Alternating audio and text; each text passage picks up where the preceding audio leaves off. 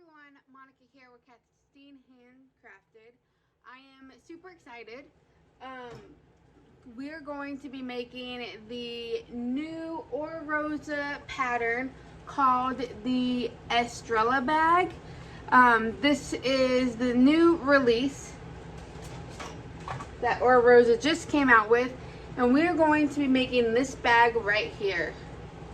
So this bag here I made all in genuine leather. It has a really pretty cotton lining and a slip pocket. You can add the magnetic snap, so there's an option to not add the magnetic snap, or you can. I will be adding the magnetic snap. You can also customize the handle. There's a small, medium, and large for the measurements. It is a super pretty bag.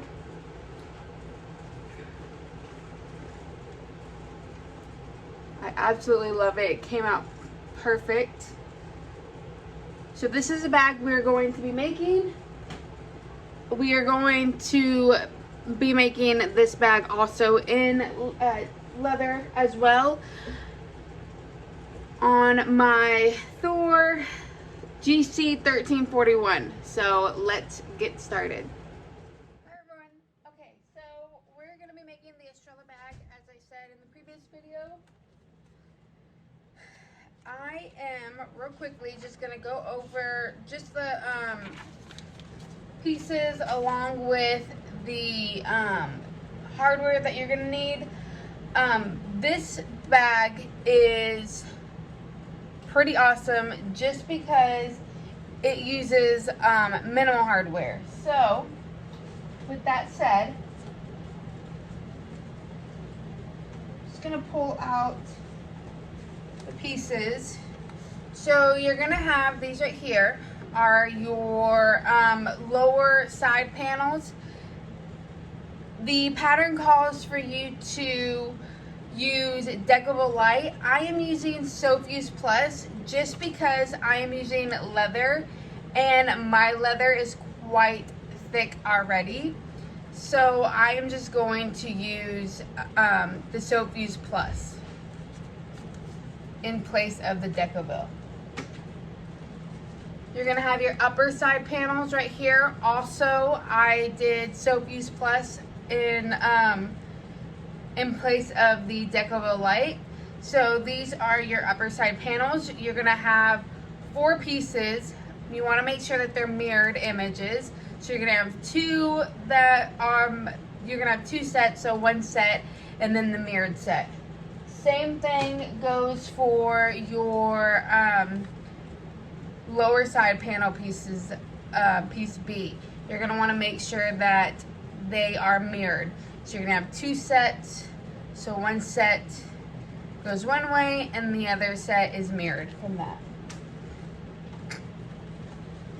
Your second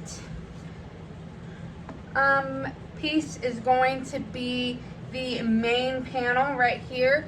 This does have a small section here where you're gonna put the Decoville light. As I've said before, I'm using Soap Use Plus in place of the Decoville light. So you're gonna have 2 exteriors. If you're using a woven interfacing, you're gonna wanna make sure that you interface it with with the woven interfacing. You can use Soap Use or SF101.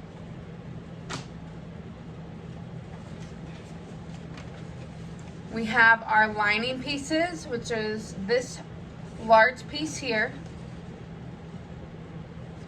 And I have mine lined with Soap Use.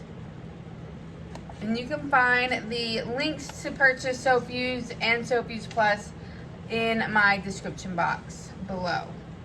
This is the woven interfacing that I carry in my website. So you're gonna have 2 lining pieces, and then you're going to have your 2 pieces for your slip pocket. The measurements for the slip pocket can be found in the pattern instructions. She has like a little real quick cup section. So all the measurements are in there.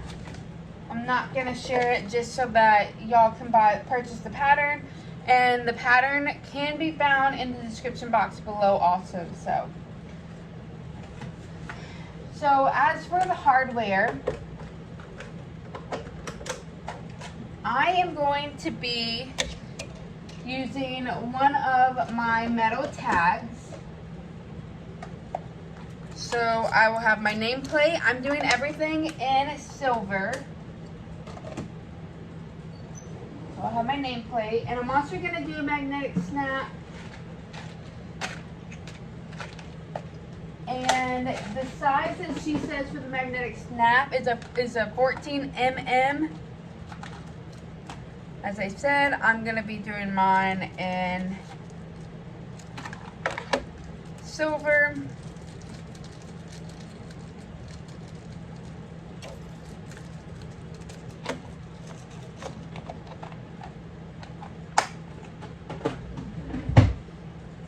And you can also do small rivets. I will not be doing the rivet option for my bag.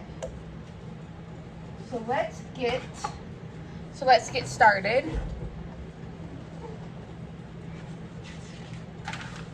So the first thing we're going to do is we're going to place we're going to want to place our handmade tag.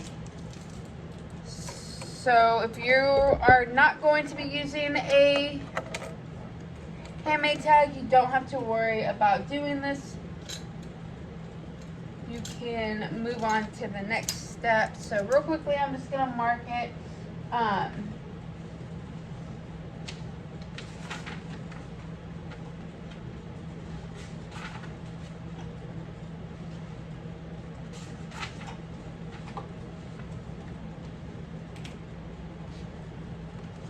So real quickly, I'm going to mark my centers.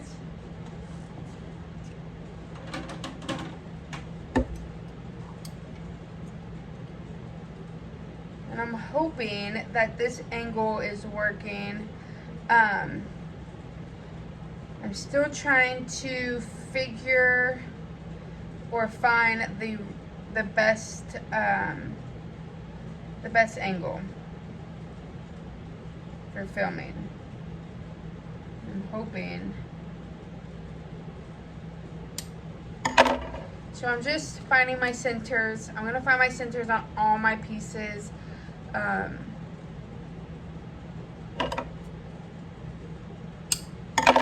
You can do a triangle snip, or you can just snip it right in the middle like this. I'm just gonna go ahead and do that to all of my pieces, or at least my main panel piece right now. Just want to do it right within the seam allowance.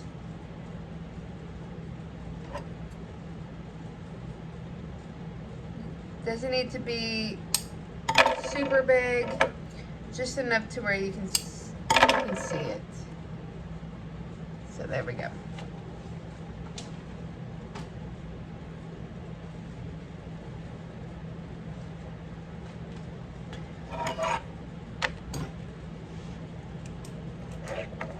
So we're gonna measure 4 inches up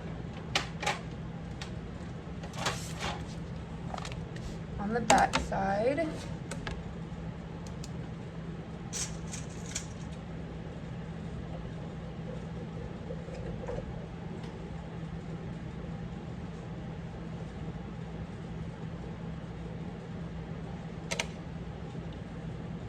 So I'm just gonna use a scrap piece of Decobo Light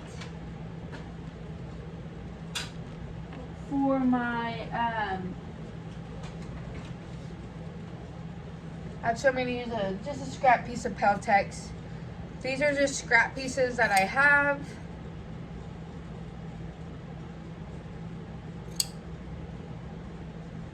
Doesn't need to be absolutely perfect. So what I'm going to do is I'm going to measure up 4 inches like the pattern states. So I'm finding my center.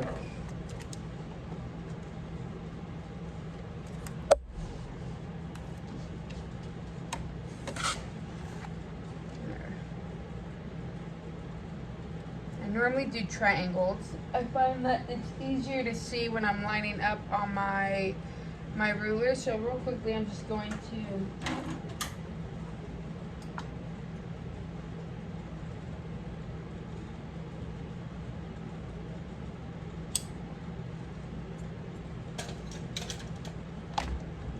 there we go. This would be a little bit easier to see.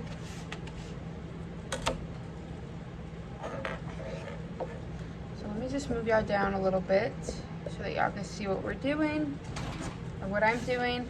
So I'm going to measure up 4 inches from my center. Just make sure everything lines up.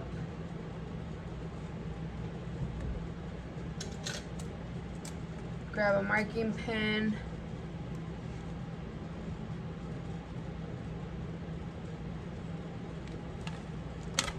And add my center right there.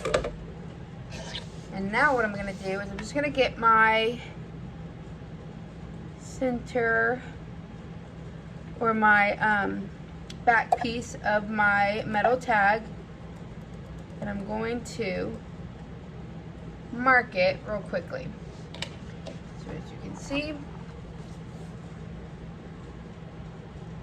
it's marked.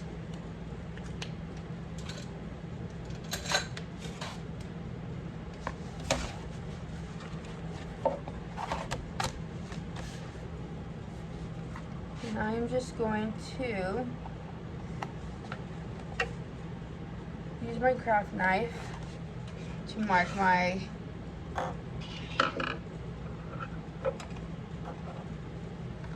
the hole.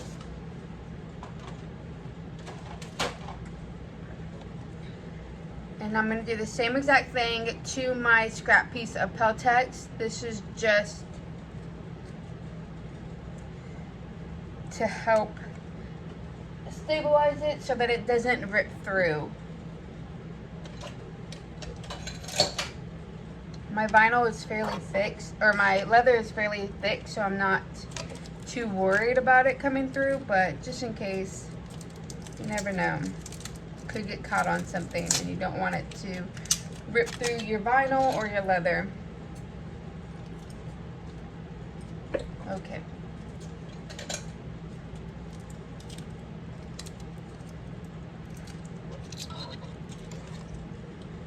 I'm going to set my magnet piece aside because we're not quite there yet.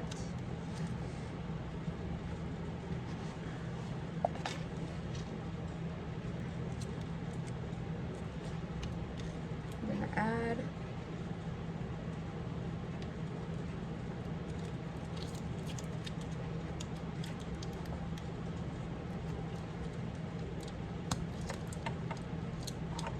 and I like to keep my plastic covering on just because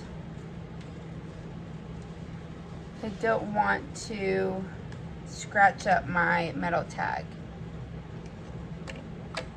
I'm going to add my Peltex, and then I'm going to add my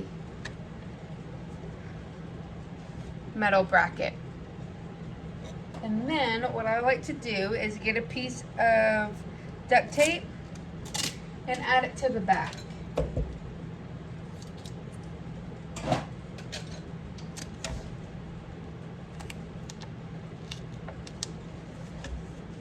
So just help I don't accidentally scratch my hand up. So this is what your piece is going to look like with your handmade tag.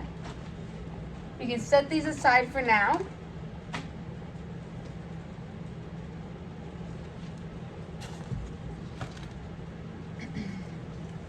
So now we're going to install the magnetic snap, and we're actually going to get our lining pieces. And you're going to want to also get your slip pocket, but you're going to want to set that aside because we're not going to be doing that quite yet, not until we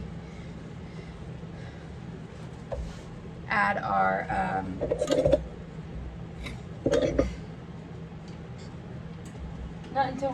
the magnetic snap. Sorry, I'm trying to find my snips. Okay, so what you're going to want to do is you want to get a scrap piece of deckable light.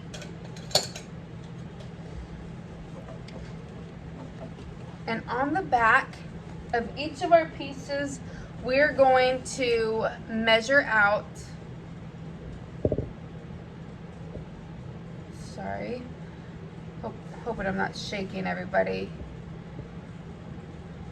So what we're going to do is you're going to want to measure 1 inch down from the curved edge. So we're going to find our centers on both of our main our main lining panels. So just like I did with the center panels, I am just going to fold in half.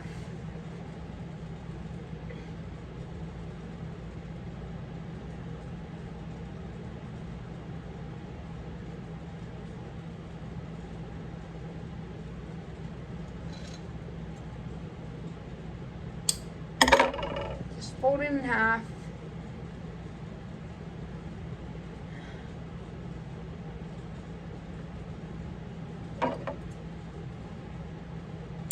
And snipping a bit off, just within the seam allowance. You can see it's just a little snip, not super big. And we're going to do the same exact thing to our second lining piece. Just match the bottoms up, snip, and we're going to do the same exact thing to the top. So, just matching my pieces up.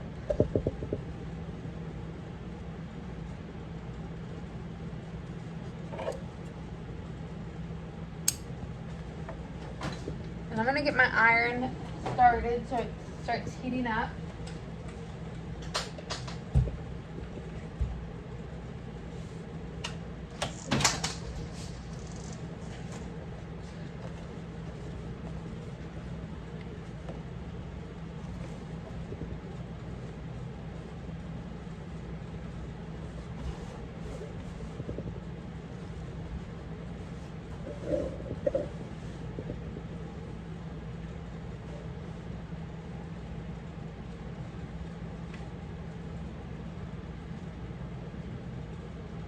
I'm going to grab a marking pen real quickly.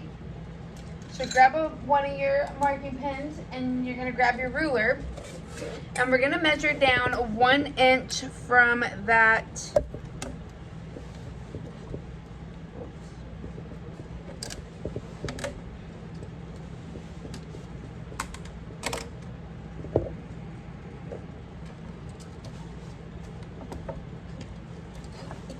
I'm just gonna move one of my pieces aside, and I'm sorry, my area is a lot smaller than I'm used to, just because with the Thor, it is a cylinder arm, so the flatbed option is actually really tiny, so it doesn't give me a lot of working space to work with, but that's okay. I will be getting a new machine, a 1541, for mainly constructing my bags. So right here, I'm just gonna mark out 1 inch. So I'm just making a little 1 inch mark here.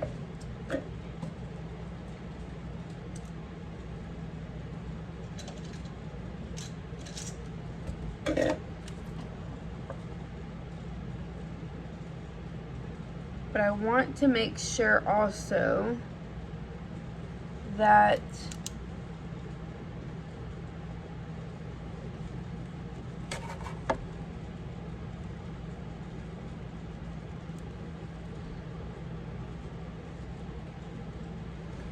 So I'm just marking a little T, just really, really small.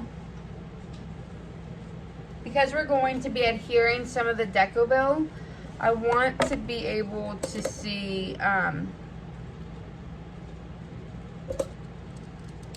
where exactly my center is at. I'm going to do the same thing. I'm marking 1 inch down.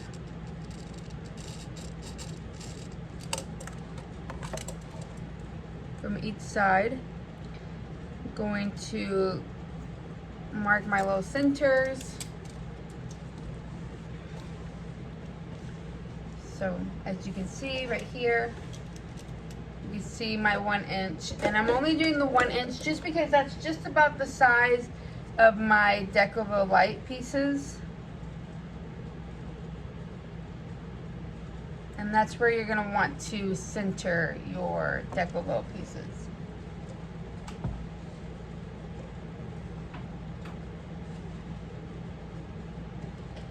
You're gonna wanna put it right below that 1 inch line right there.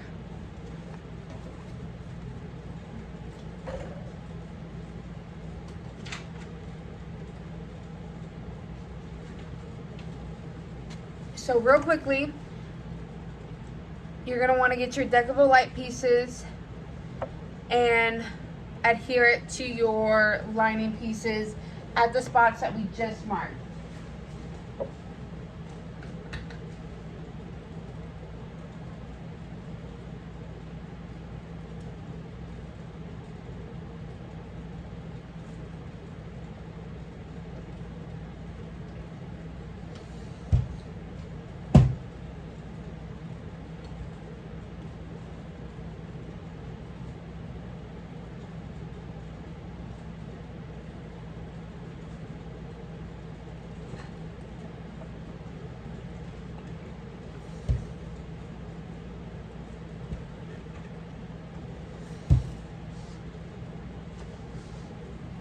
Okay, so now that we have our Decoville light pieces adhered,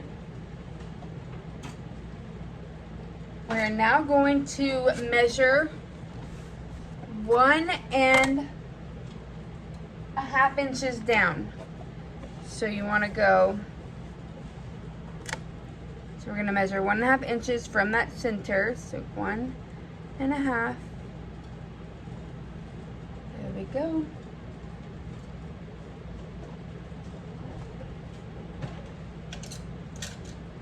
We're going to mark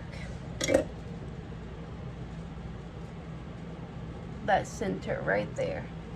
I'm going to do the same exact thing to our second lining piece. Measuring 1.5 inches down.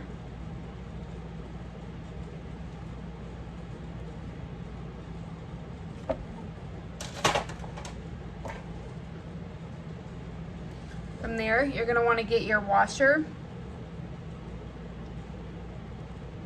and mark out your lines. So it should look like this. I'm going to do the same thing to my second lining piece.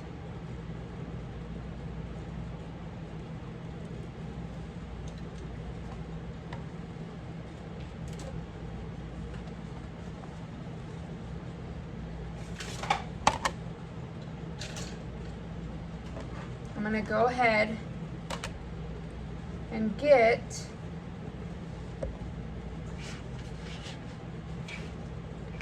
my craft knife, and I'm going to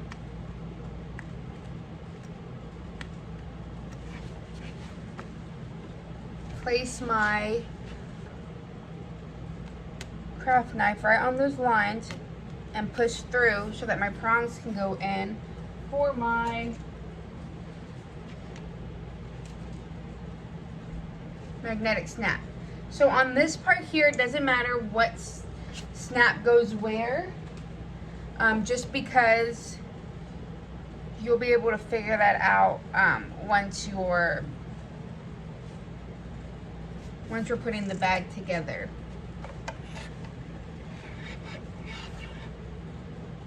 So you're gonna want to put both your male and your female pieces of your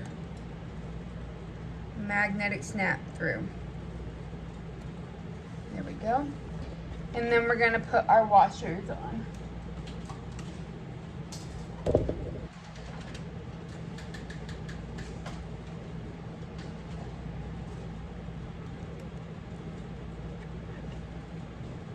I like to place my prongs in on themselves.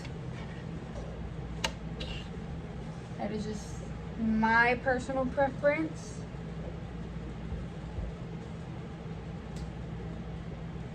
And now I just need to find my second prong.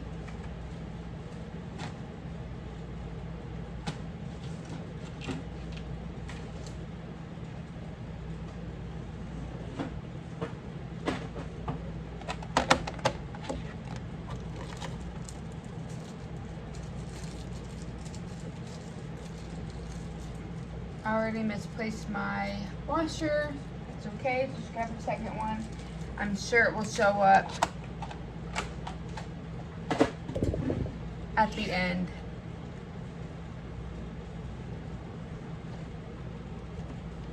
Okay, and what I like to do, the same thing I did with my metal tag, I like to add some duct tape right to the back of it.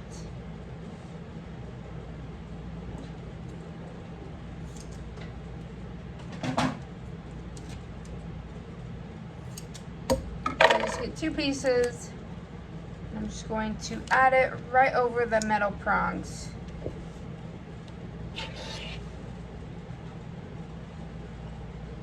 I'm going to do the same thing to my second one. Place it right over the metal prongs.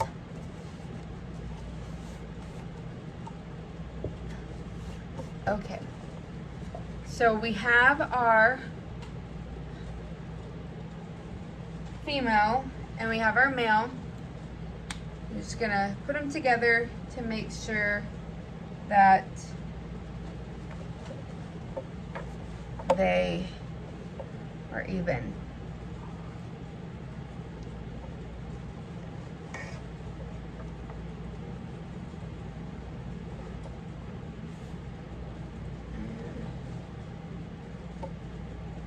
Perfect. So just like that, you have your magnetic snaps installed.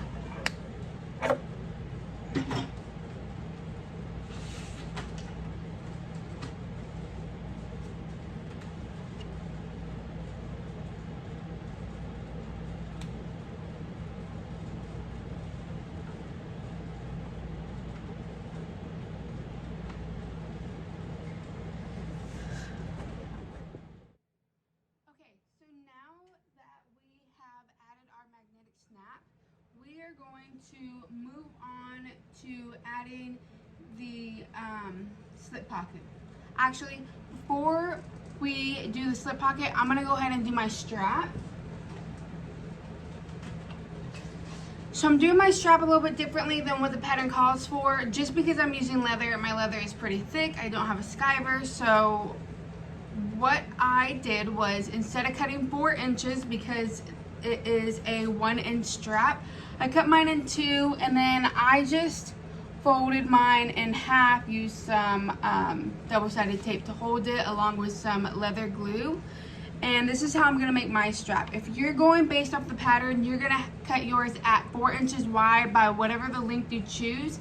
There's, like I said, there's 3 different lengths. There's a small, medium, and large size for the straps. I am doing the large. The brown bag that I showed you, let me grab it real quickly. The brown bag here, as you can see, these are using the medium size straps. And you don't have to go based off the length. You can add some length if you want, because the pattern does have you insert the strap 3 inches into the where the strap holder is going to be.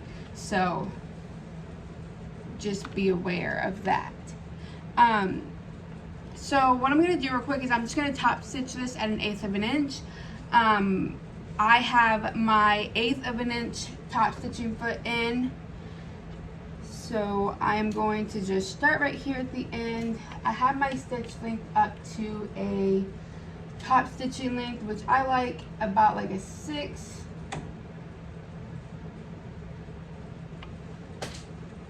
And I'm going to start on the side where it's folded.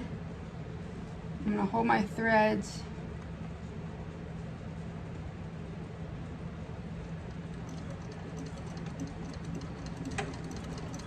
Take a couple stitches and then making sure I back stitch. I'm actually gonna turn my machine up just a bit because turn it down. I was winding bobbins.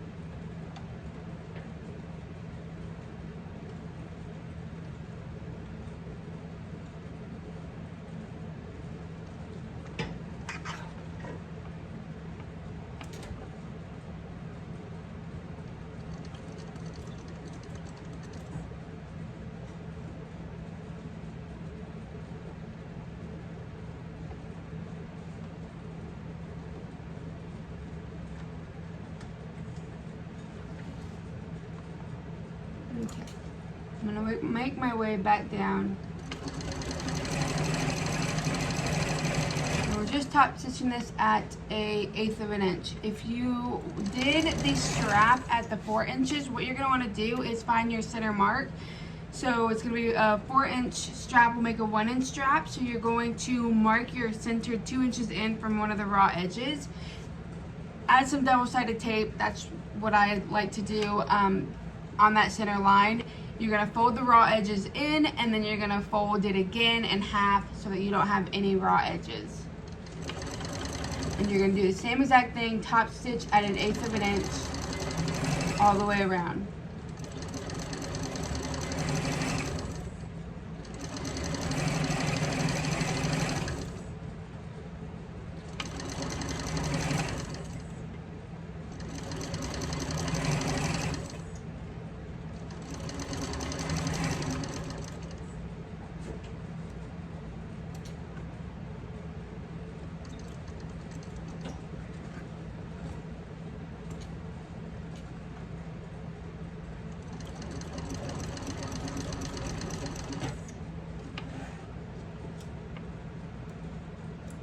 Okay, so now I'm just going to trim off these extra threads and we can set this strap aside.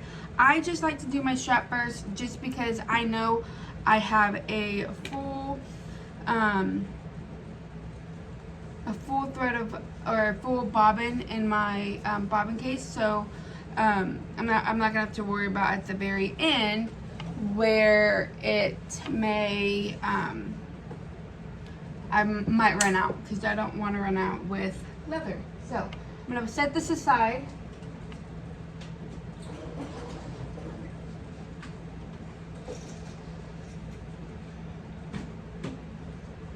And now we can move on to doing our slip pocket.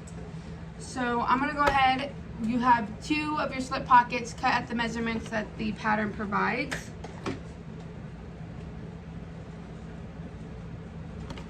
You're going to want to grab your lining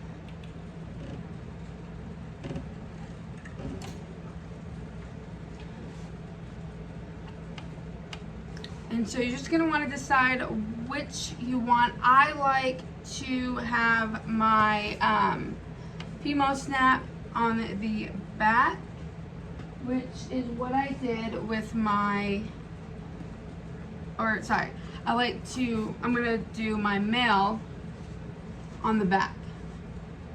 Female will be on the front.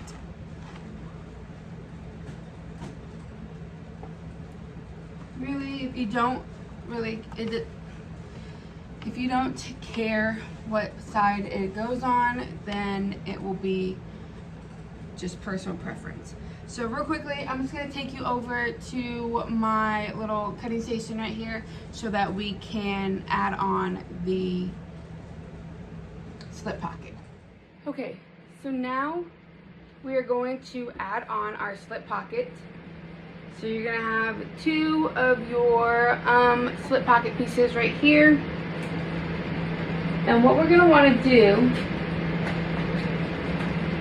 is we're going to want to measure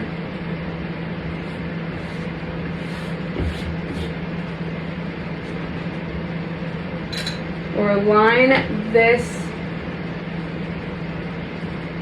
We're going to line the 1-inch mark at each top corner center, and we're going to draw a 6-inch line on our slip pocket.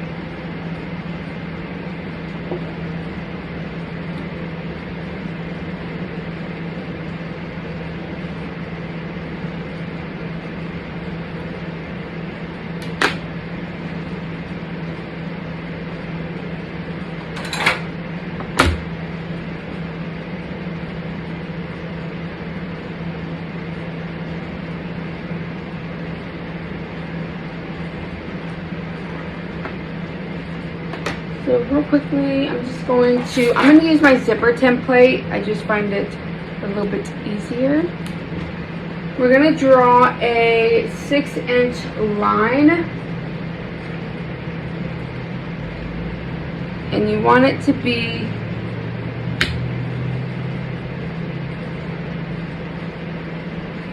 a 1/2 inch apart. Oops. So what I like to do is first I'm going to just fold my slip panel piece in half, just like this, so I know where my center is at.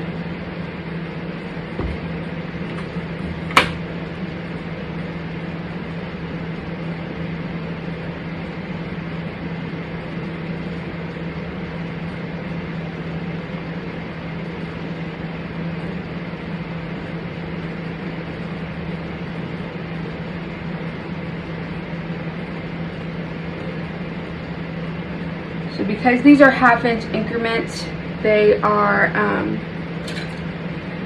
going to go based off of my 7-inch.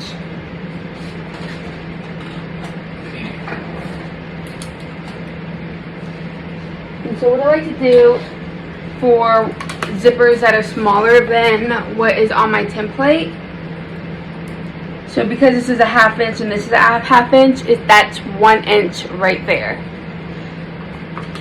So I'm going to line up a 1/2 inch from the edge of my template here, and we're going to draw that line.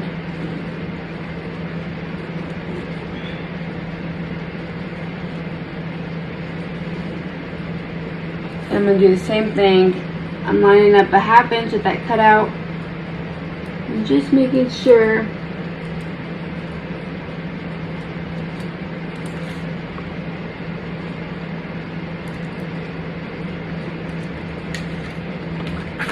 and then you can measure it out if you want to, and it is 6 inches in length for me.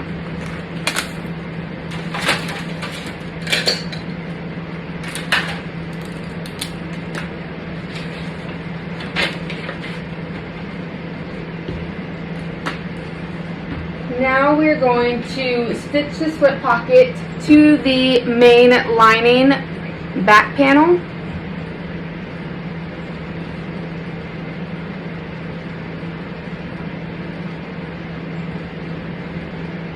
So we have our centers already marked here.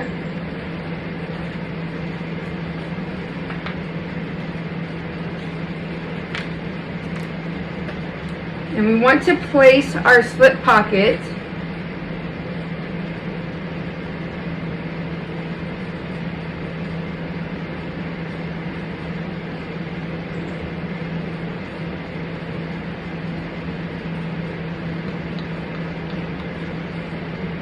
we're going to measure 1.5 inches from the bottom in order to find where we need to place our slip pocket. So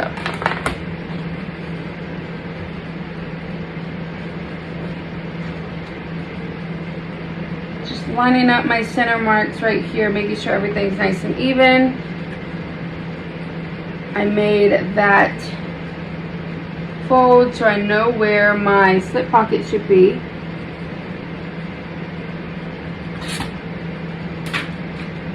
And now, if you want, you can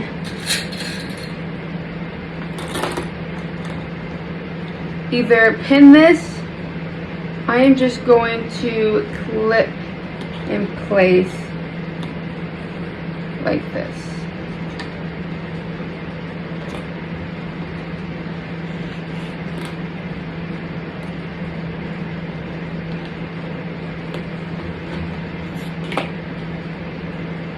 You want to make sure that your pocket piece is right side down.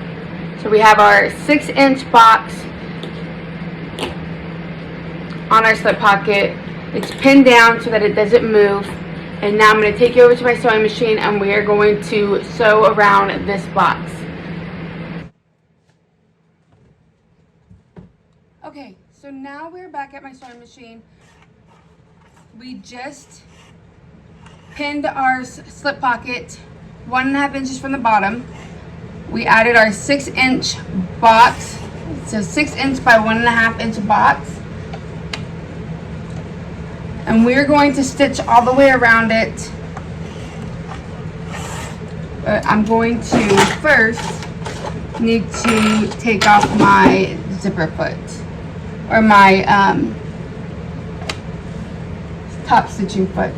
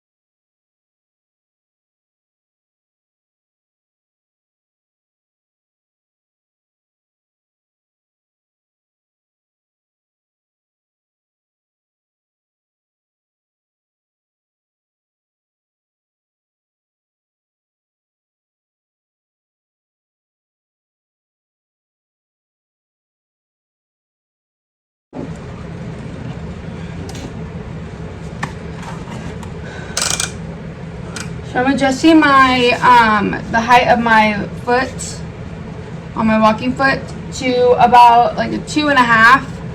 That way I'm not sewing with leather yet, so I don't need it to walk as high as I would with leather, since this is just regular quilting cotton interfaced with sew fuse. So I'm gonna start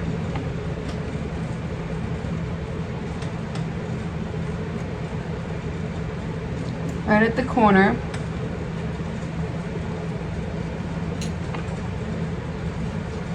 And I have my stitch length to like a 3.5.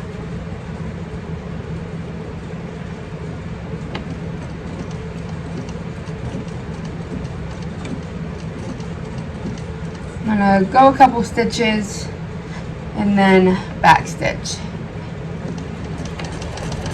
We're just gonna follow this line.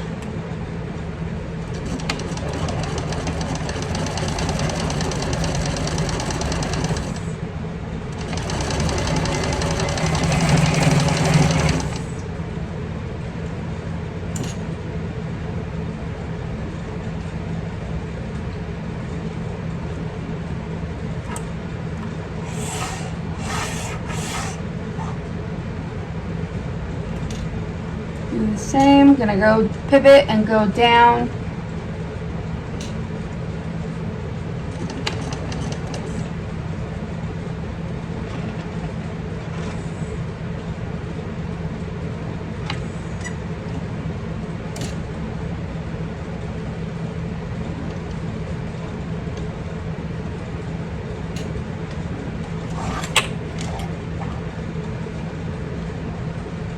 We're going to go back down.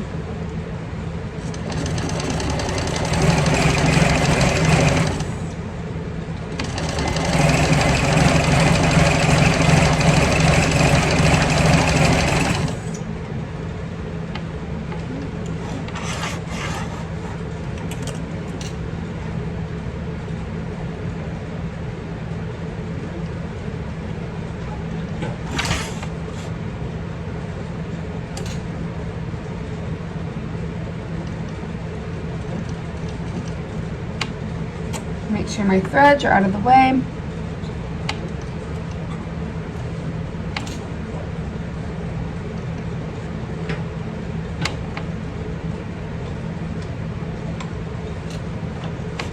And then back stitch.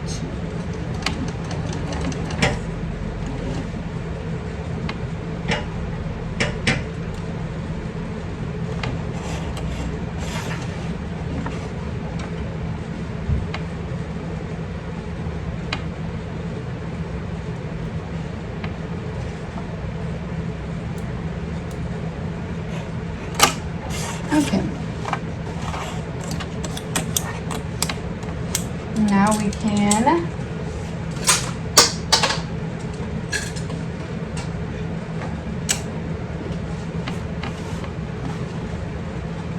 we have our box stitched on.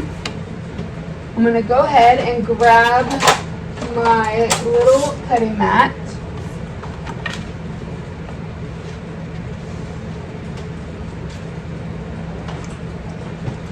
First thing I like to do is I just like to mark a 1/2 inch just to know, so I know where to stop when cutting. You can totally eyeball this. I'm just going to measure a 1/4 of an inch about, which is about center for this.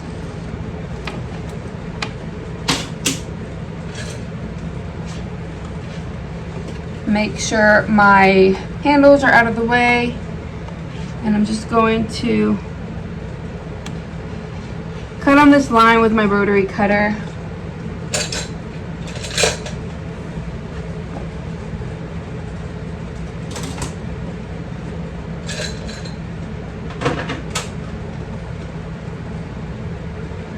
I'm going to grab my scissors and I'm going to V out and get as close as I can to those corners without going over the stitching. You don't want to accidentally clip the stitching. If you do, just go back over and go back over where you cut, back stitching it to reinforce it. So I'm getting as close as I can. I'm going to do the same thing to the other. So I'm going to grab my better scissors.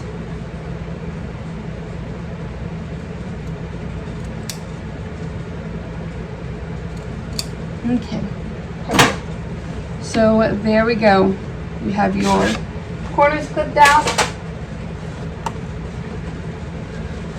I am going to pull it in just like this, just as if we're making a zipper pocket. The cool thing about this is we are just omitting the pocket, the actual zipper, and it's just going to be a slip pocket. So you're just going to want to work it, even it all out, press it with a iron. So I'm going to heat up my iron real quickly.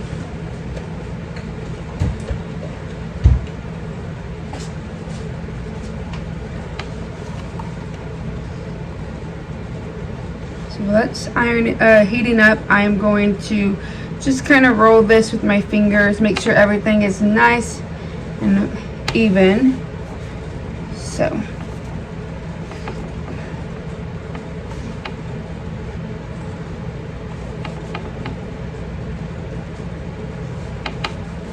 I'm using a quilting cotton, so with a waterproof canvas,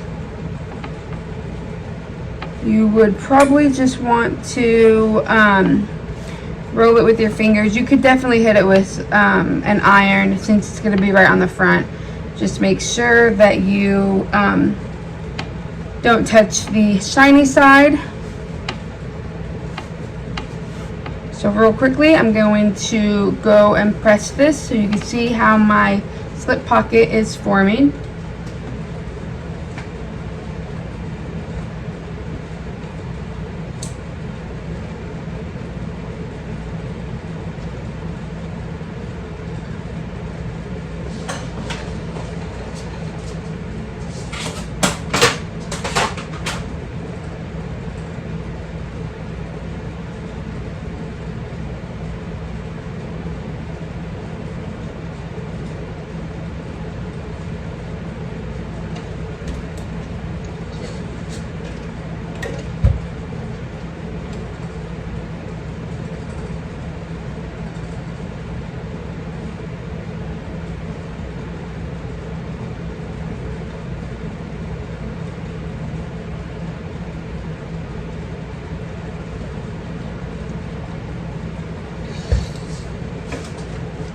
Okay,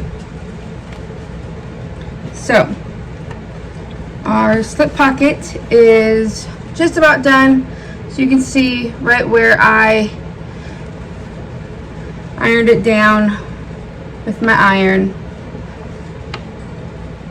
And now what we're going to do is at an 1/8 of an inch, we're just going to top stitch around the opening of the slip pocket. So I'm just going to put my stitch length to a 4. I don't use a big top stitching length on any of my zippers or my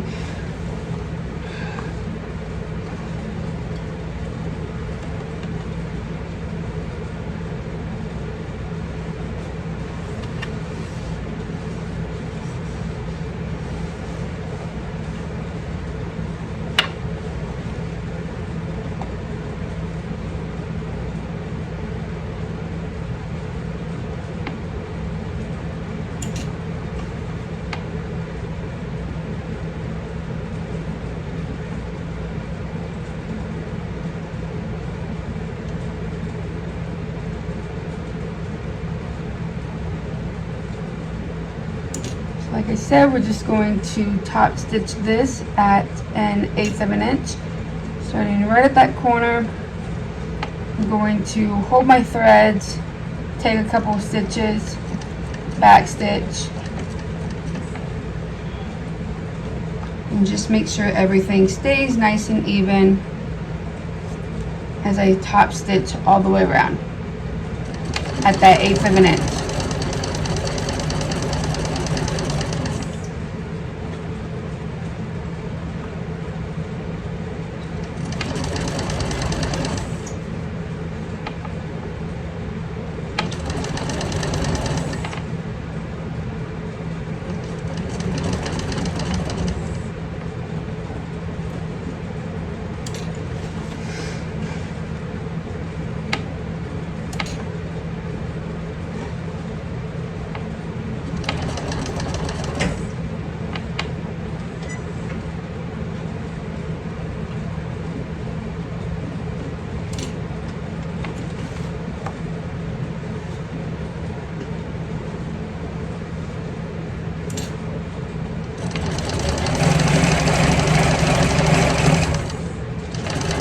going all the way around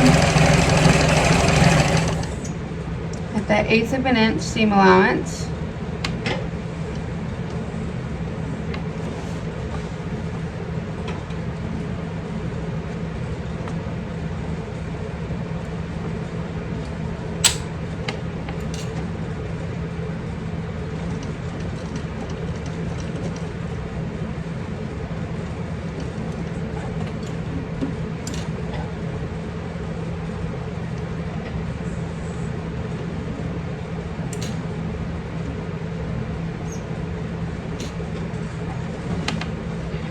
And then I'm going to pivot right where I originally started, and I'm going to take a couple stitches and then I'm going to back stitch. And that will be it for that. You can just trim this off. And now we have our slip pocket top stitched. So real quickly, we can add our second piece. So you're going to grab your second piece of your slip pocket, and you're going to want to just match the tops just as if you're doing a regular zipper.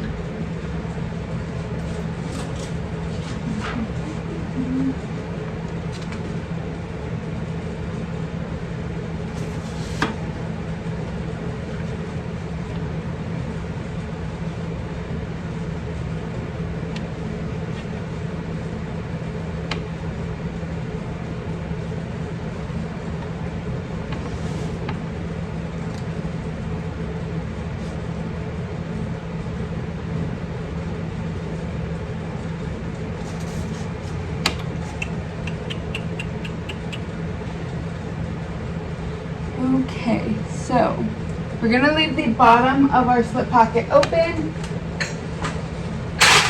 So you're going to want to grab a couple clips.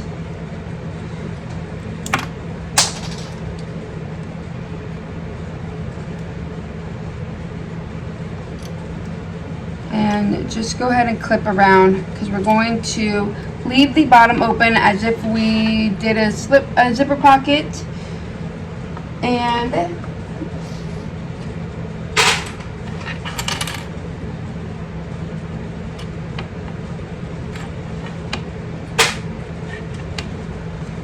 so what we're going to do is we're going to start on one side, go all the way around in a U shape, leaving the bottom open. And what I also like to do is I like to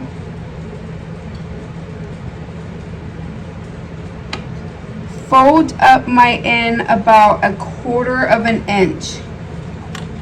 Just my bottom end here. Make sure it's all nice and even. Just want it, I normally just eyeball it.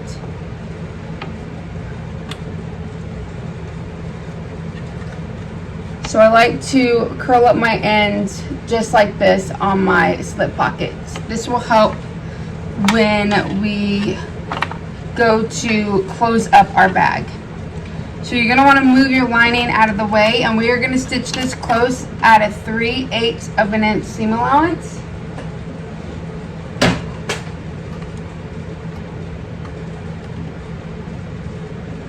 My stitch length is still going to be at a 3.5, 4.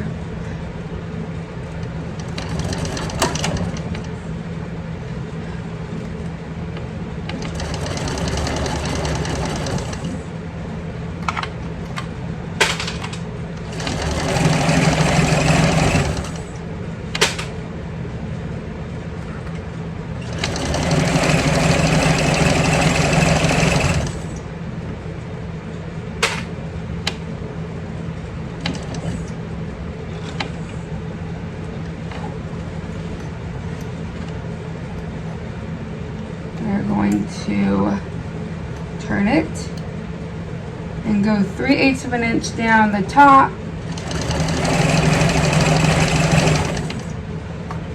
making sure that your lining, your main lining piece is out of the way. You don't want to accidentally stitch that up.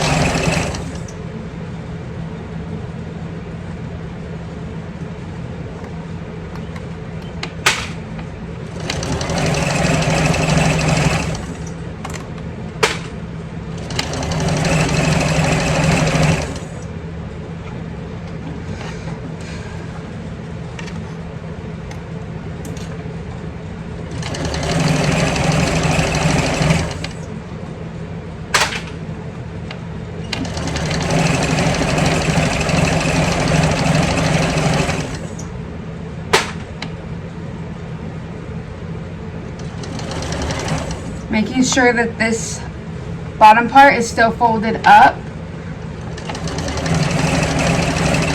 Just gonna back stitch.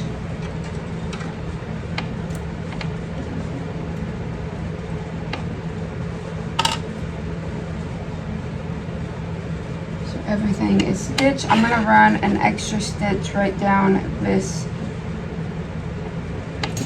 top here.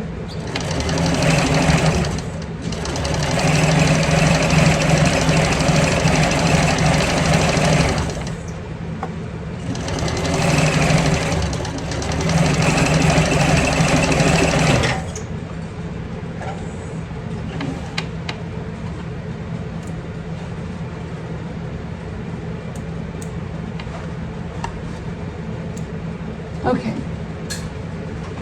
I'm gonna go ahead and trim my edges.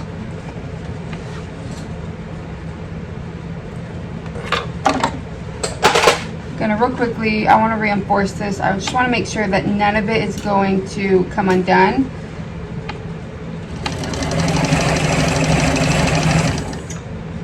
Especially right at the, right at this end part here, because we are going to be birding this bag and you don't want any stitches to accidentally pop. So what I'm doing is I'm just going from the edge of where I have my stitching here, and I'm just kind of at a little angle. And now I'm going to grab my pinking shears and I'm going to trim up the edges here, just to get rid of some of this bulk.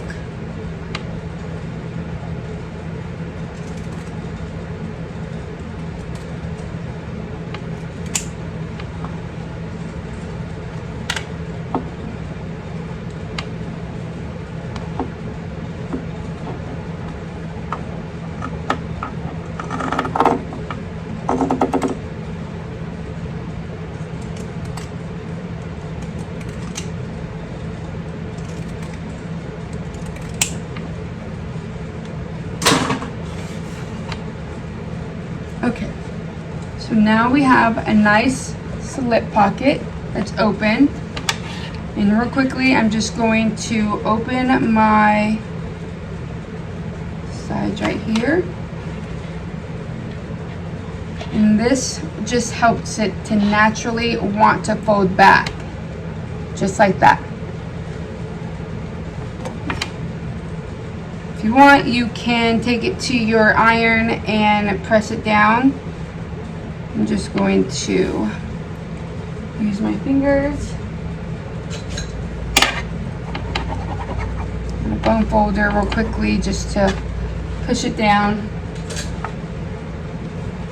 And your slip pocket is now completed.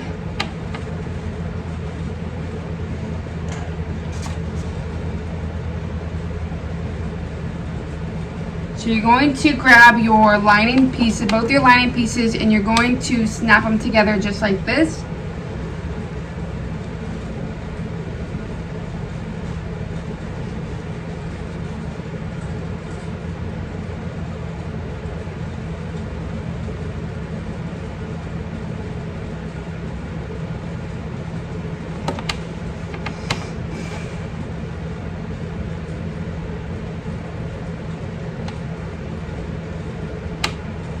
So we're going to go ahead and clip the two sides of our linings, right sides together.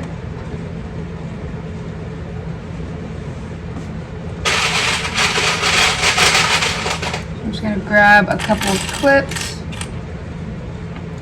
and I'm just going to clip my lining panels all the way around.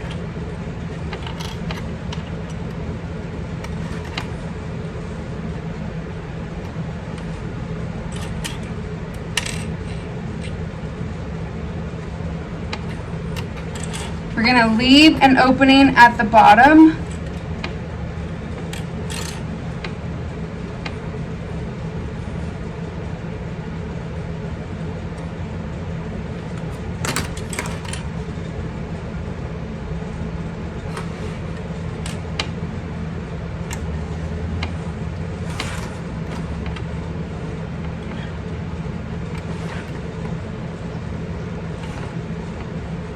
just going to continue clipping my sides.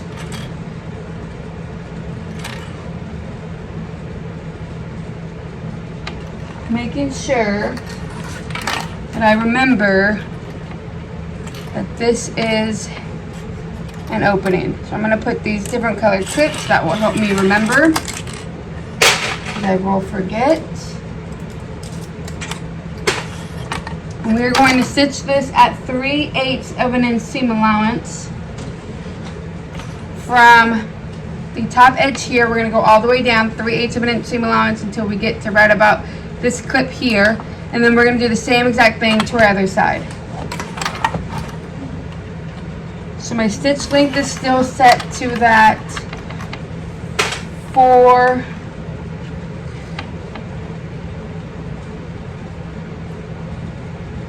Make sure everything is nice and even.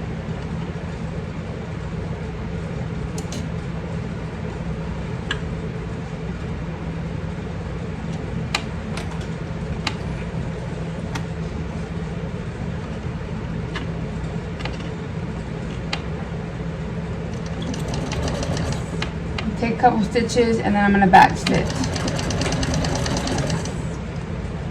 And then we're going to stitch this that 3/8 of an inch seam allowance.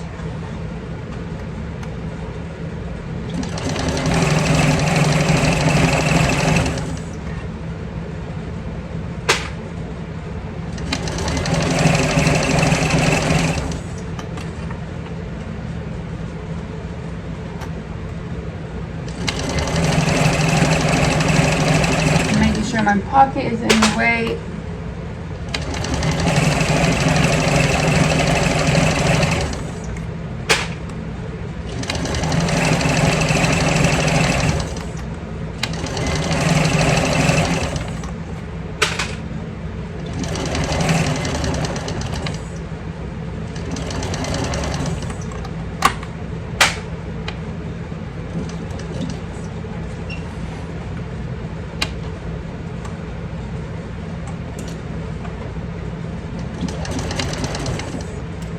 I'm going to go a couple stitches and then I'm going to back stitch.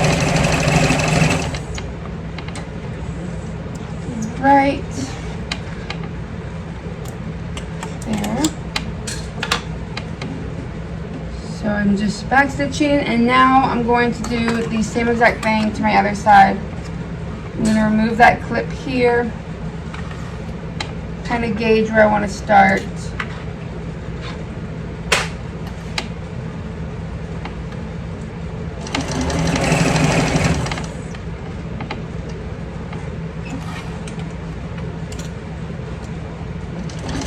We're going to stitch this at a 3/8 of an inch seam allowance.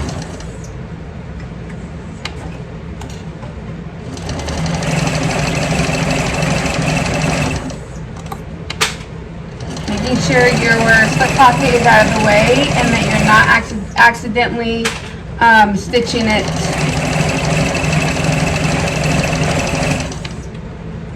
together.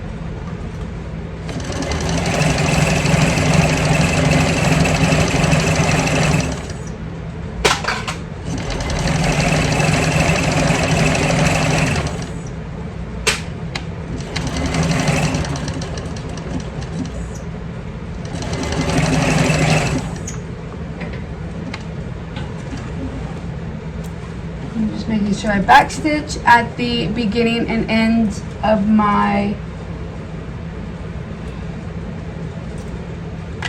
top part and at the bottom.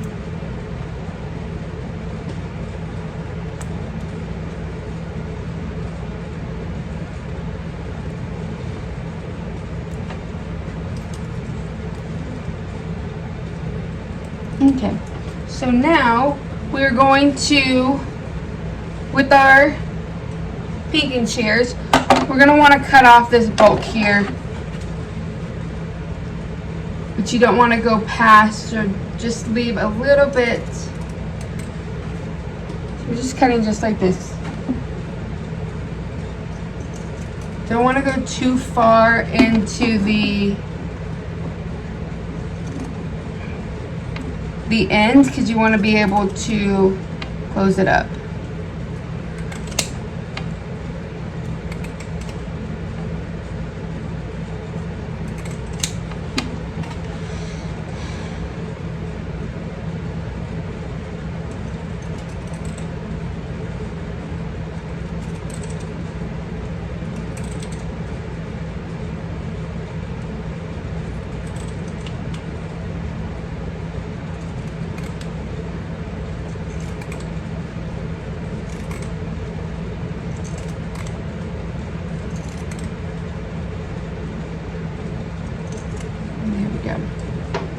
We're just trimming that bulk off, as you can see right here. We're going to do the same exact thing to the other side.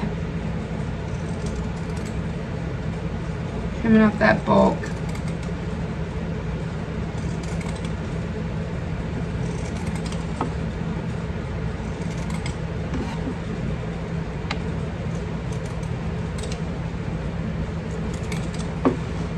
I'm actually going to my picking shears are actually super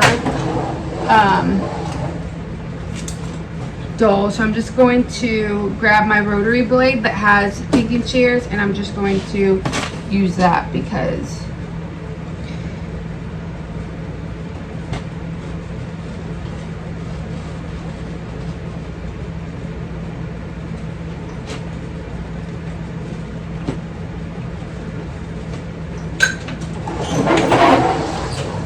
okay, so we have both of our sides done.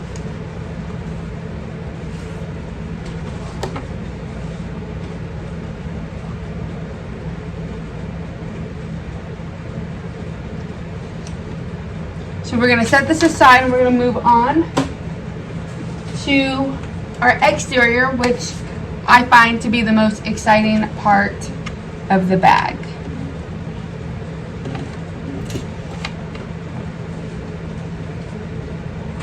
So real quickly, we went over our pattern pieces already. I'm going to set them together so that I know where they go specifically. So on my table real quickly, I am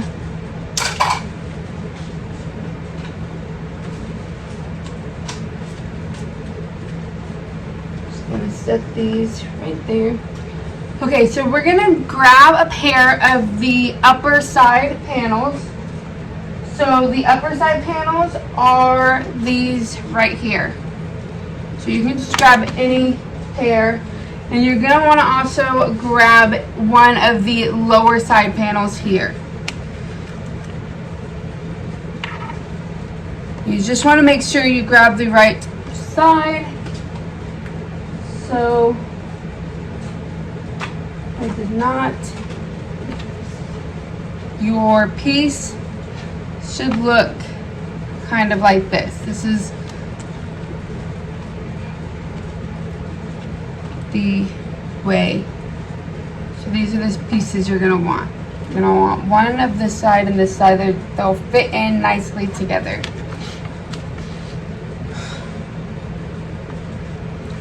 So what you're going to do is you're going to want to grab one of your pieces here, just like this. And we're going to match it up.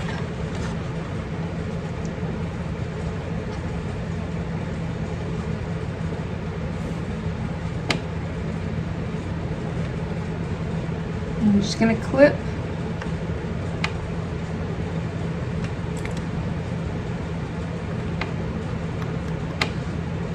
So your piece should look just like this.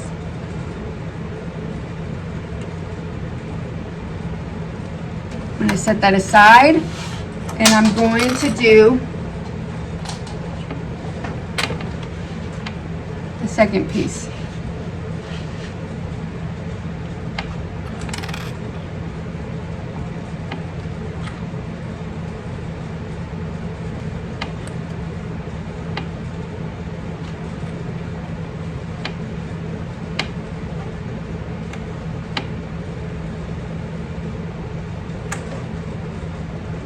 Okay, so you have your second piece. I'm going to grab the opposite side of my panels. And I'm going to clip them also, because what I like to do is I like to get them all done and clipped. So I like to clip them all, do this one step, and then top stitch. That way I'm not switching between stitch length between each piece.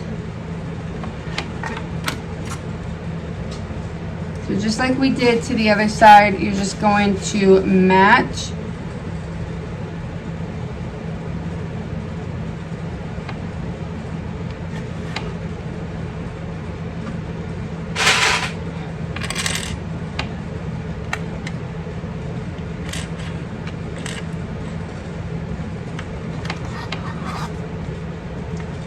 So look just like this. Because when you stitch it and you open it up, that's what it's going to look like.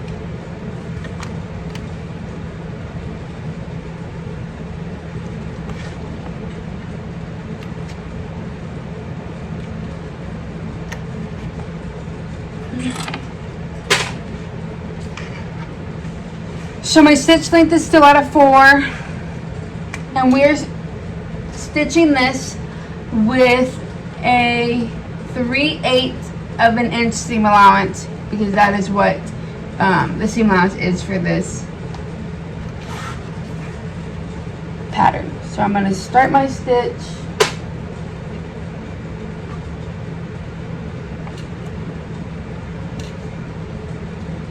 My stitch length is still going to be at a 4.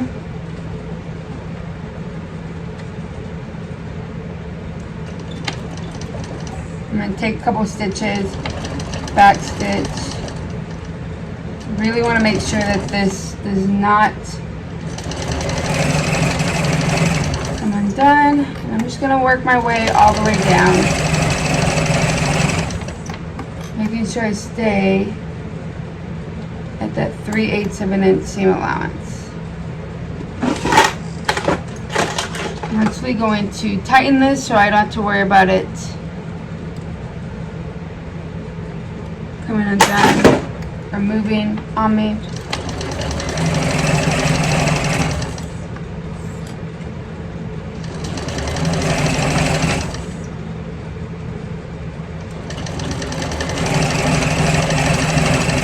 Back stitching.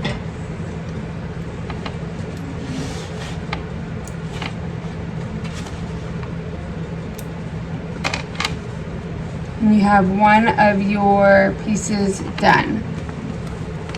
Set that aside, and we're going to move on to our second piece.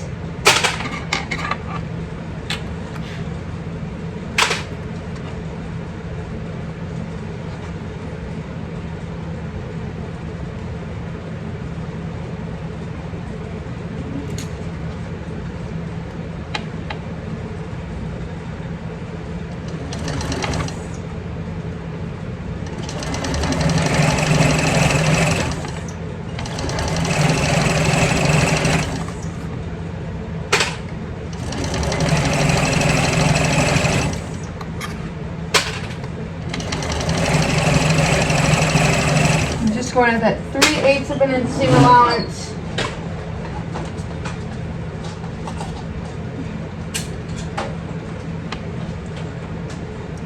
Until it's all attached.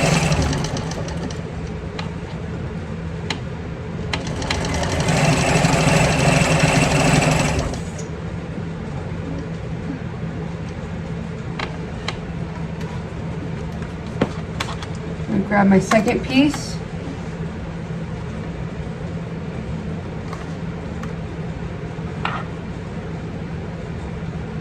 Same exact thing.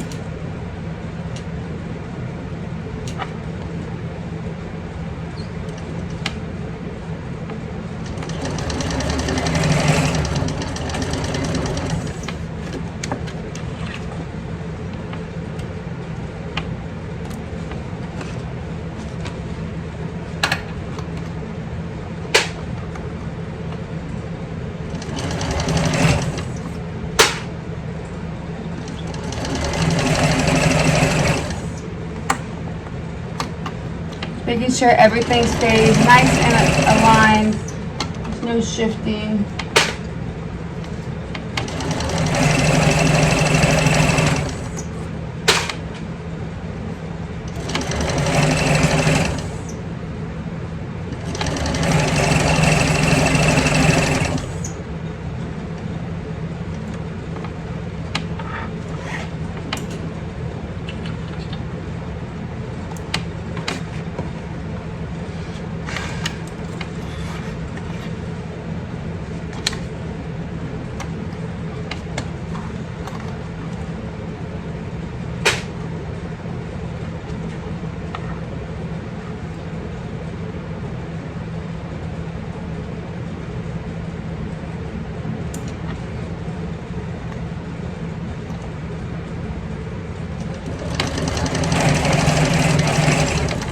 Back stitching.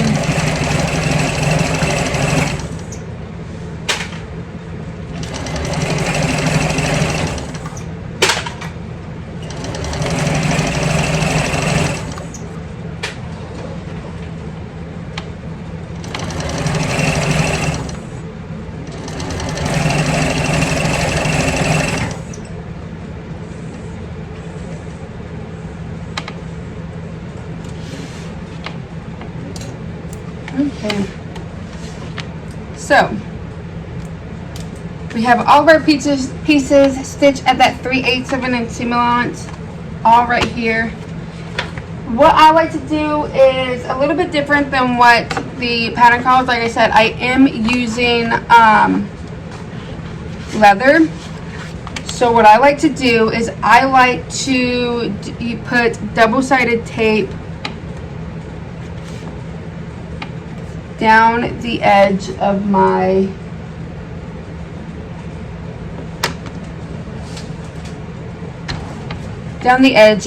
where we just stitched. If you're using vinyl, you should be able to just open it with your hands. But like I said, my leather is quite thick and I don't have a skiver, so I just found it holds it a lot better.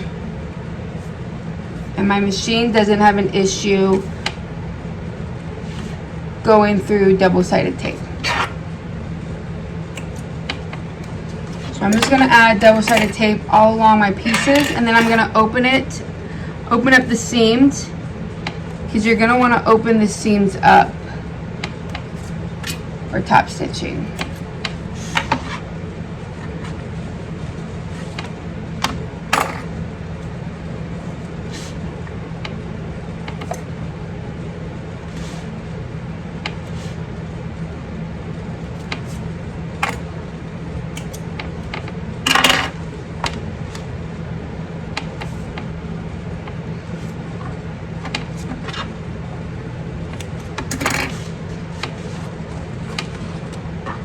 Got one more piece.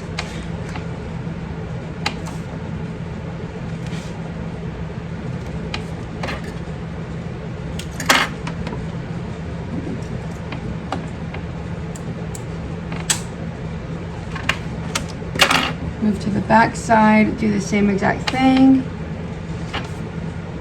And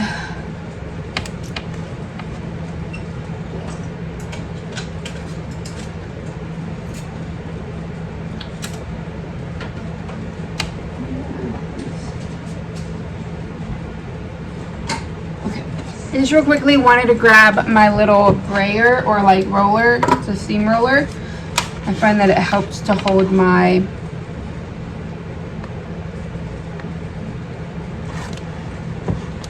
helps to form that. So what I like to do is I just like to open it up, being super careful. You want to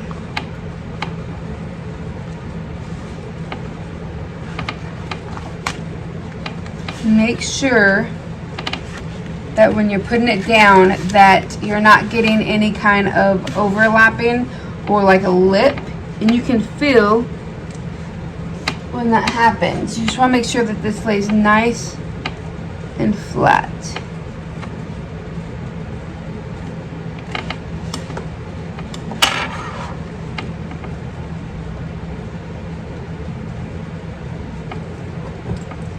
I'm just gonna grab this, really work. So there, you want when you turn it over for it to be flat if you're using leather. If not, vinyl, vinyl is not as thick, so you won't have this issue of, so just like that.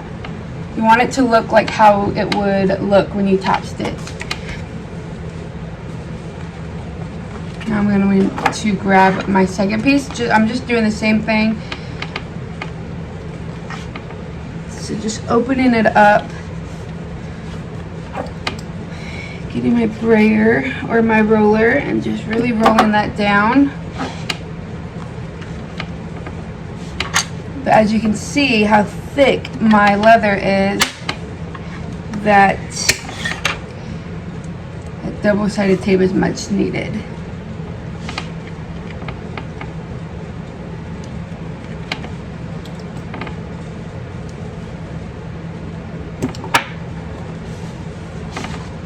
And then I like to double check the back. Looks good. And now I can do the same thing to my other side.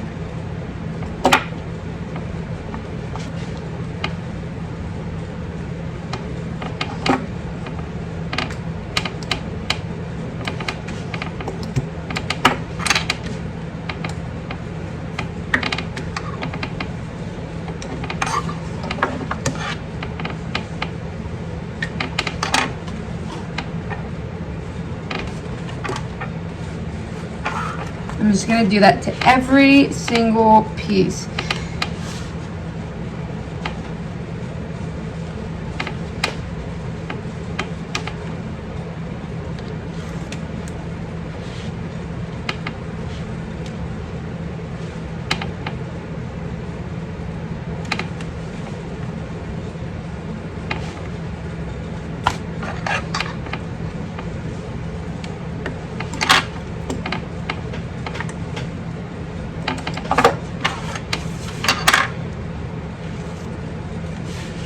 And I'm using Tandy leather tape from Waywack, or not Tandy leather, sorry. I'm using Tandy leather, but I'm using tape from Waywack. It's the double-sided leather tape. This is one of my favorite tapes to use. I find that it's super strong and perfect. I will say, though, I have never used on a domestic machine, so it really just depends on your machine. I feel personally that every machine has their own personality. So what might work for me might not work for you. I recommend that.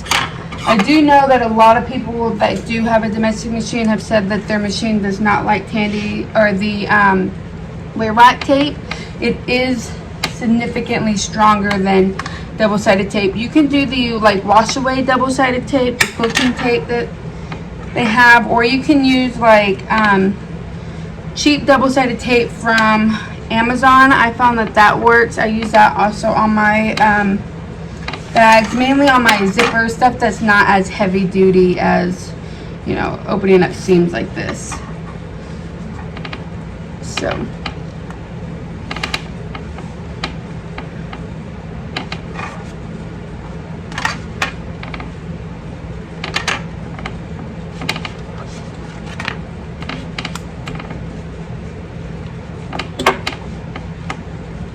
okay, so it looks good to me. I'm going to real quickly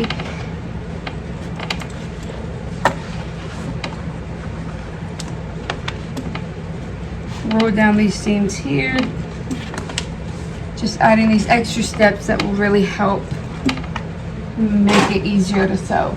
So I'm going to put my stitch length to a 6. Check my bobbin real quick. Make sure I got enough.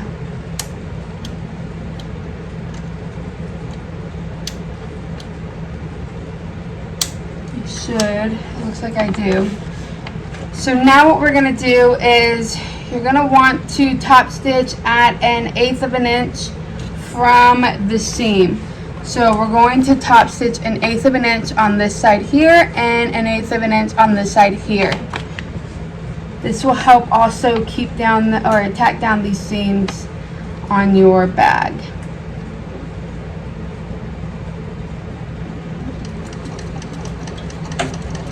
Let's do a little bit of a back stitch because it will eventually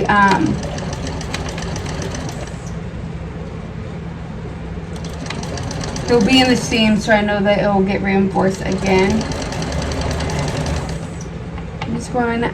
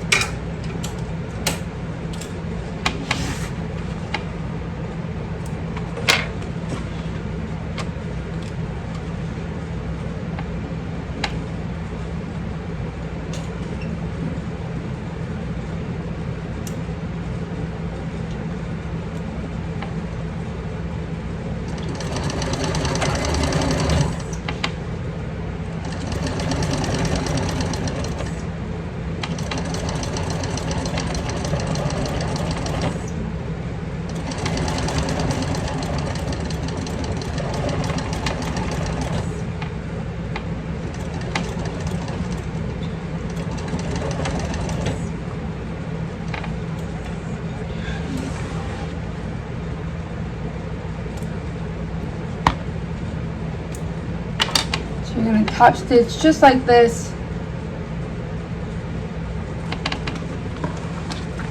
on all your pieces.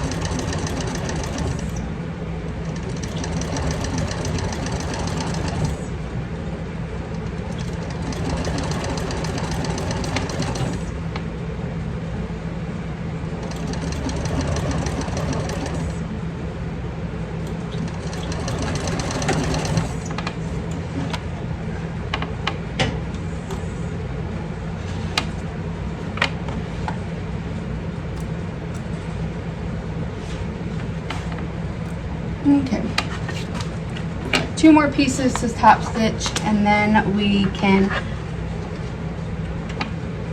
do our exterior or attach them together, and then we're just about done, I feel like.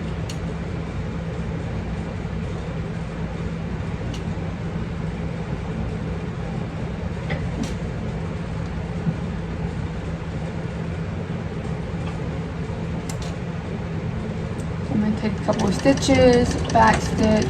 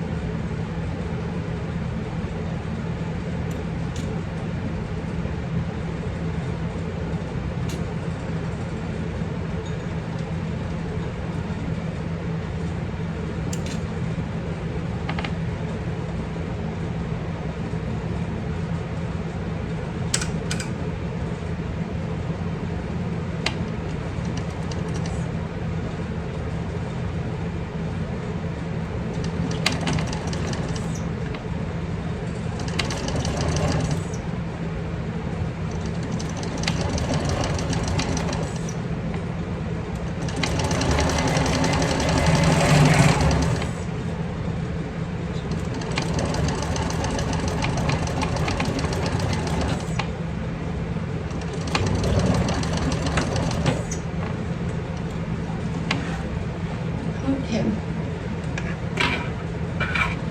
Got one more piece. Uh-oh.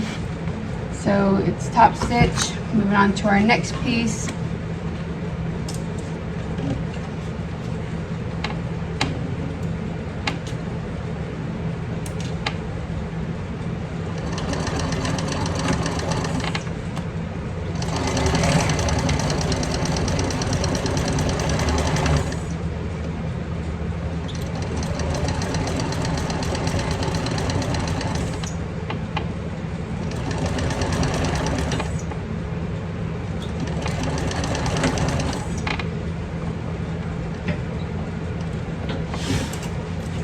Okay.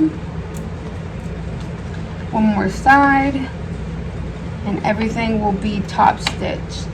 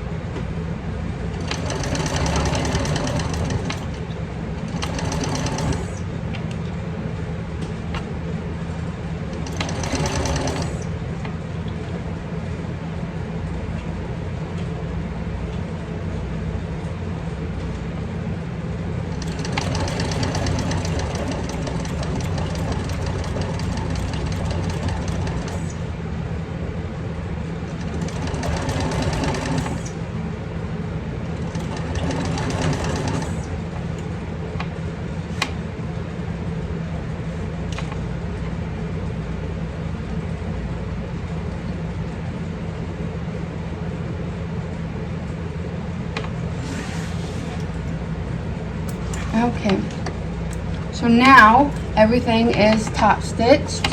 I'm going to make sure that I don't have any loose threads. I'm going to cut off any of the extras here.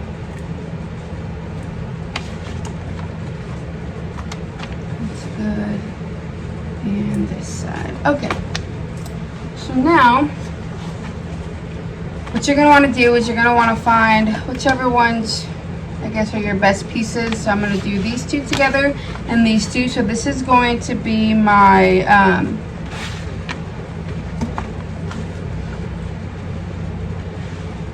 so this is going to be my front and this is going to be my back.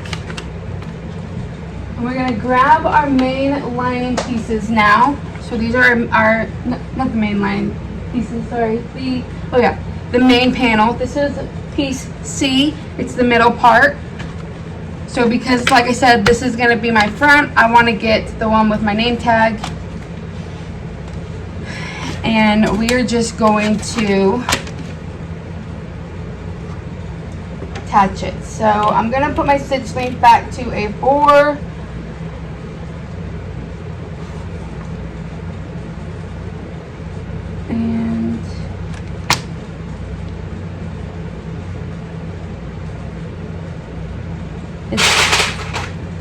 We're going to ease this into the seams. So we're going to start here. So I like to start at the bottom. And so there's a slight straight mark on the pattern piece. That is where I like to line up my bottom. So I'm going to line my bottoms up with that straight mark right there.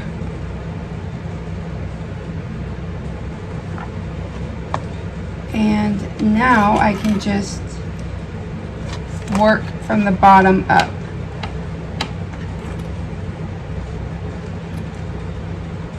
Easing my piece into each other. So I'm just going to use as many clips as I need. Most who have been following me knows I am a over clipper, so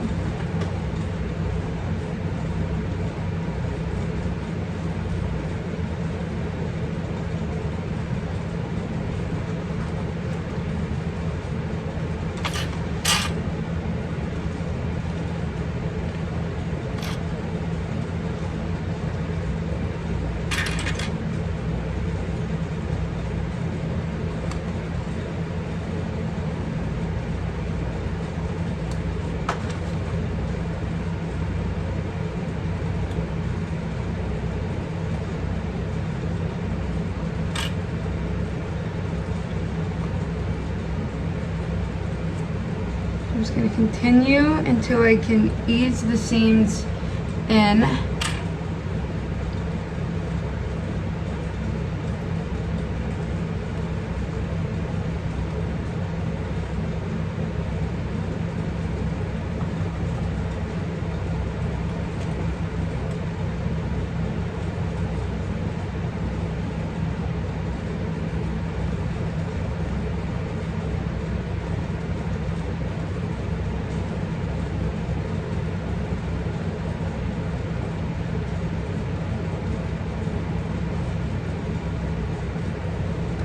Make sure everything is nice and together.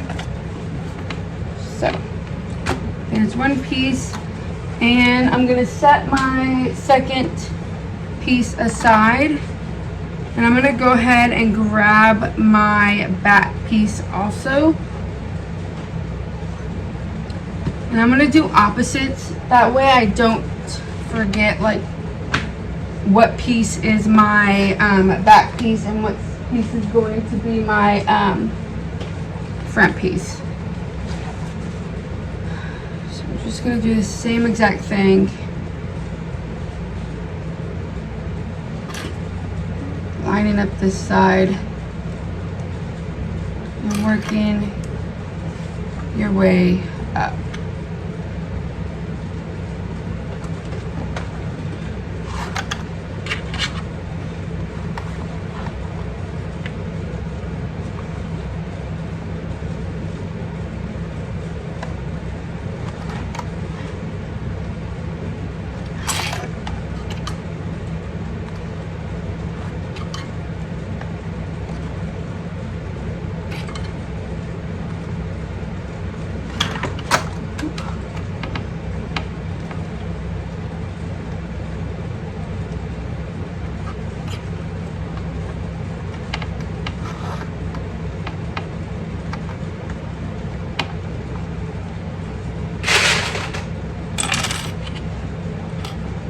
I'm just clipping.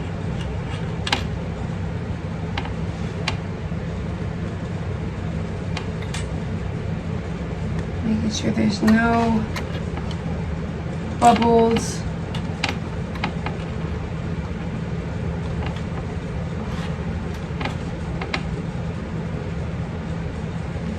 Okay. So there we go. We have both of our panels connected, and we're going to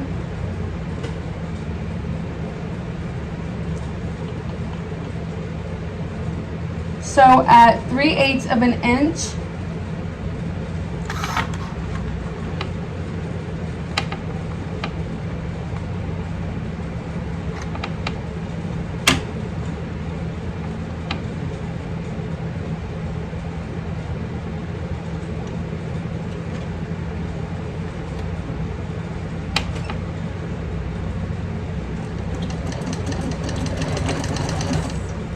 I have my stitch length to a 4. And I'm just going to make my way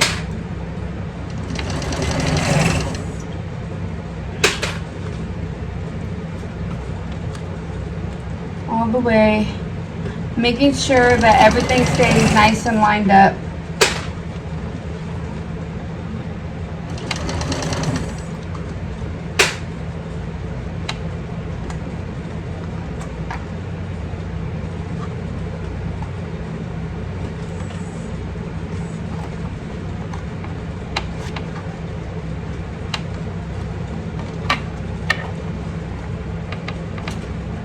Making sure when I need to adjust that my needle is down.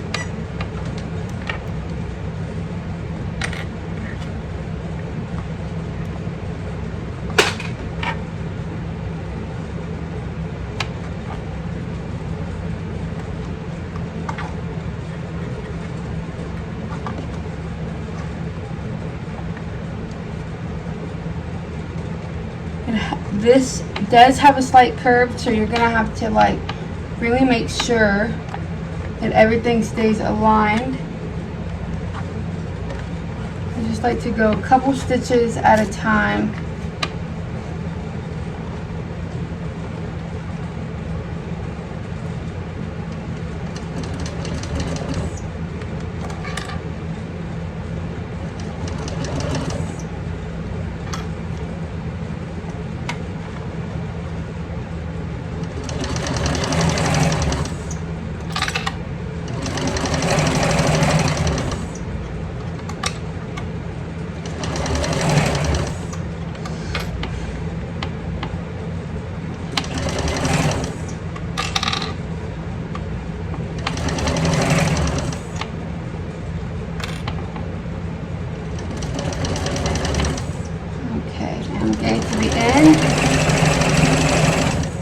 Really make sure that I get a nice good reinforcement stitches. So I'll go a couple times.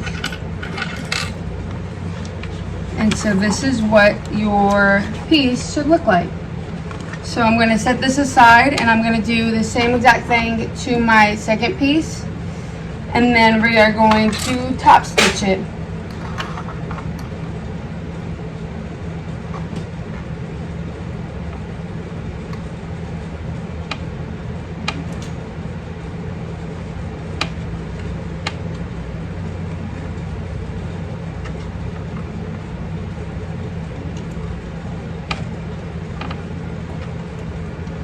My threads.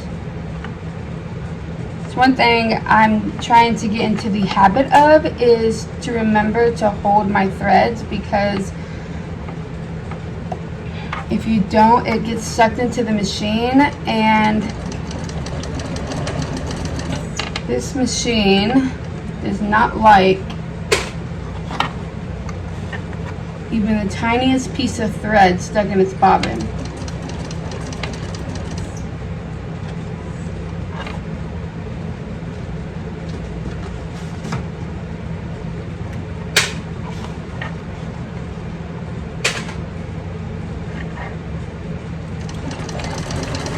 Like I said, I'm just making sure that if I need to adjust that I have my needle down.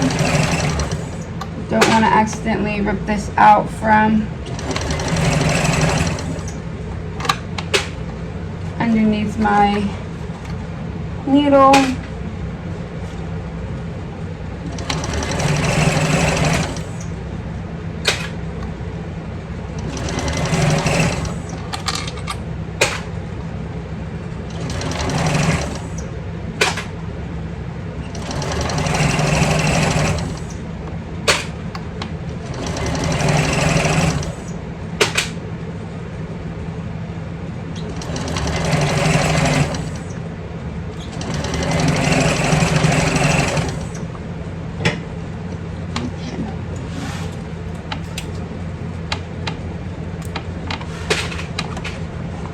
And so back piece is done.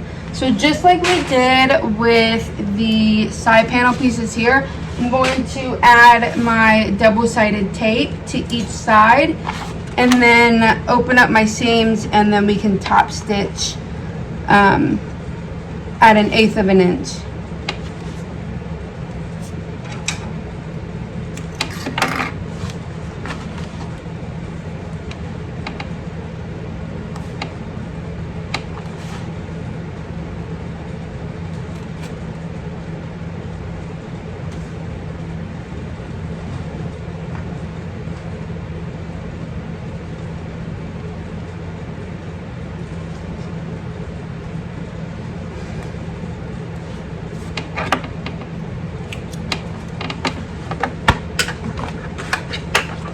And I'm going to do the same exact thing to my other panel piece.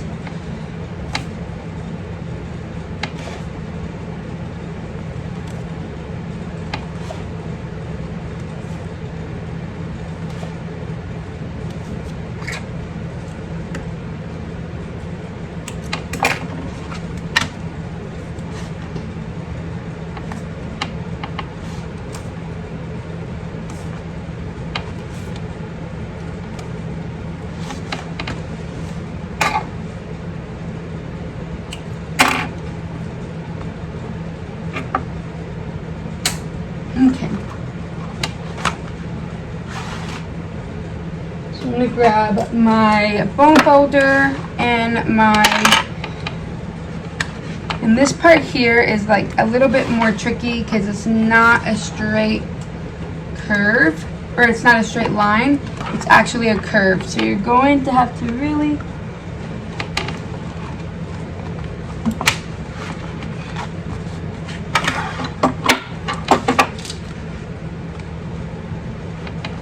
to work and then you also have that seam, so just keep that in mind.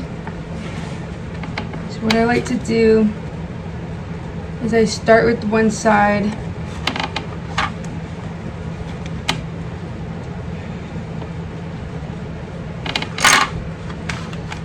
I'm just going to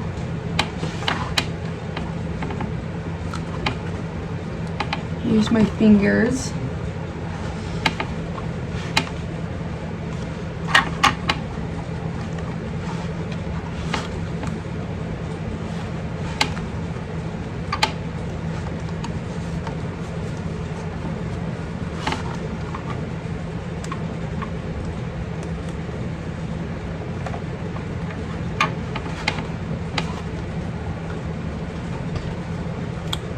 And you kind of want to check your front to make sure that it's all nice and even.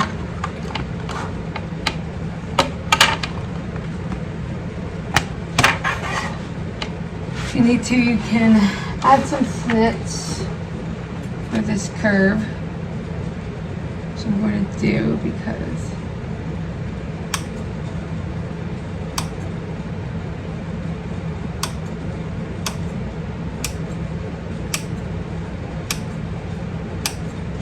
I don't go all the way past my seam allowance. I stay within it, but this will help with the seams. And I just go within the 1/4 of an inch tape that I'm using.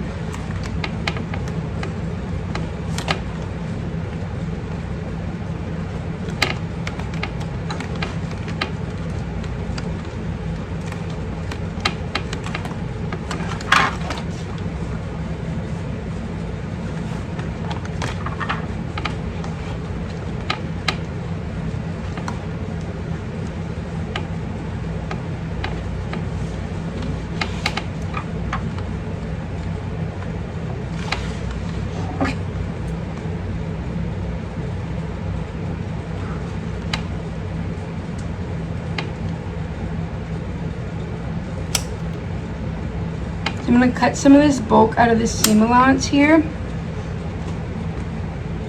where I'm just cutting a little bit out from here because it gets super bulky.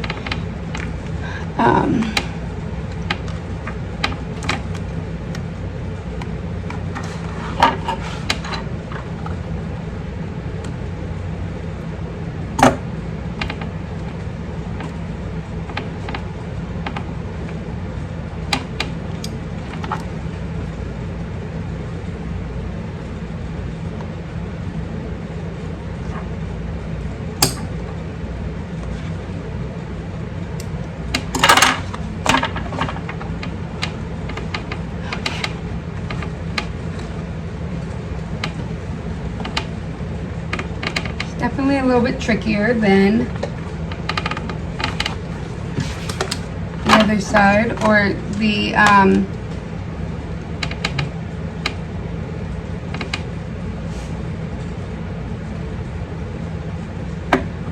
than the first top stitching we did. But like I said, there is a lot of bulk in here, so I'm just going to trim it. You can see right where we attached some of the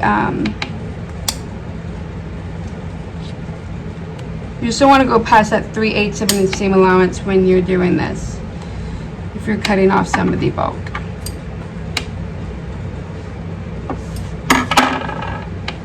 So, quickly, I'm just going to put some snips in here. Like I said, I'm using a really thick leather. My last leather that I used on the brown bag was a lot softer, so it wasn't as thick. So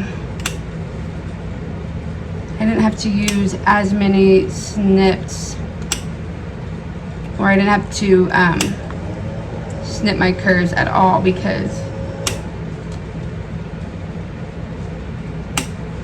it was, whoops,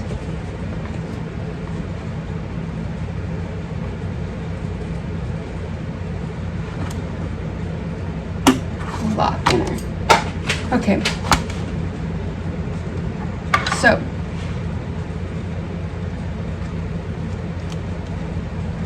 just gonna open up one of my seams,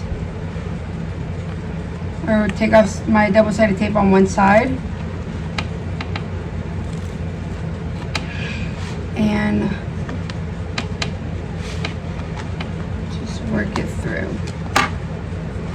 just like this.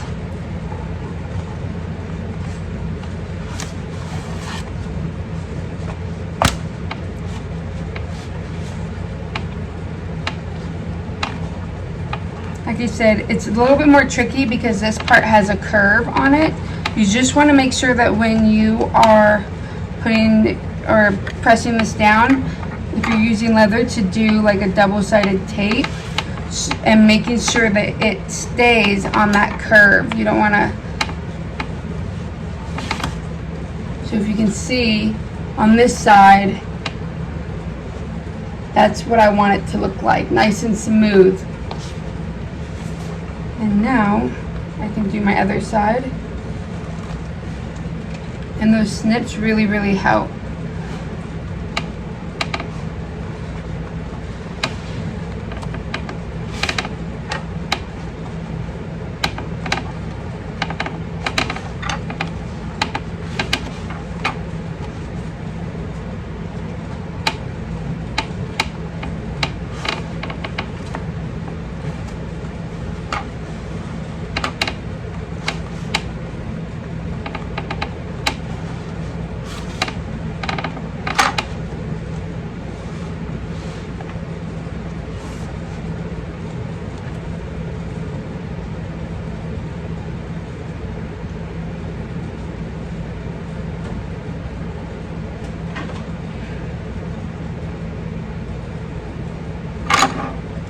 I'm going to get rid of this. So I want to make sure that I get rid of as much bulk as possible. Like I said, I'm using a leather. If you're using vinyl, this shouldn't be a problem for you. But my leather is thick in some places. Unfortunately, I don't have a skiver yet, so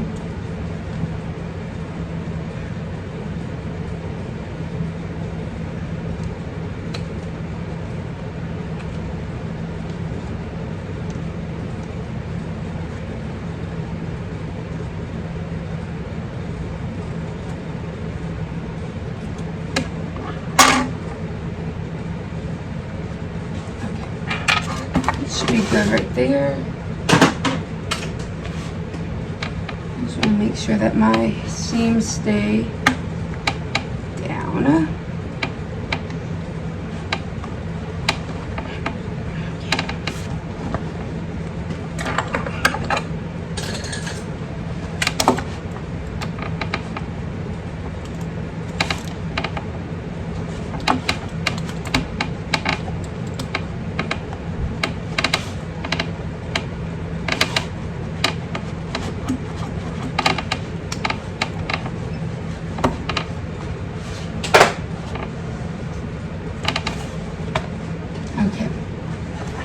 Now we're going to top stitch this at that 1/8 of an inch seam allowance.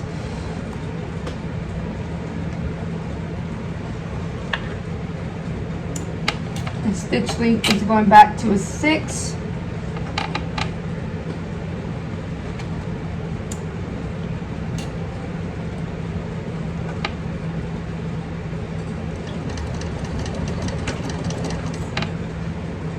I just want to make sure that my everything stays nice and straight. I'm gonna go slow.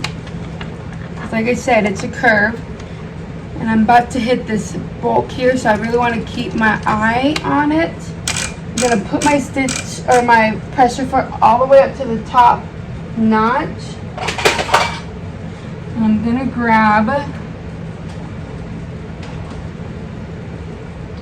my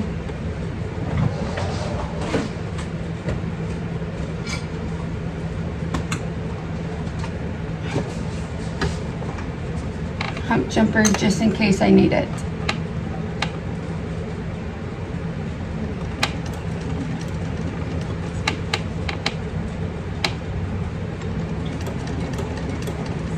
Okay, there we go.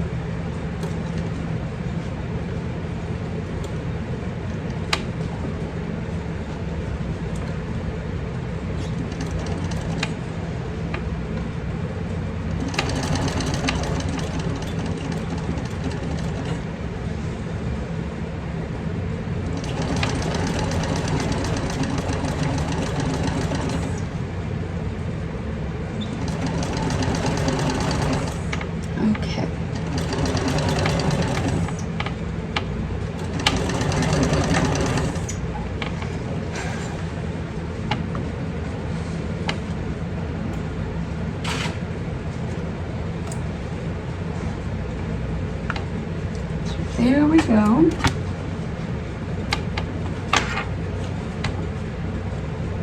That is done. Top stitched. And now we're going to do our other side.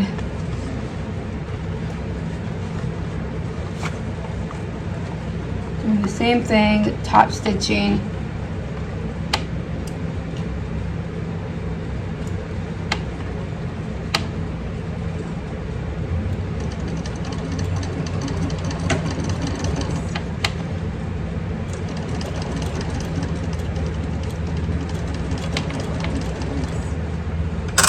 I'm gonna put my stitch or my foot back to that like 3.5, 3.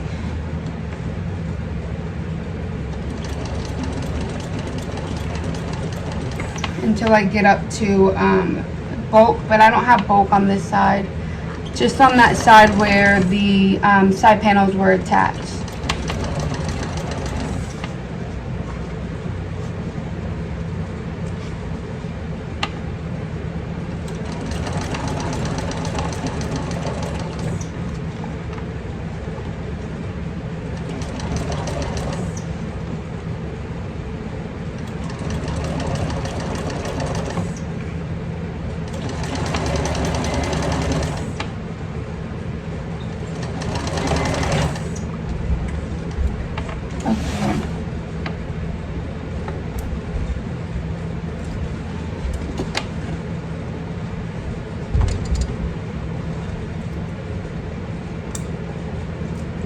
So there we go. We have our side panels top stitched on one side. Now we're going to do the same exact thing to our other side.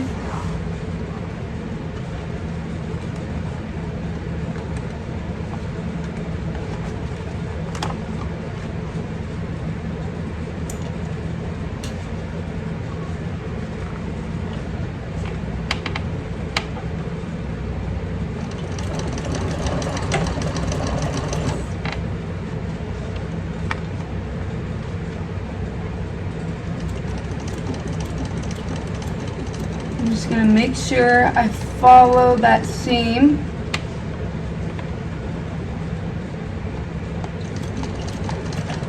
And that curve. When I get close to that bulk, right here where it's attached, I'm going to adjust the height of my walking foot. You could, if you're using vinyl and you find that it's thick, you can use the hump jumper.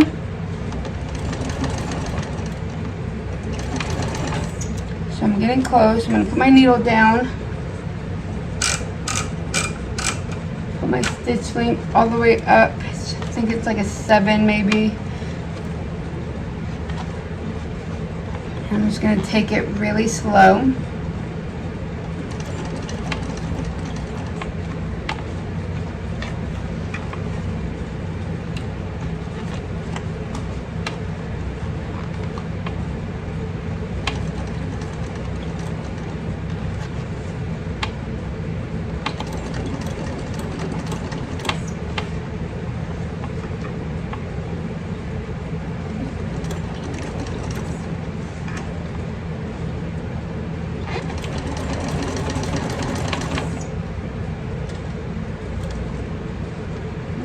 Back stitch.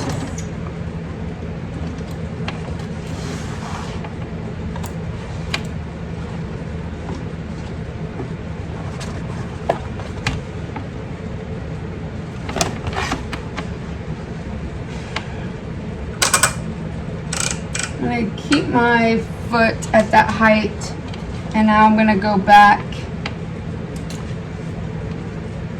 up the side.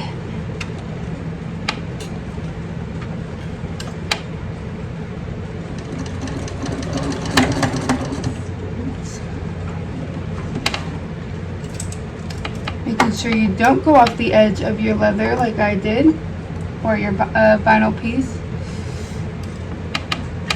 I only have this machine a month. I'm still trying to get used to stitching. Whoops, on it. It's a bit of an adjustment for my Juki 5550.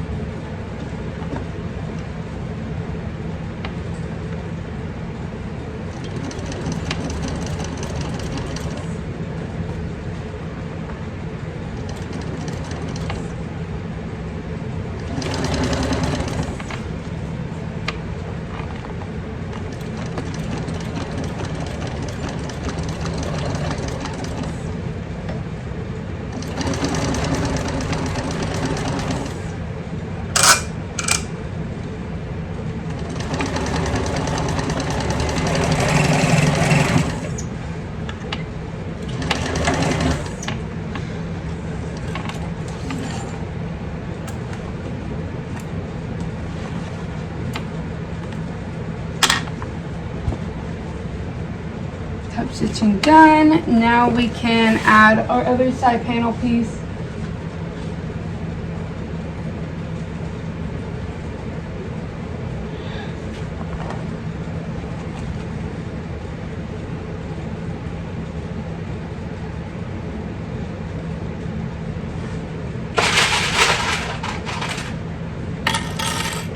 So just like we did on the other panels, we're going to clip this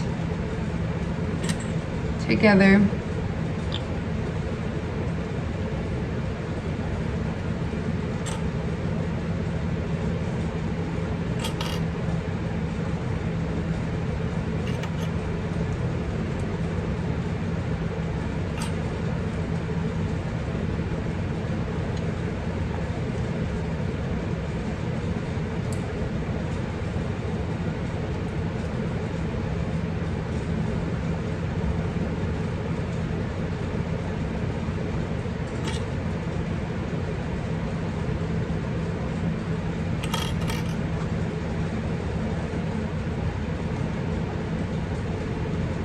Make sure that my seams ease in and there's no like puckers. You can see there's a little like bubble right here. Just making sure that it all fits into each other. And then I can move on to my other side panel piece.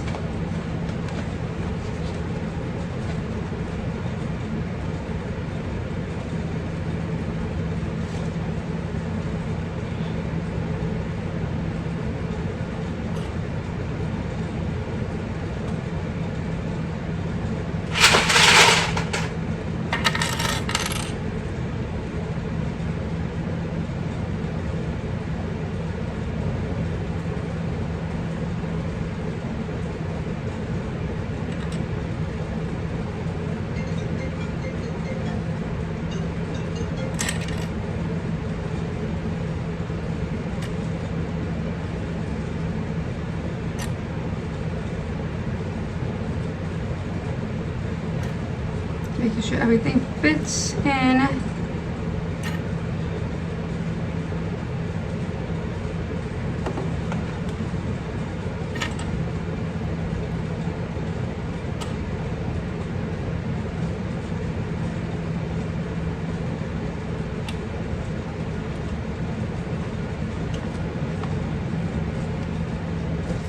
Okay.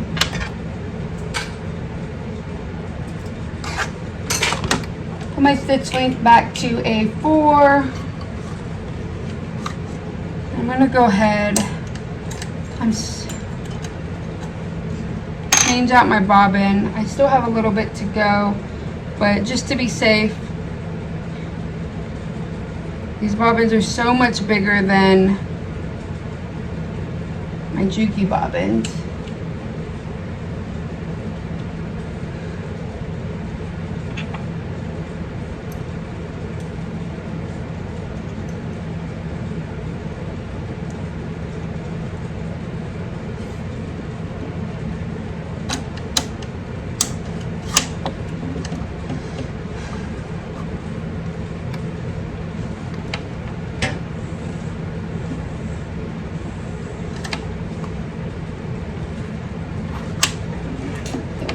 Okay, so now we're going to stitch this at 3/8 of an inch seam allowance, just like we've been doing.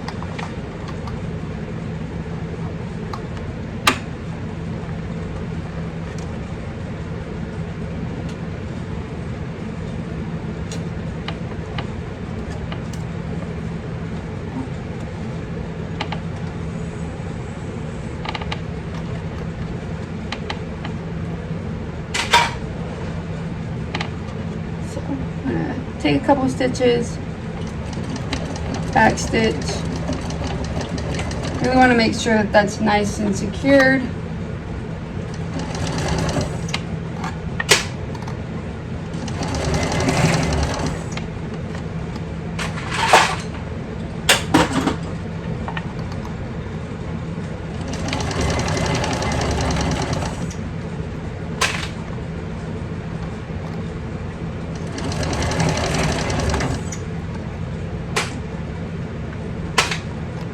Gonna go down at that 3/8 of an inch seam allowance.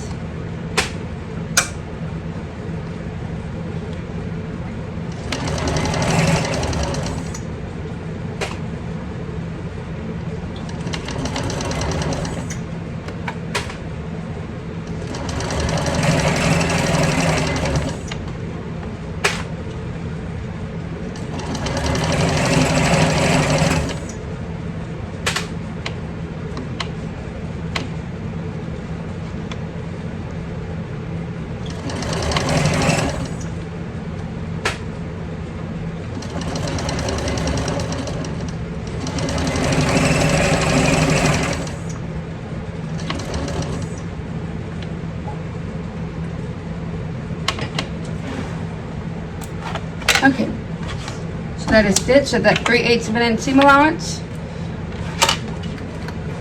Grab your other exterior panel.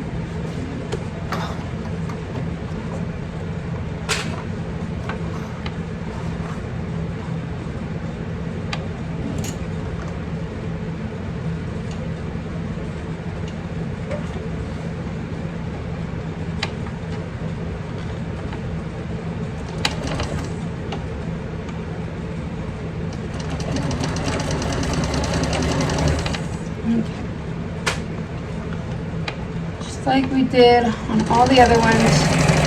Just gonna slowly make our way down.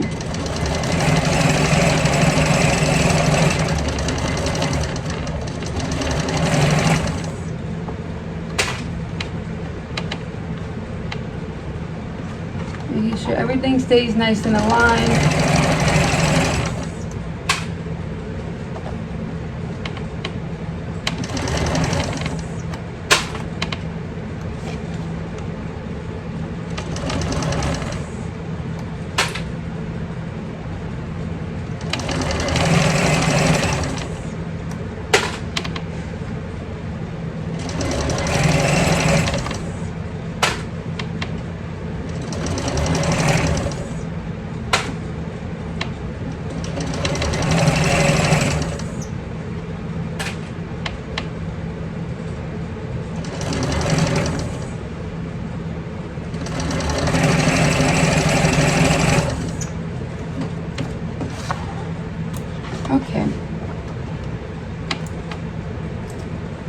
changing my top stitch or my stitch length back to that 6.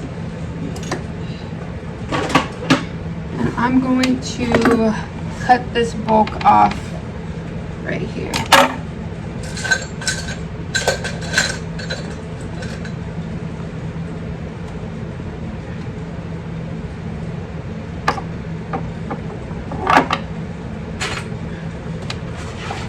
I'm going to remove some of these the stitches right here. I made sure that I reinforced. I went over multiple times when I got to the point where they attached. That way they were reinforced so that I can remove some of this bulk.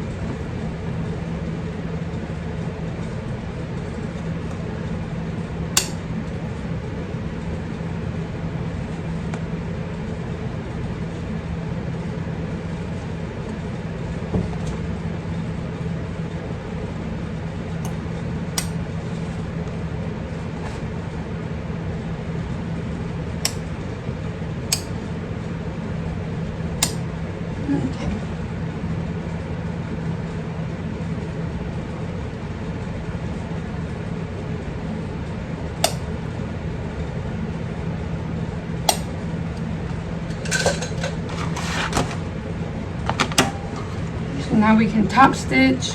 I'm going to add my double-sided tape.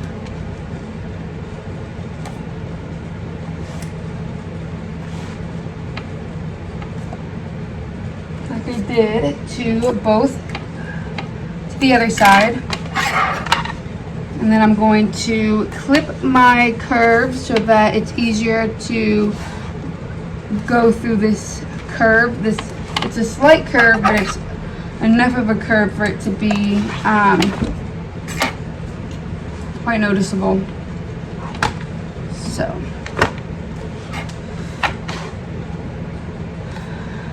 I'm going to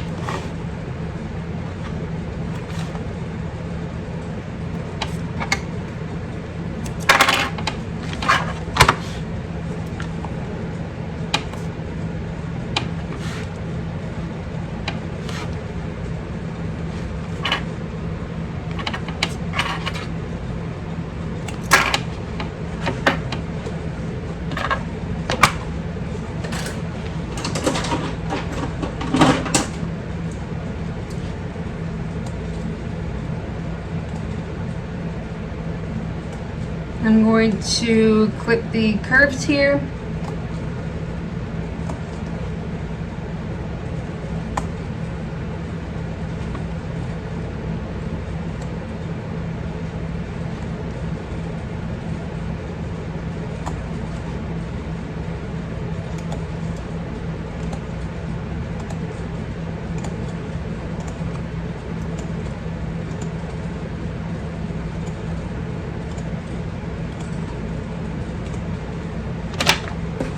Same thing to my other piece.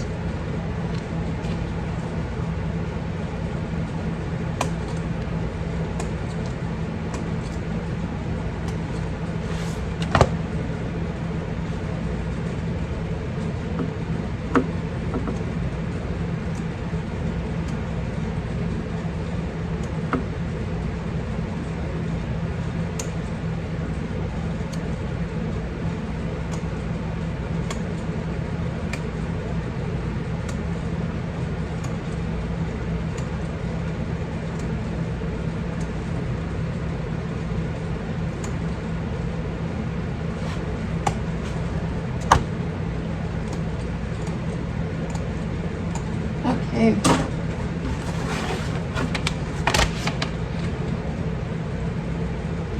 Okay, we take our double-sided tape off of one side.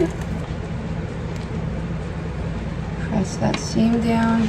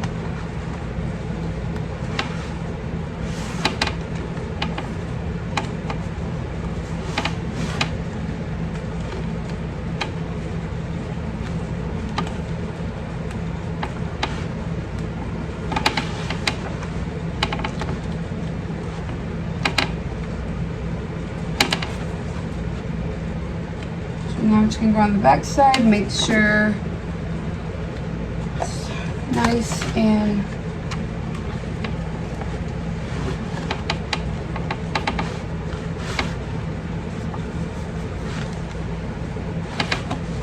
I'm going to use my fingers to press it, and we can take off the second side of double-sided tape.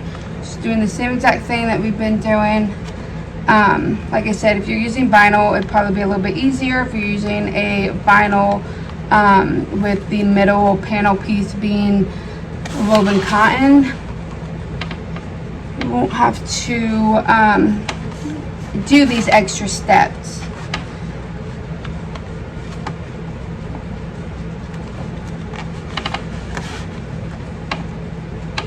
And I do know that there's two more testers, Shanova from Nova Knits and Brandy.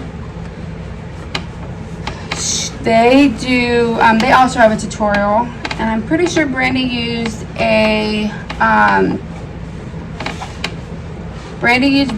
and Shanova used cork for their tutorials. And I will have the link to their tutorials below, along with Lauren Mormino. She has one too. Okay, so there we go.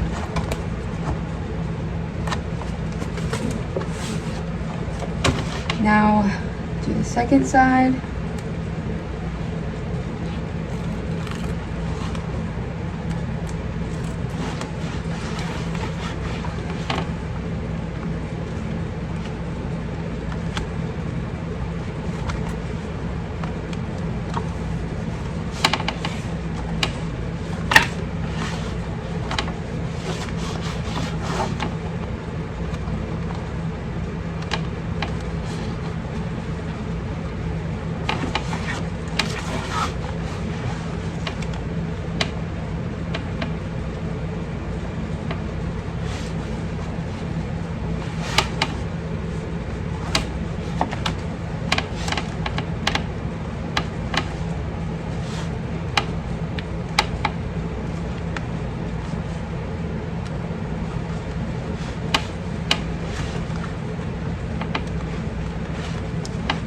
Okay, there we go.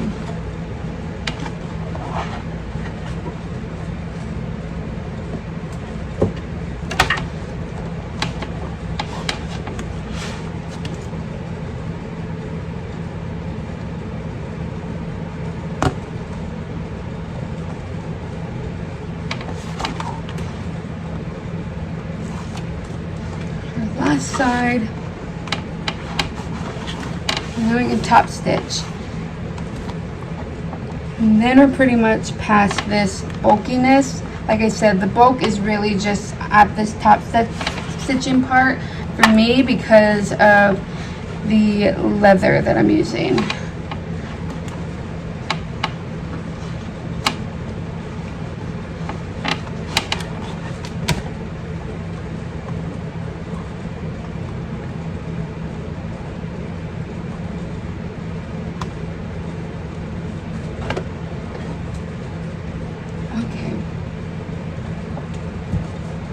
So my other side is pressed down.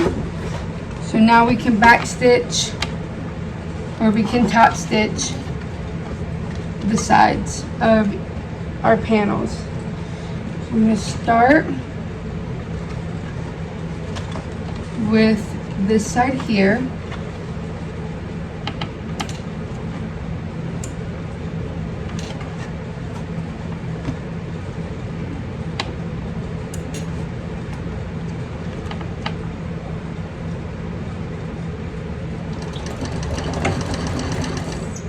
Okay.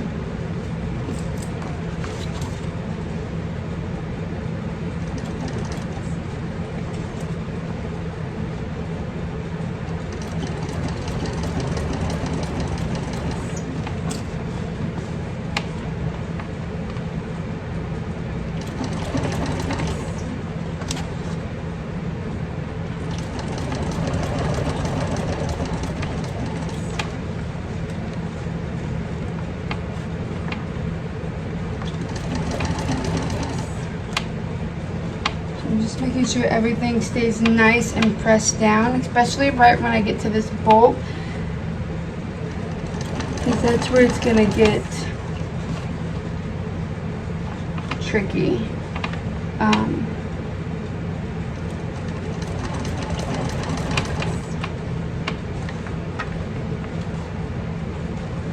So getting to that bulk, I really want to make sure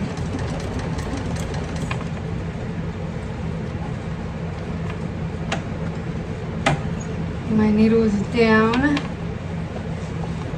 I want to make sure that I press that bolt so that it gets caught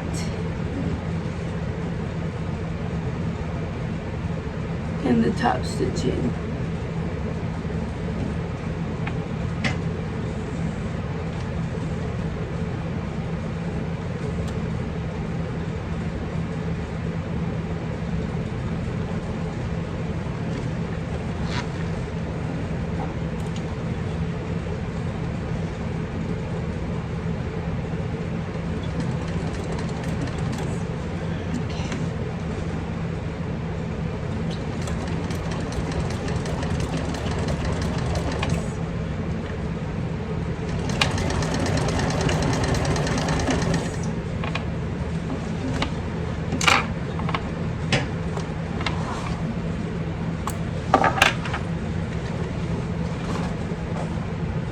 So now time to do our second side.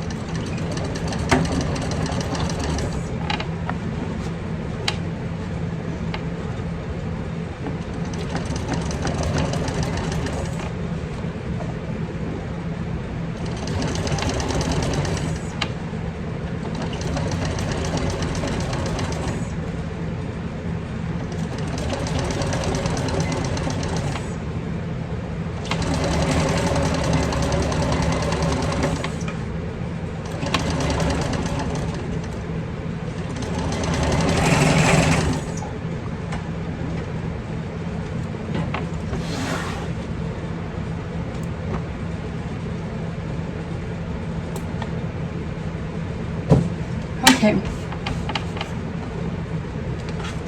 so it's top stitch. As you can see, it naturally wants to bubble out. That is what you want on your bag.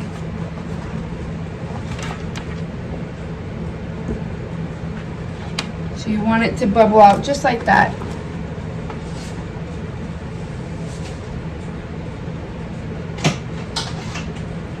I quickly need to plug in my phone.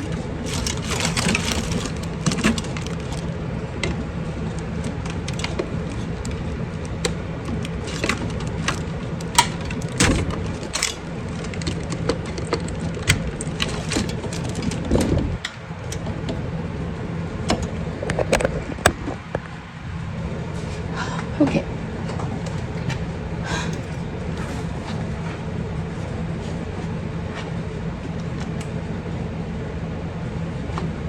So now we're going to move on to the second panel piece.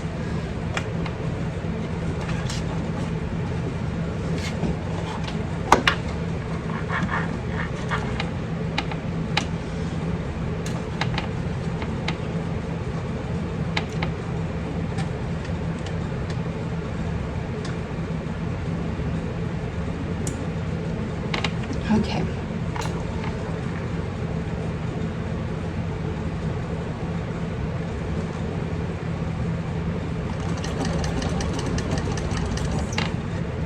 So I'm going to move my stitch or my walking foot up all the way to the top. I didn't have it to the top the last time, which is why it struggled a little bit.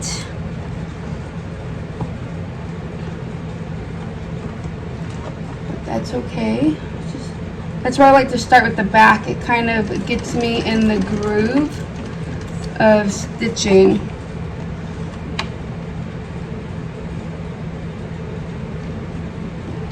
I'm just going to go slowly.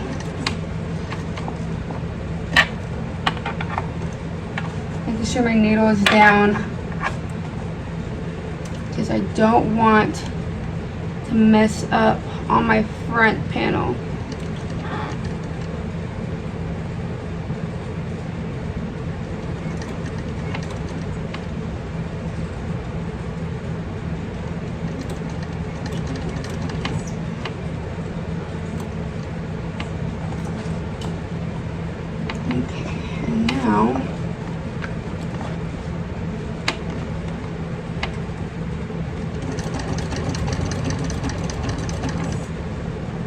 We can just make our way down.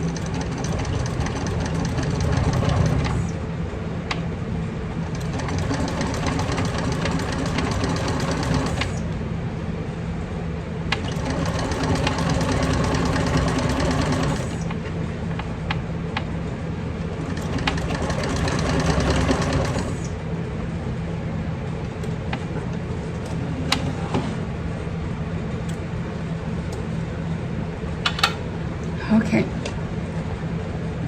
there's one side. Let's do our second side. And we are done with the top stitching portion.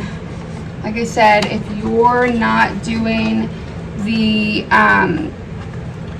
if you're using vinyl, you won't have, it won't take as long to top stitch. If I was on my Juki, it would be, I would be pretty much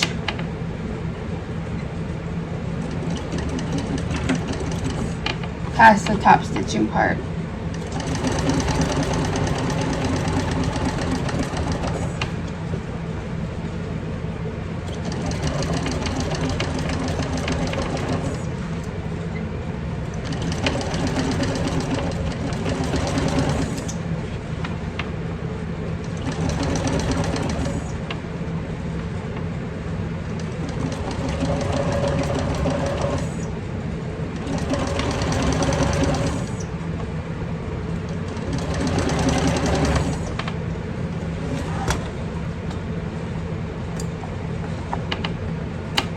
Okay, top stitching is done. You can see I got that natural curve in there. Whoops. Which is exactly what you want.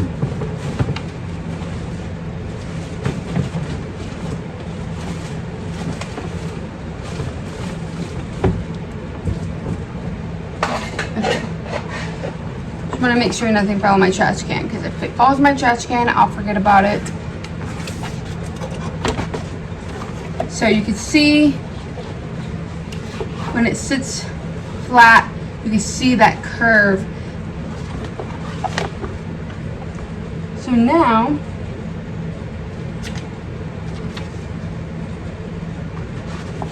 we're going to put right sides together. And we're going to clip this. And what I like to do for clipping is I like to go based on my seams. I want my seams to match. So I start with that.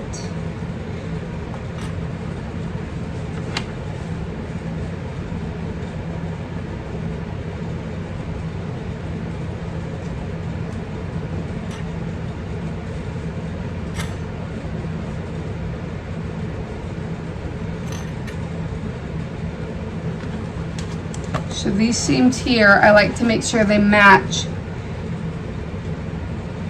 because it will give a nice seamless finish whenever you turn the bag right side out. And now I'm just going to match up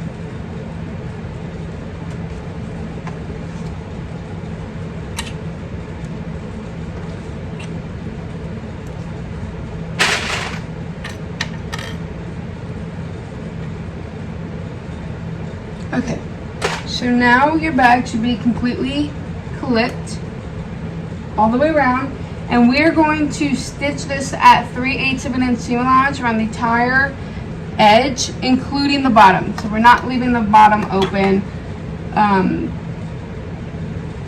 like we did on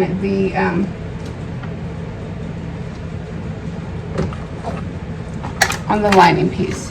So I'm going to put my walking foot back down to a 3, and I'm going to adjust my stitch length to a 4.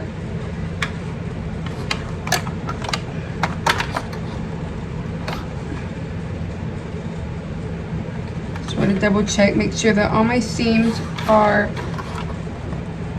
aligned.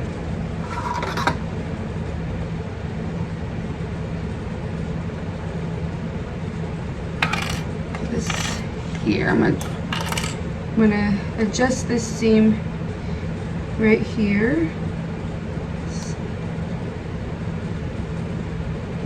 Like I said, I'm also nitpicky, so I tend to fiddle with stuff, which makes it a lot longer for me to, finish bags because I clip, reclip, all that good stuff.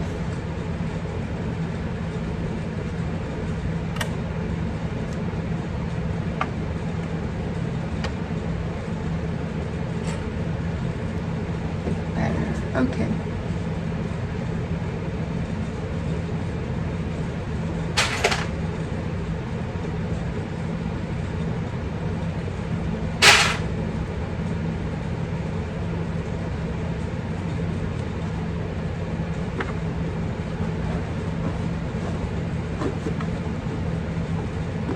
Okay, so now we can stitch this at that 3/8 of an inch seam allowance.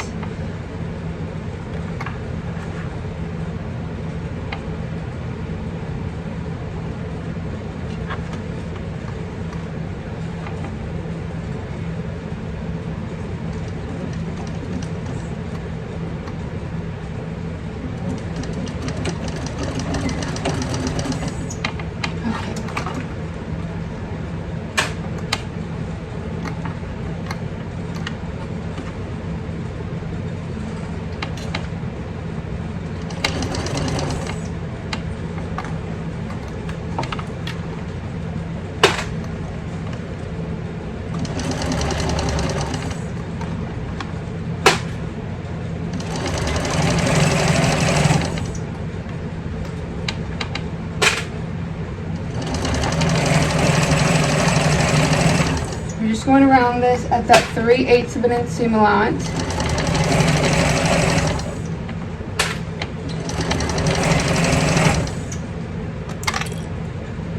And then right when I get to the seam here, I like to,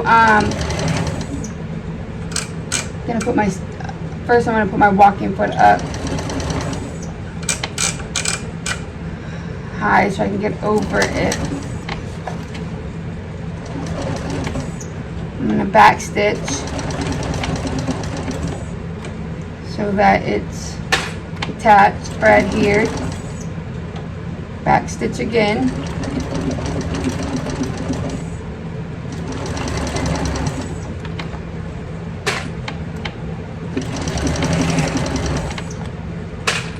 Continue around at that 3/8 of an inch seam allowance.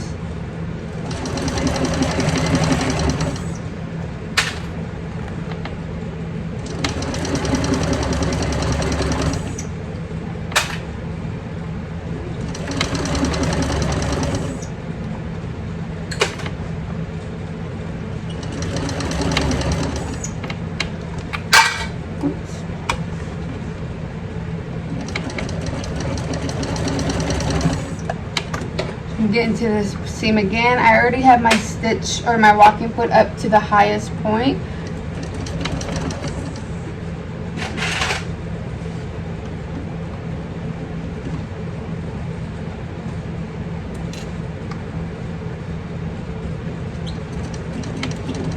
I'm gonna give it a little bit of a boost. Back stitch.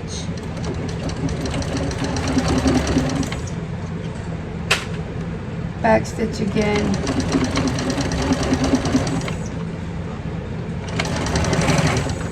Just want to make sure that the bulk right there is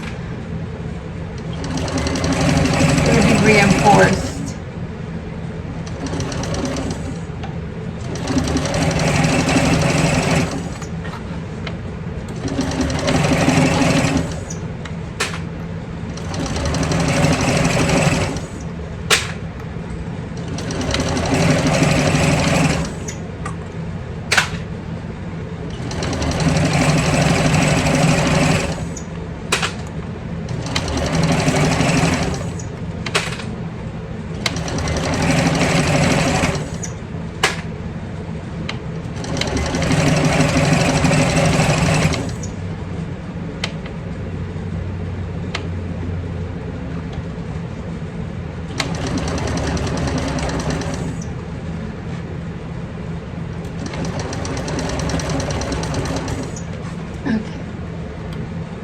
Back stitching and get to that seam.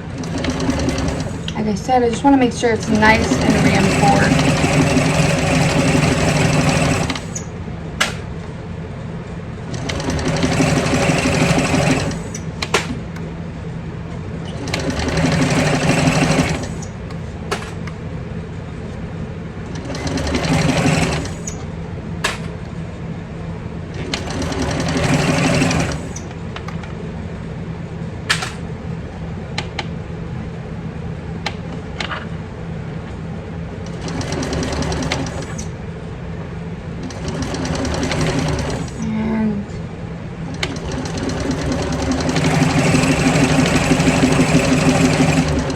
Back stitching.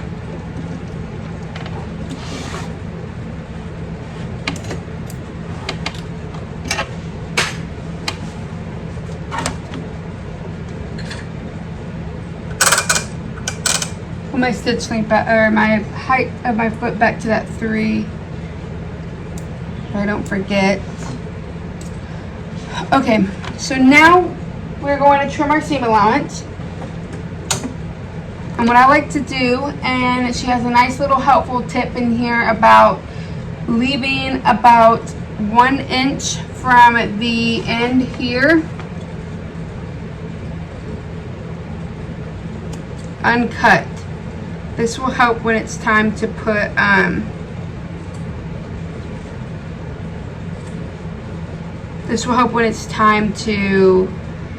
the handle in.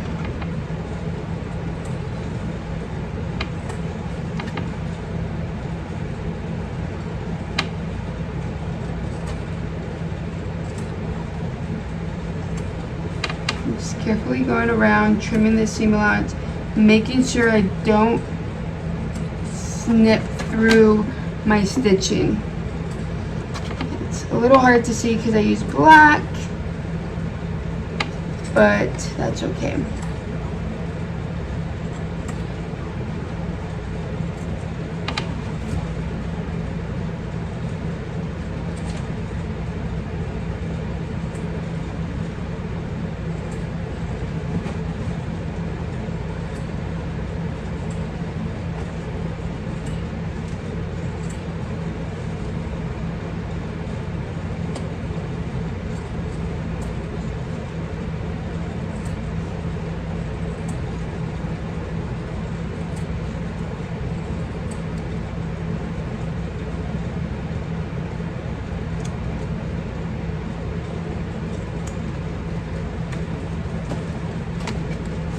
So this is just kind of what it looks like. Just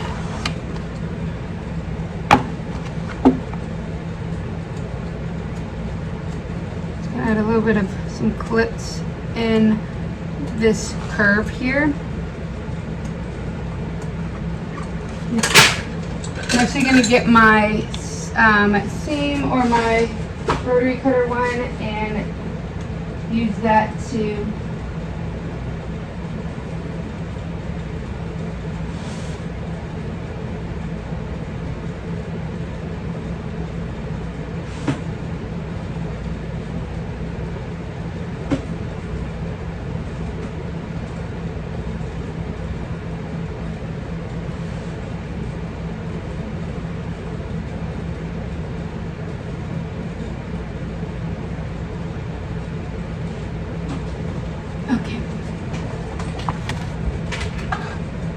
there we go.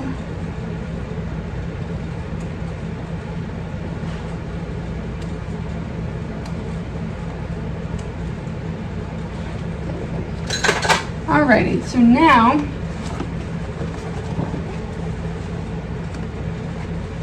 we're going to turn it right sides out just so we can make sure everything is nice and attached.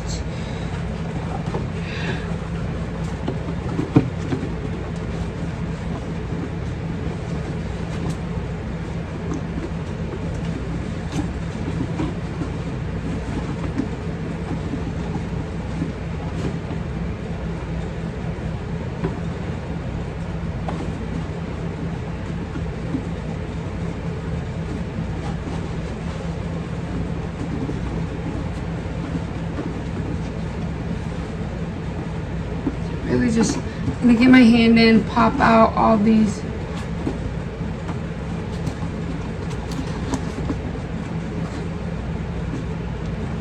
edges. And this is what I was talking about on matching the seams so that they are nice and even on both sides.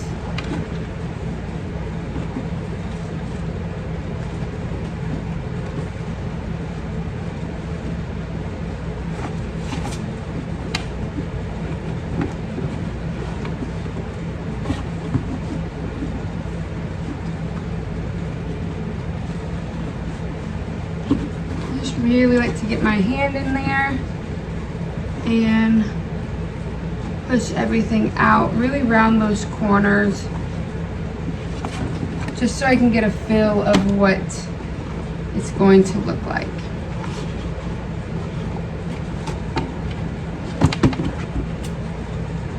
So here we go. This should be your outside, what your outside looks like.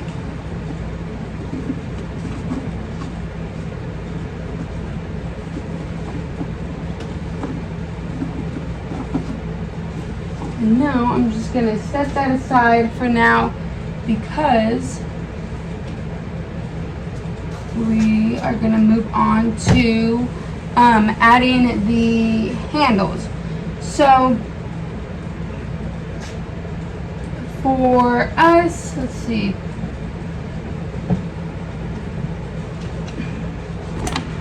Actually, you're going to grab your exterior piece because you're still going to need it. Because we already did the handles if you did them with me at the beginning. If not, you will do the handles prior to doing this step here. But like I said, I like to do my handles first. So I'm just going to get some double-sided tape.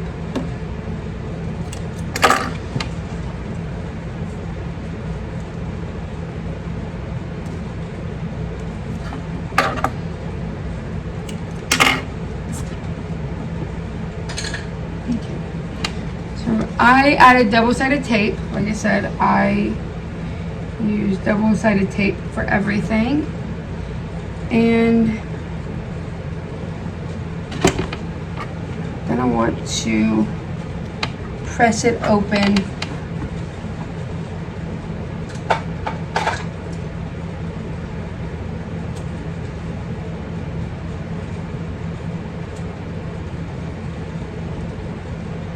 My handles were a little uneven, so I'm just evening. I'm gonna even it up. So, same thing to the other side. Take off your double-sided tape, or you just want this to be pressed open. If you're using vinyl, you're just gonna really want to work that seam because you want that open, just like this.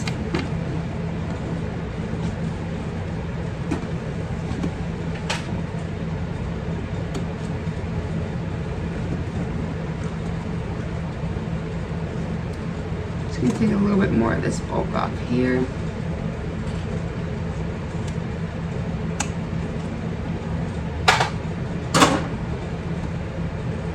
Okay. So like I said, my ends are not even. I'm just going to even those up real quick. Okay. So they're pressed open just like this. Grab your strap.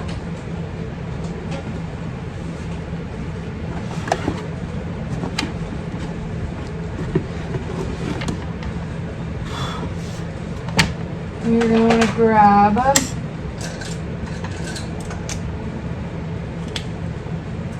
a marking pen or something.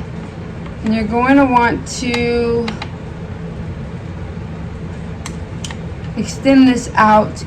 It says approximately 3 inches. I'm going to do about 2 inches on mine.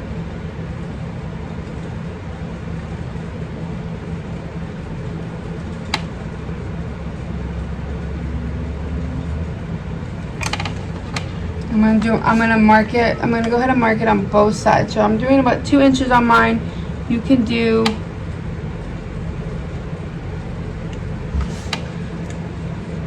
3 if you want. I want my handles to be just a tad bit longer.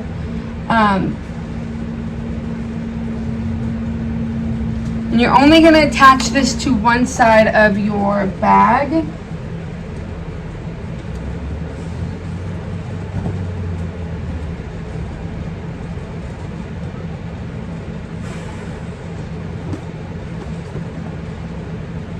So I'm attaching it right.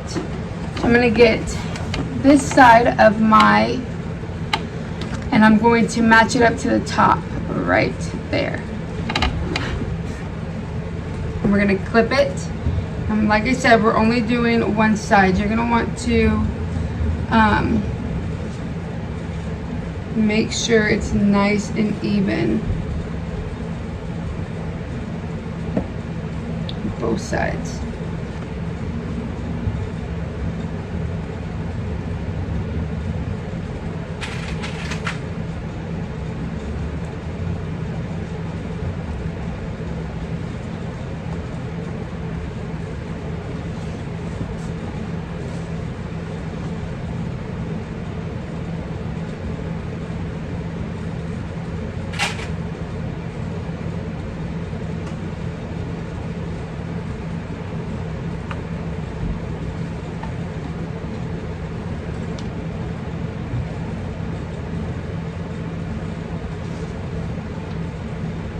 So we are going to stitch at 3/8 of an inch seam allowance.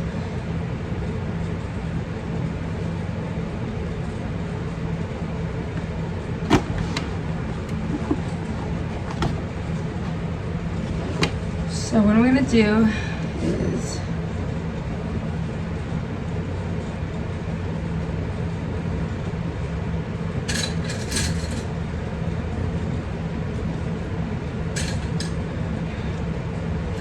I'm gonna get my longer clips also so I can hold it down so it doesn't shift on me as badly. I'm gonna lift up that. And like I said, we're just going to stitch this here. So it should look like this. Like I said, I'm only doing 2 inches. You can do the 3 inches like the pattern says. So I'm going to take my clip off.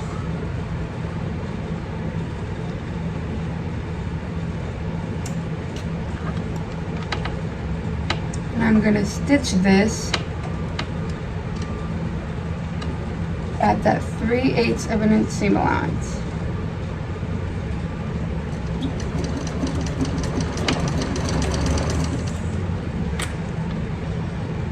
Making sure everything stays nice and even.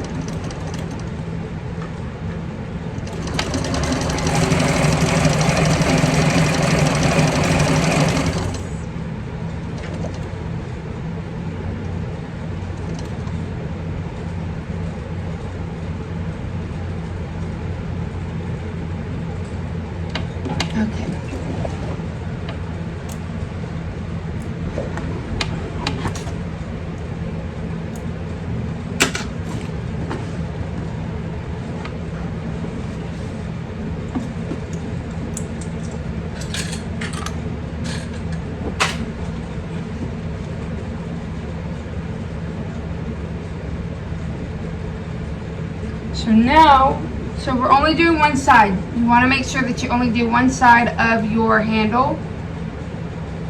Now we're going to grab our lining piece here. And we are going to attach it. So I want to make sure, for me, I know that I want my slip pocket to be more on the back side of my bag.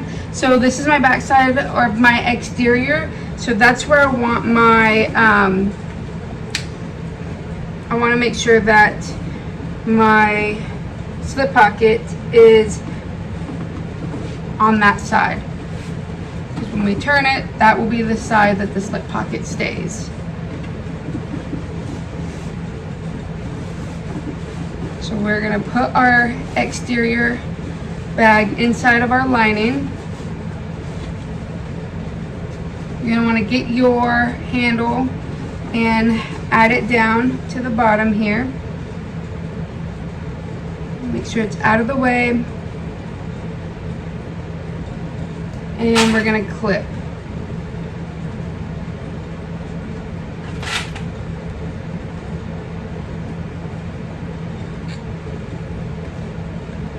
So you're going to also want to make sure that you're not going to sew the edge. We want to keep one edge open. So for me, I want to make sure that I remember that. So I'm going to put one of these clips here to just kind of remind me. So I just use a different color clip than what I normally use to clip my edges.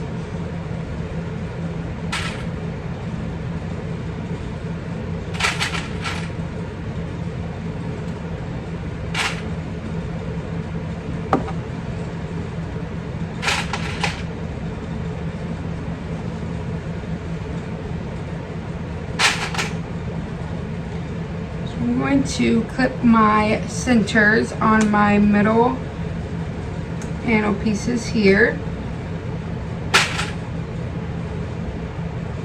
So I'm just clipping my middle, and then once I'm done clipping this, I'm going to take off my flatbed attachment on my cylinder machine so that I can stitch around this.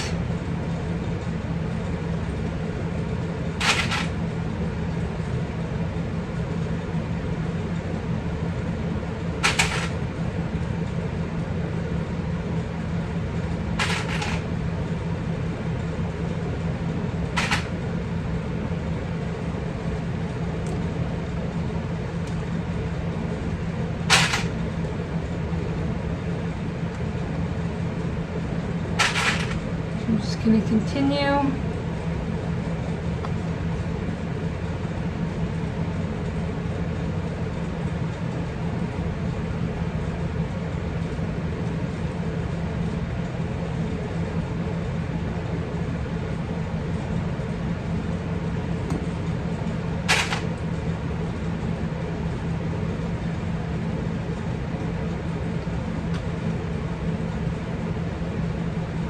Okay. I'm just going to continue flipping all the way around.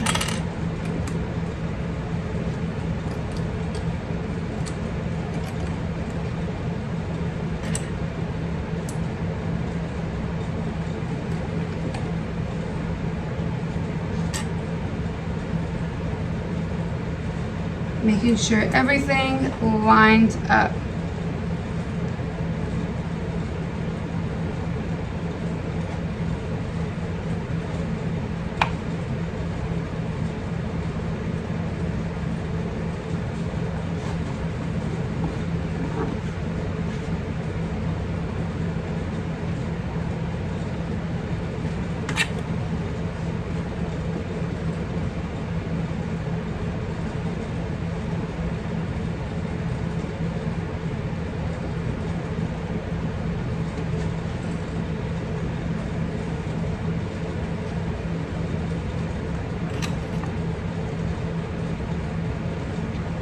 Like I said, I just like to make sure that everything is nice and lined up.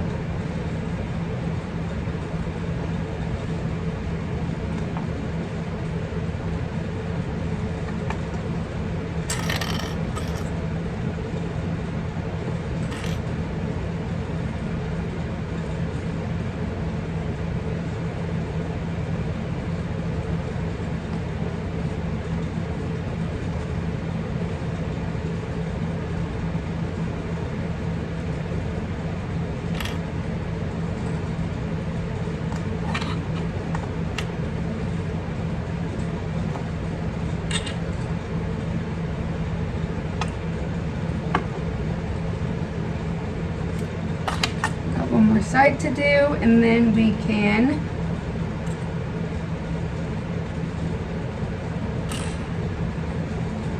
stitch it to close.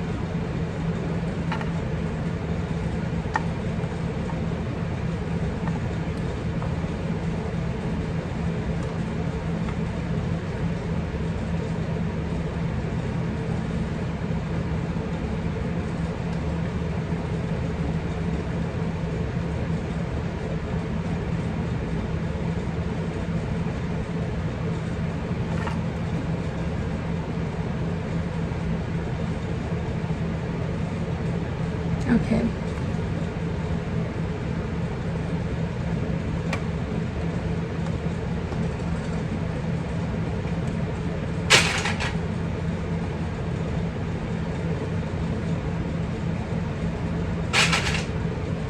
I just really like to make sure everything is nice and lined up.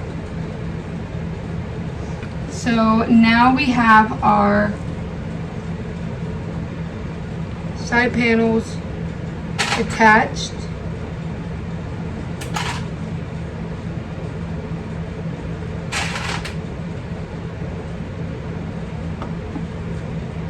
Okay. So we have our side panels. Oops, sorry. We have our side panels, our lining, and our exterior attached with clips. Now, real quickly, I'm just going to take off the flatbed attachment of my machine.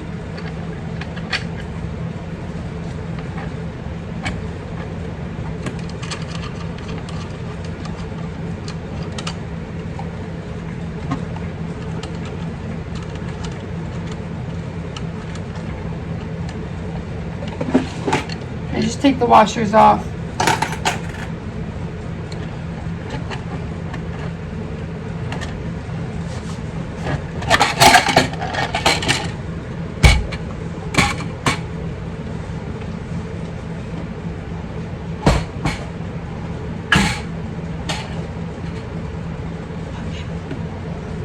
There we go. Just gonna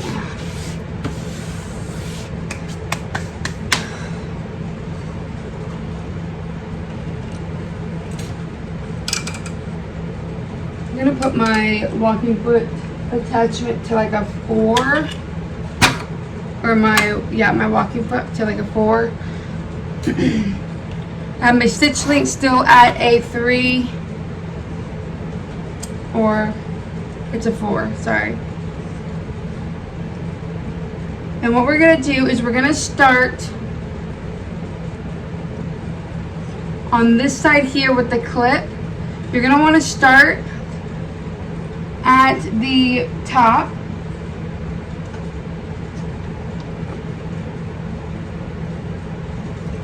Let's see, clip. So we're gonna clip the baggie stir to the lining right sides. We're going to leave one in unsewn, which is exactly what we did. That's how we're going to finish the handle. So we're just going to start on one side.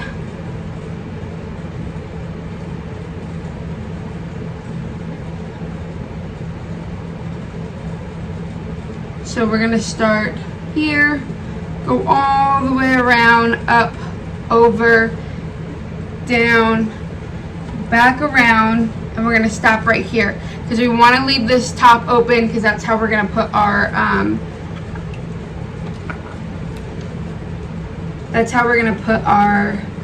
handle through to finish out the bag. So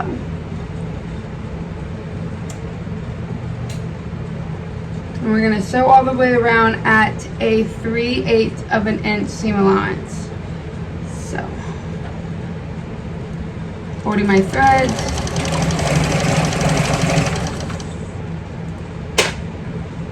I'm just going to go around the bag 3/8 of an inch.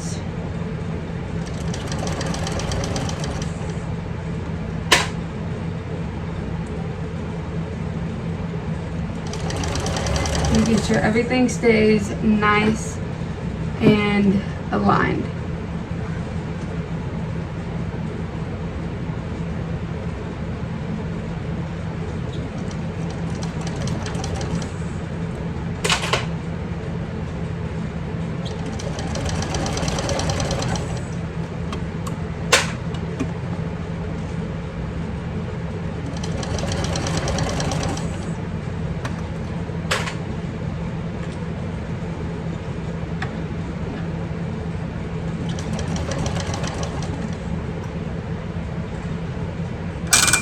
Put my foot down to the height of my walking foot to a 3. Now that I'm past some of the bulk, when I get to bulk again, I just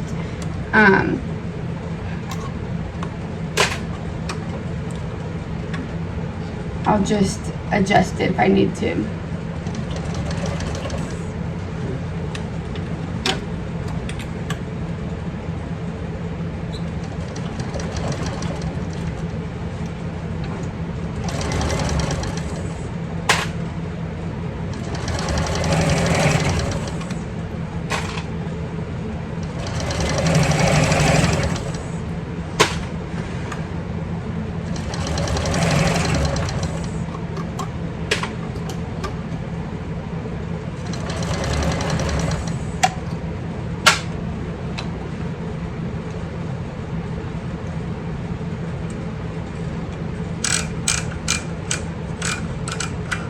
Putting it to the highest length so I can get over this hump.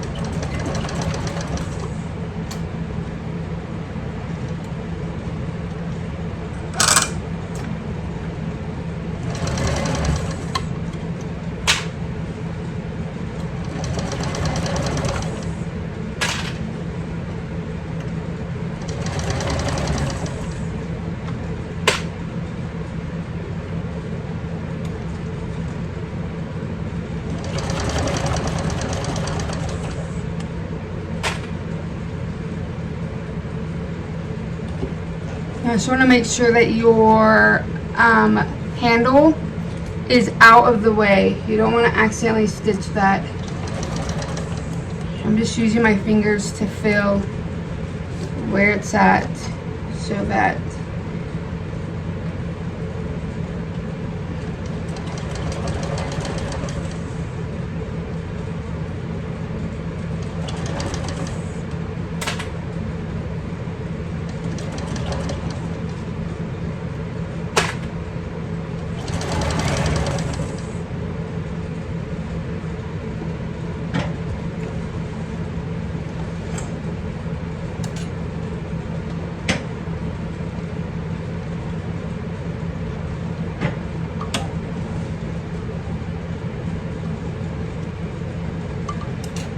okay, so I'm going to put my walking foot to the highest length because this is going to be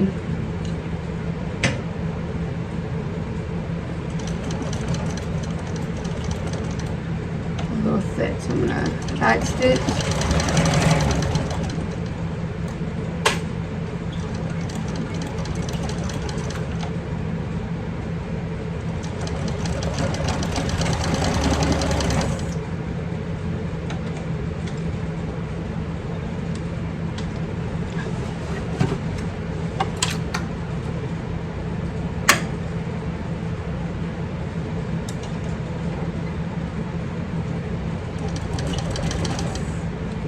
Make sure that my handle is moved out of the way. So I'm going to take off one of my clips and just move it to the side.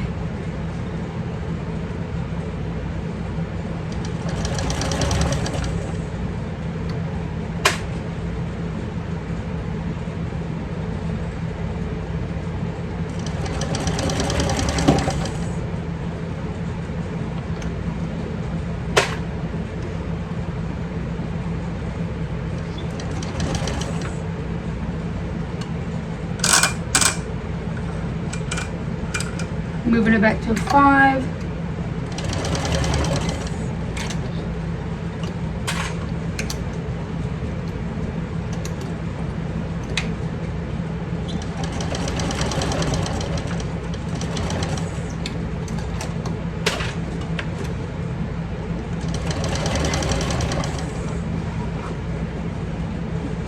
Want to make sure that your needle is down before you adjust.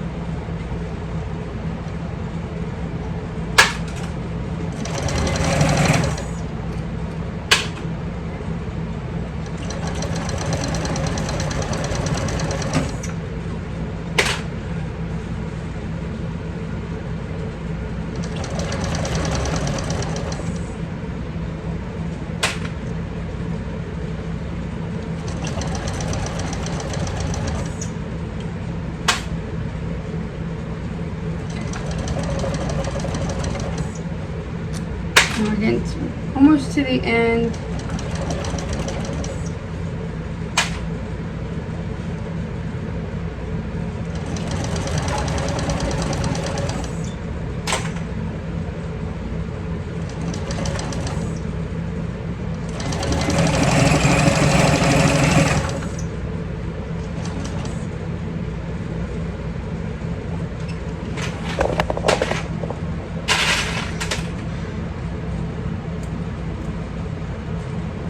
Okay.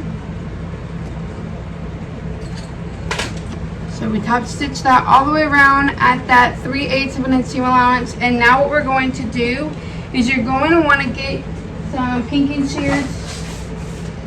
Let me adjust.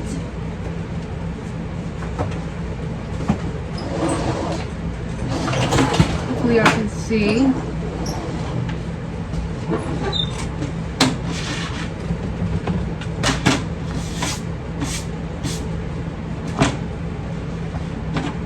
You get pinking shears and you're gonna go all the way around because we want to make sure that this is nice and notched because you want a nice curve.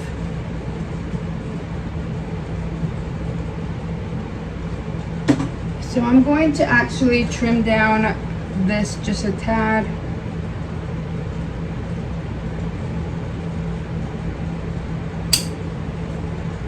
So trim down my handle just a bit. And now I'm gonna go around from one side and trim using pinking shears. I'm gonna make sure that your other lining piece is out of the way so you don't accidentally cut it.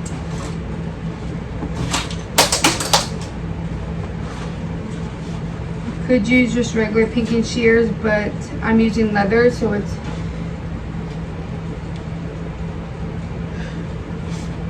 actually a lot easier to use a rotary cutter for cutting this.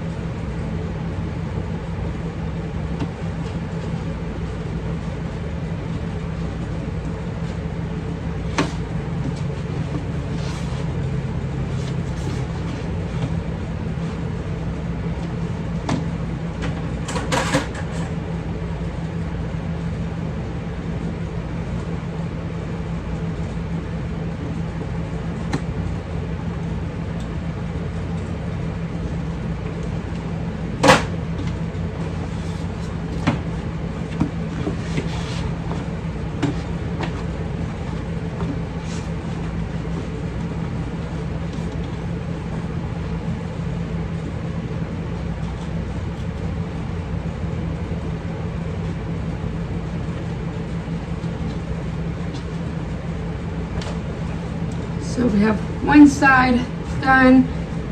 Now I'm just gonna go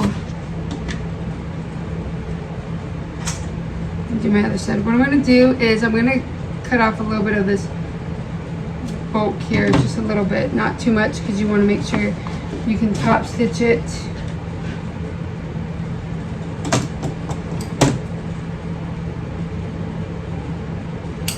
And I'm gonna clip my corners.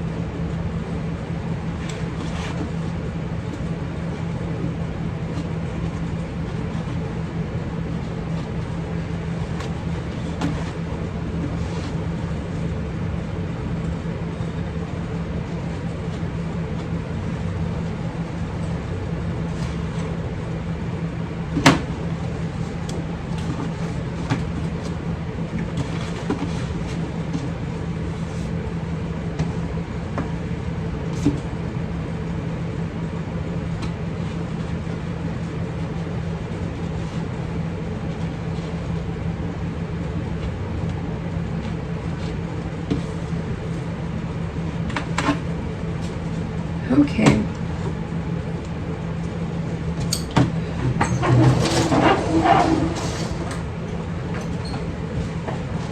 So now that we have everything clipped, we're going to turn our bag through this hole here to the bottom lining where we didn't stitch.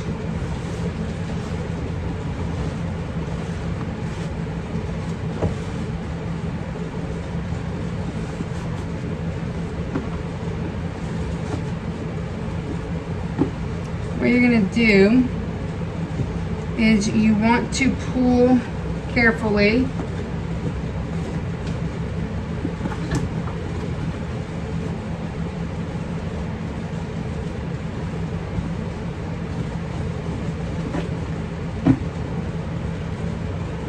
just want to pull your handle through. Like I said, carefully. You don't want to pull and pop out the stitching.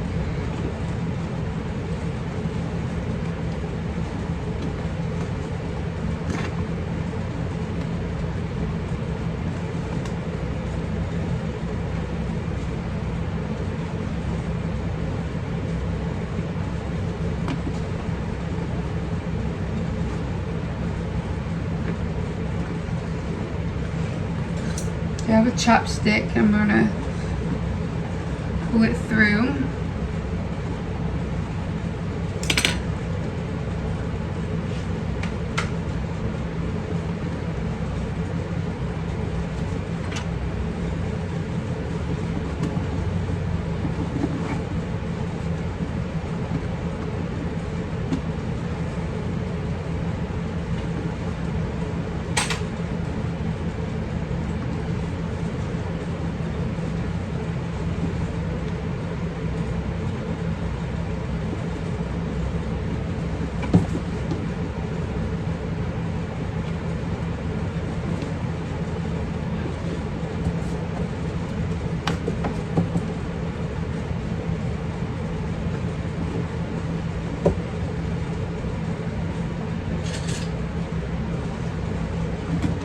I don't want to use anything too sharp because I don't want to poke through.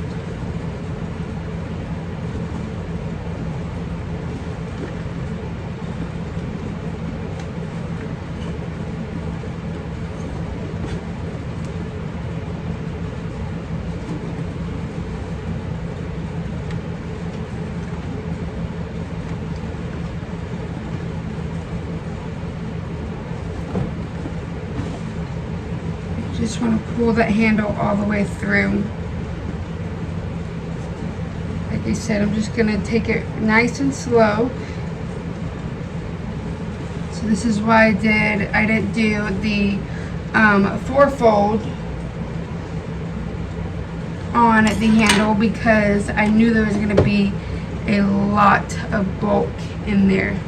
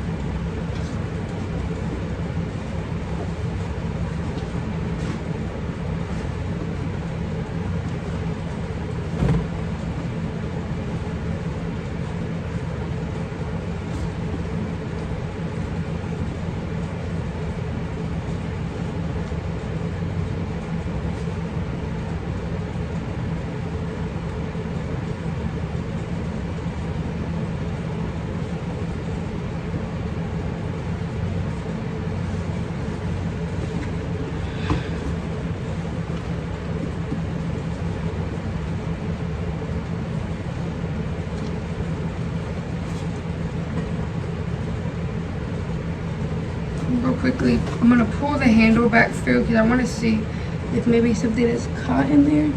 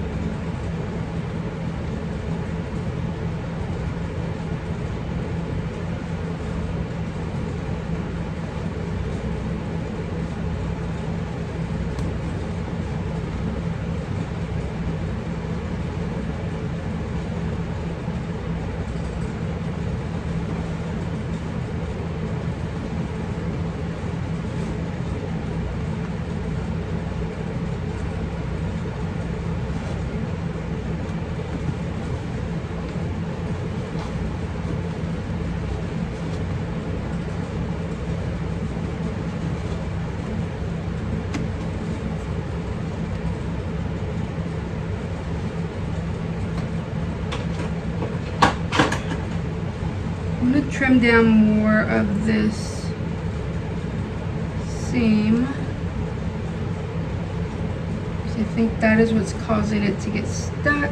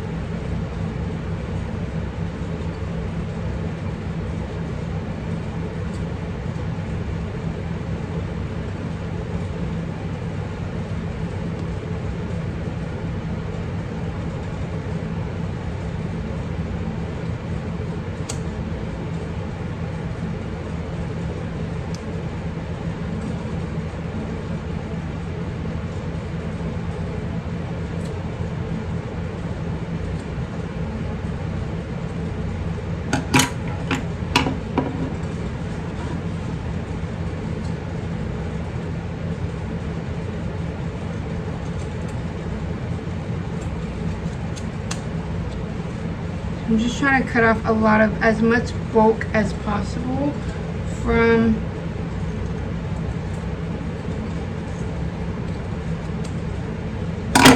my sides here.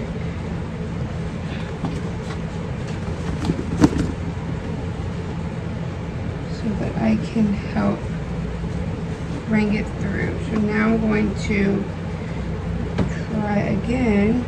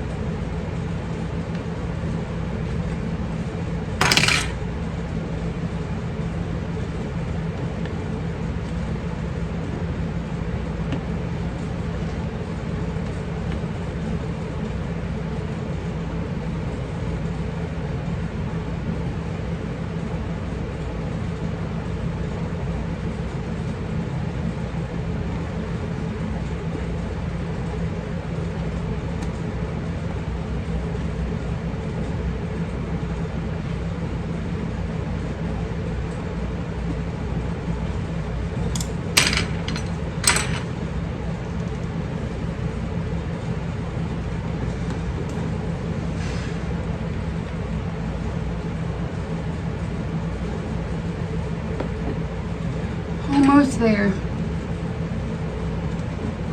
Just gotta be really careful because I don't want to accidentally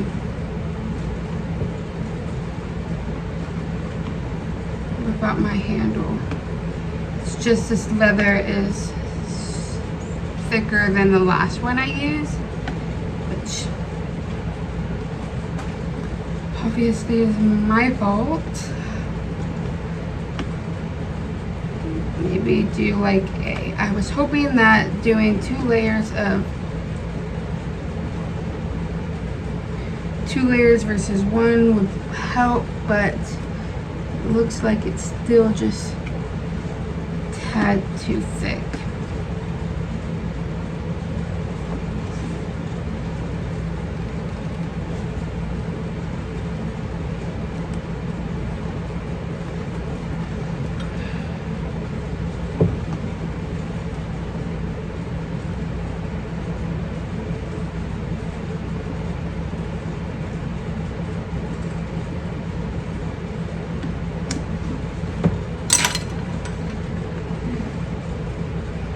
Poke through the leather, which is exactly what I didn't want to do.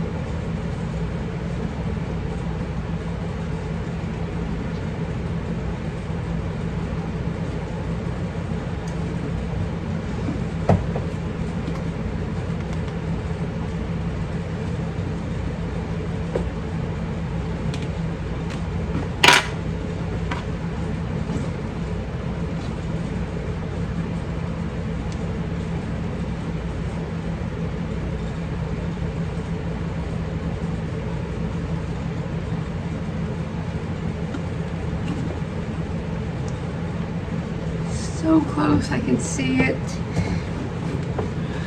It's just this bulk at the top. It's causing like a traffic jam.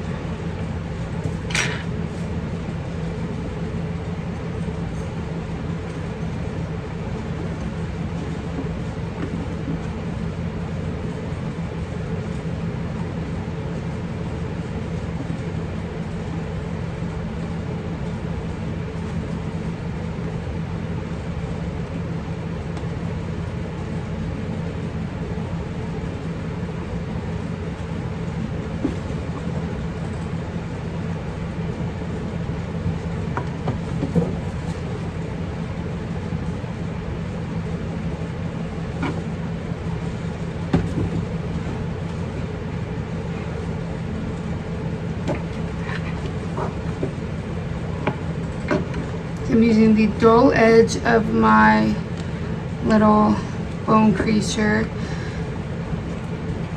to really try to push this up. There we go. Got it. Just was needed more.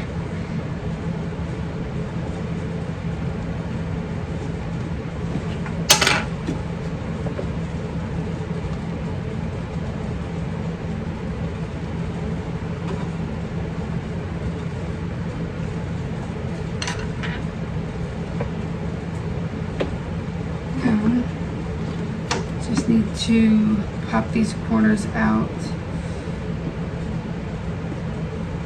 and we will be good to go. Spent 30 minutes just trying to get this. I'm sorry. Anything this has showed me that I need a skiver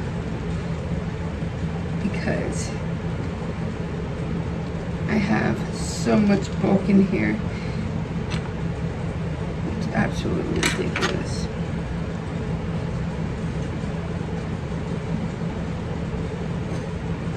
I'm going to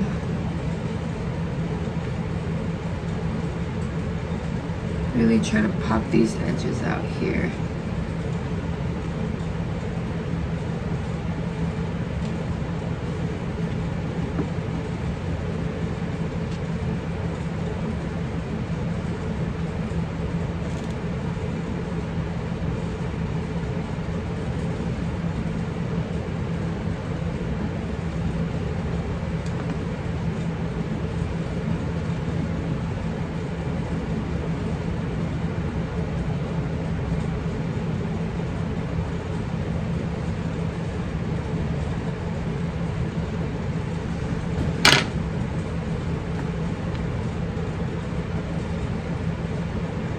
So I'm actually gonna go real quickly and grab my hammer, and I'm gonna hammer this down because it needs it.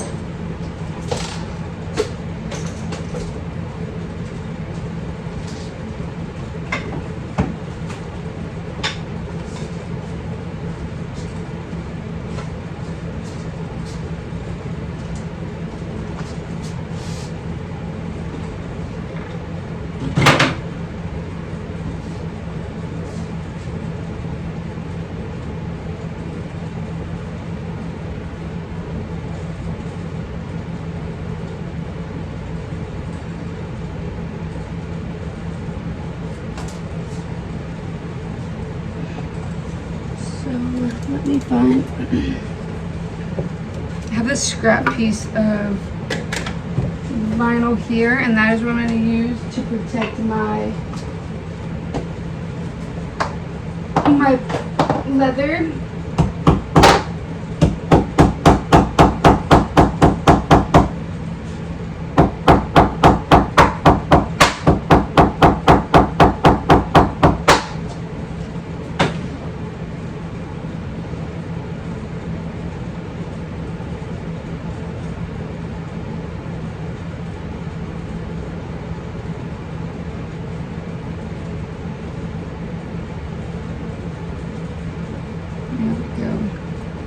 And I'm just hammering this down.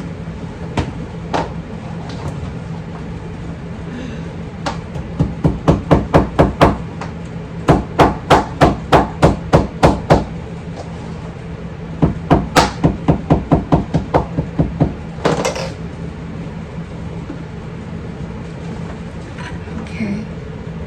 Real quickly, I'm going to get my chopstick and push up this one edge right here.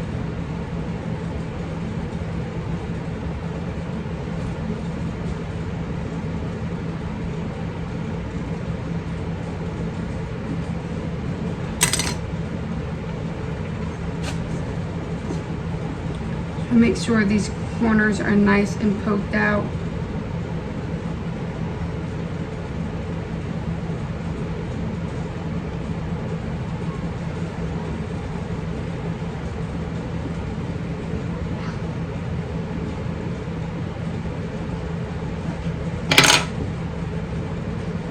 Okay, here we go.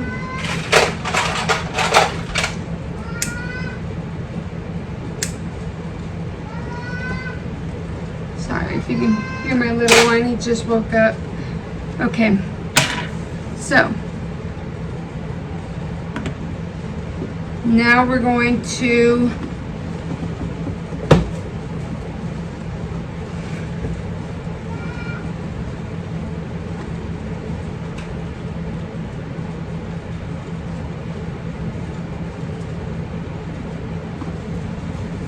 what we're going to do is we're going to, you want to make sure that your handle is not twisted, and we're going to slide it into this side here. So you just want to make sure that it's not twisted. It's not. And I'm going to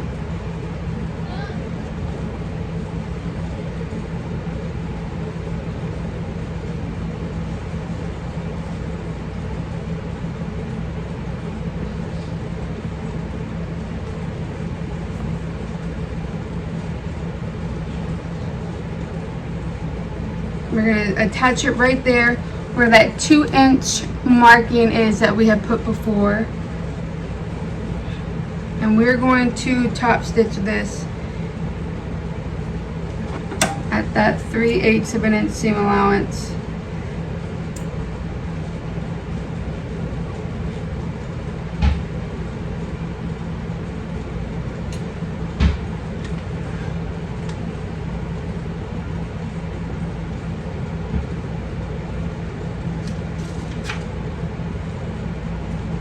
And we're just going to stitch this at 3/8 of an inch, just like we did the other side.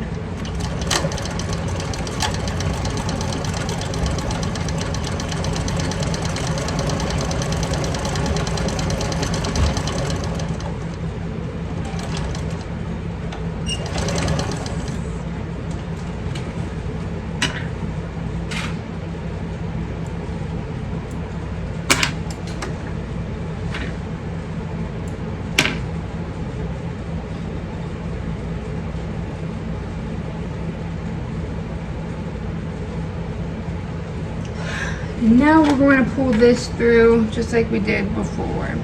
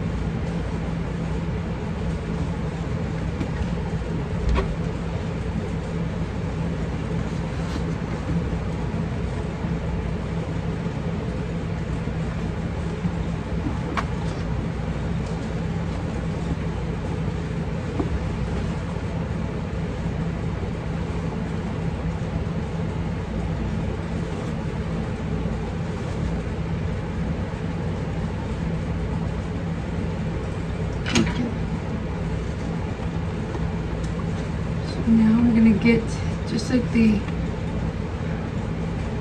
one, I'm going to get the edge of my dull gold boulder so I don't break through anything. And I'm going to push all this bulk out. Hopefully it doesn't take me as long as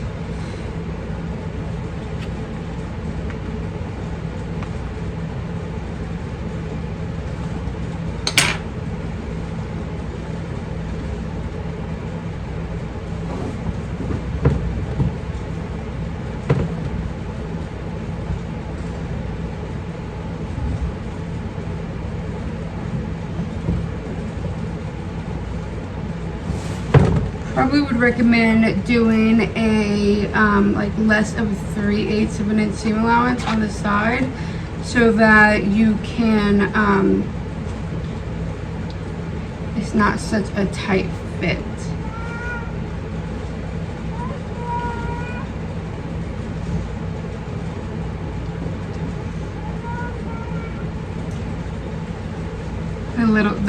My husband was taking the trash out and the little one went with him. So, and my window is open so you can see me.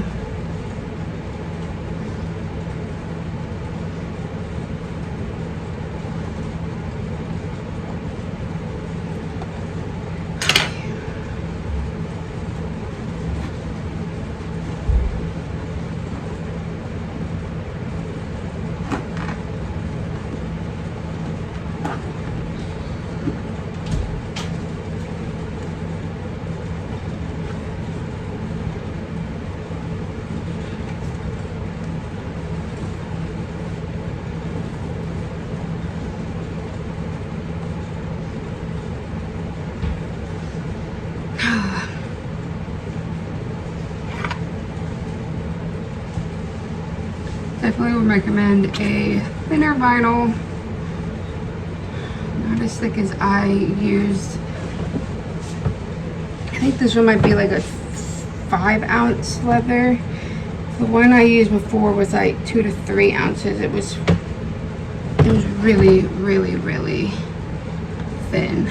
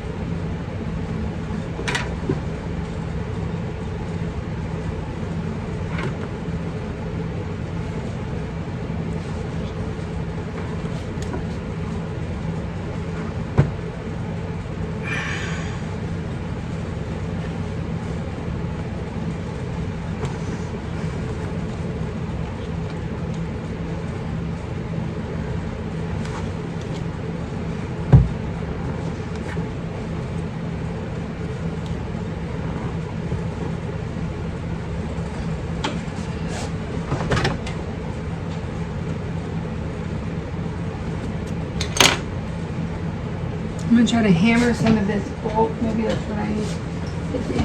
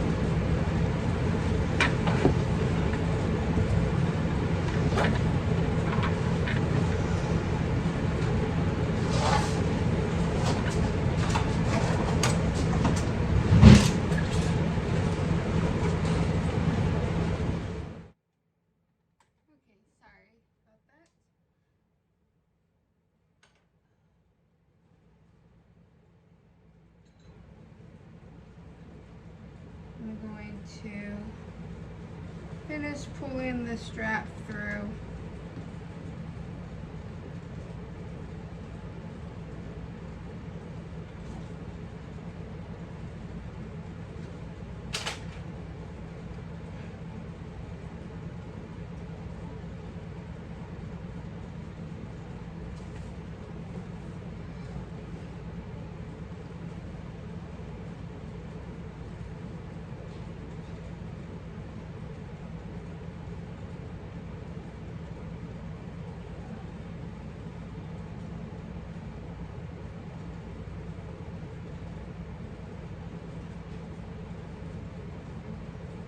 twist out these corners, and then I'm going to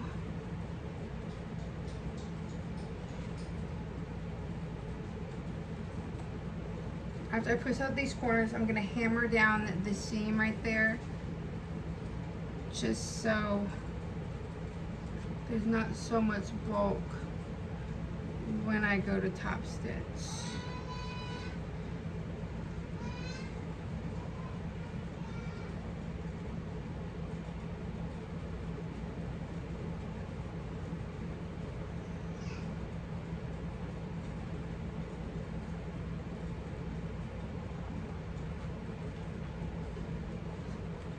Trying to be careful not to accidentally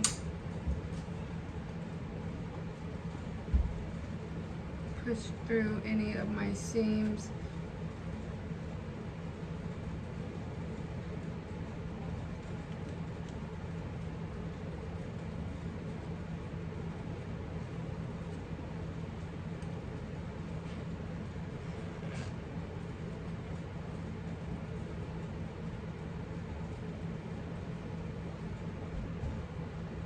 Really recommend, if you're going to use leather, definitely use a smaller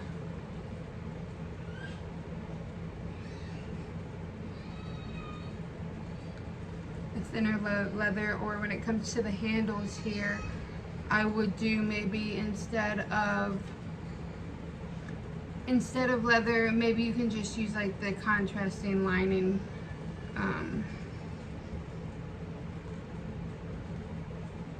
for the handles.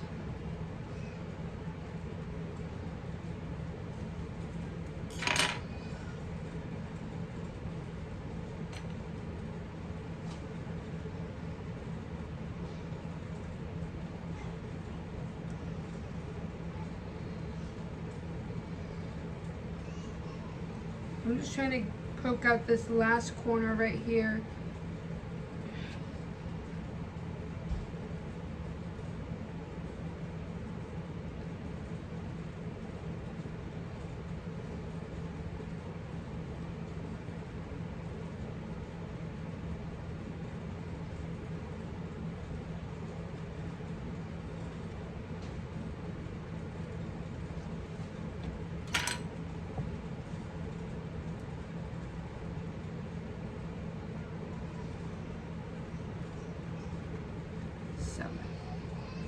Now I'm just going to hammer out this bulk right here.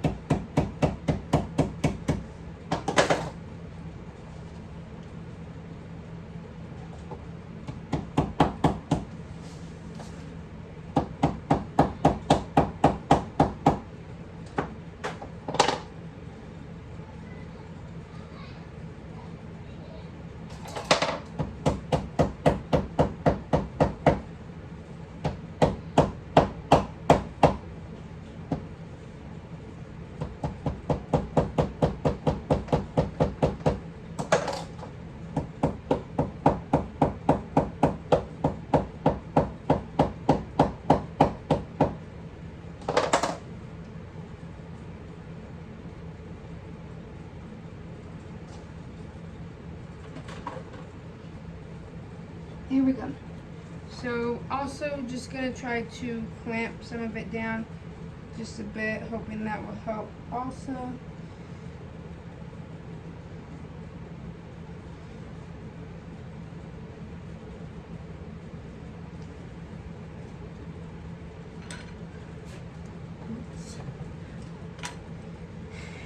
I'm going to do the same thing here.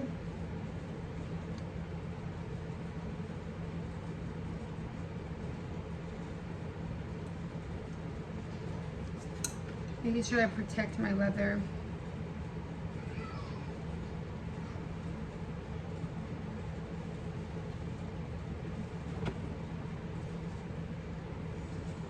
Okay. So now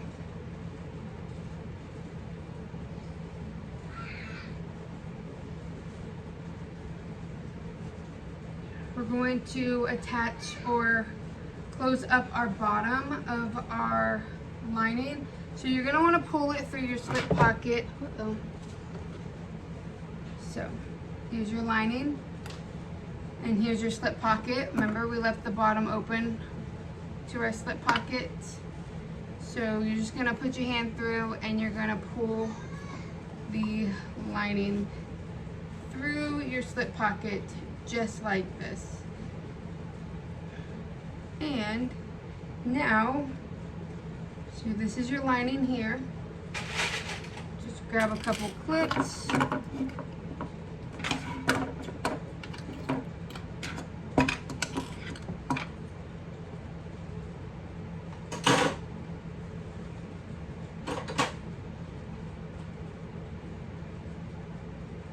Just gonna grab a couple clips here. Clip your bottom of your lining. And you can see already where your existing stitch was already on the side here. And that is where you're going to start. So I have my stitch length at a 4.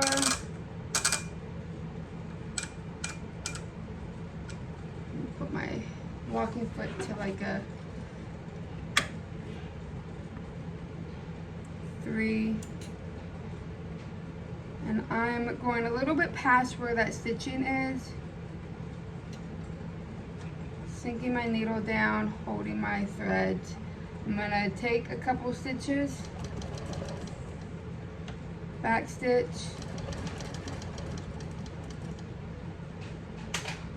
and now I'm just gonna go all the way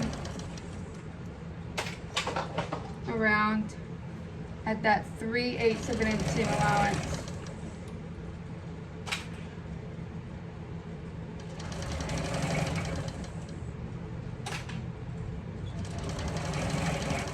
Closing up my lining.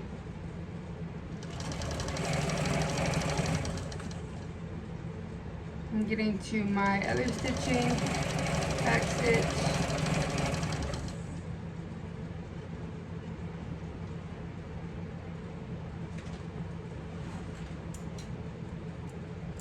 Okay.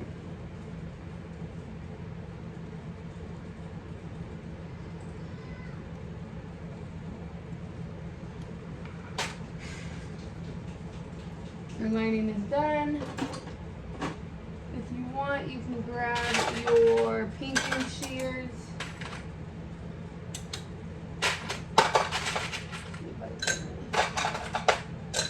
Find mine. Grab your pinking shears, and then I'm just gonna go ahead and trim the edge.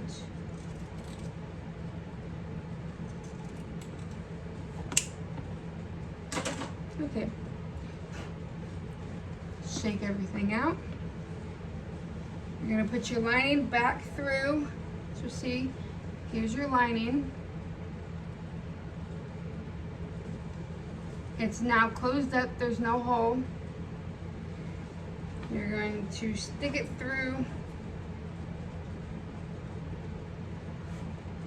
And what I like to do is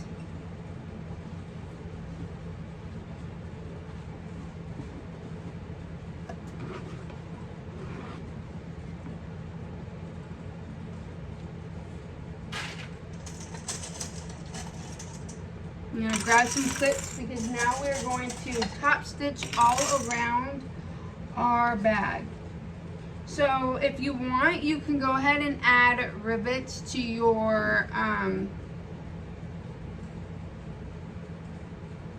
you can go ahead and add the optional rivets to the side. I am not going to do that, so I can just top stitch. So I'm just gonna make sure that everything is nice and even.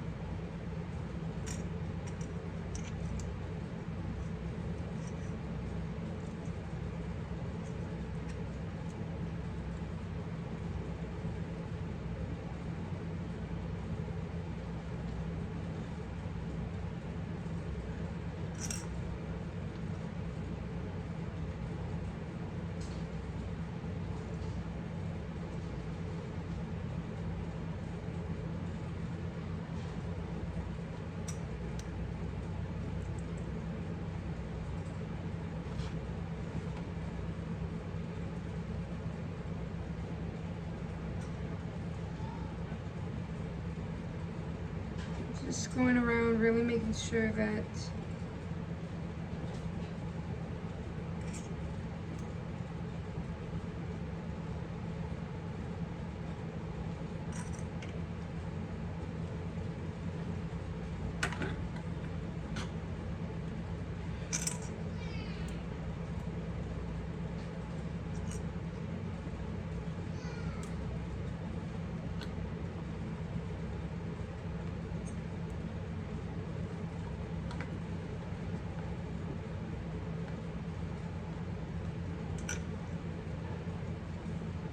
thing is like I said, my leather is super thick, so right here you're gonna have to really be conscious of that, so that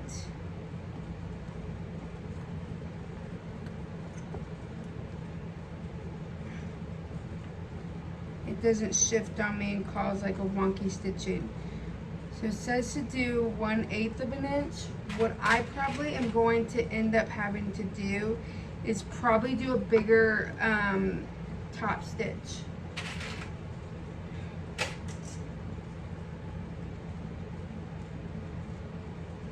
So I'll probably have to do a 1/4 of an inch top stitch instead of the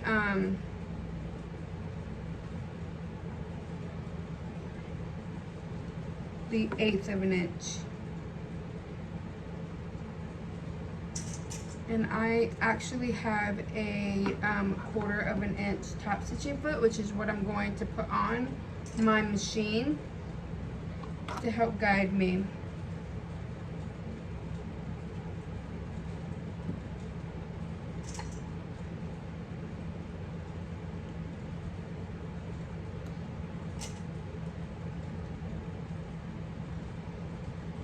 Right now I'm just rolling this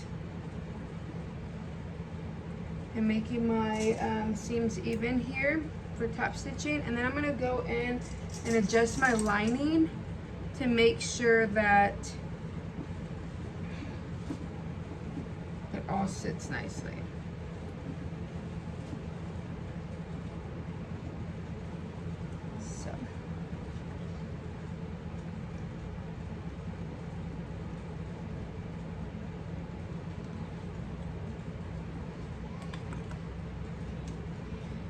So I'm just gonna put my hand in here, make sure my lining, everything is pushed out.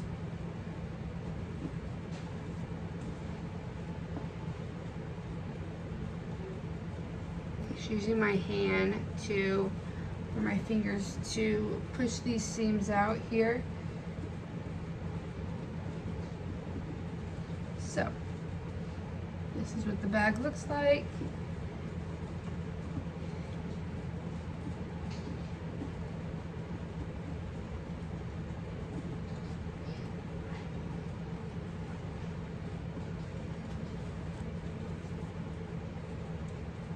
So there we go. Now time to top stitch this, but I'm going to go ahead and take my foot off.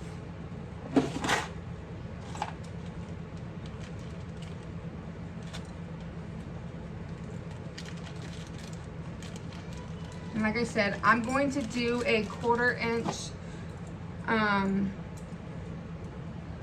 top stitch around because it's so bulky. So I just need to find my, so you start off with taking the back off.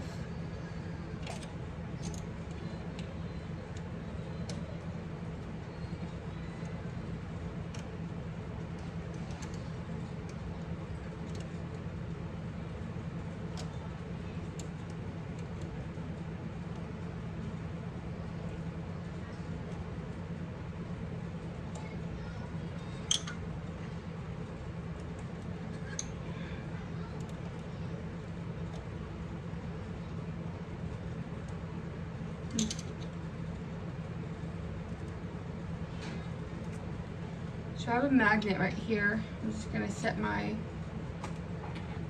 foot on.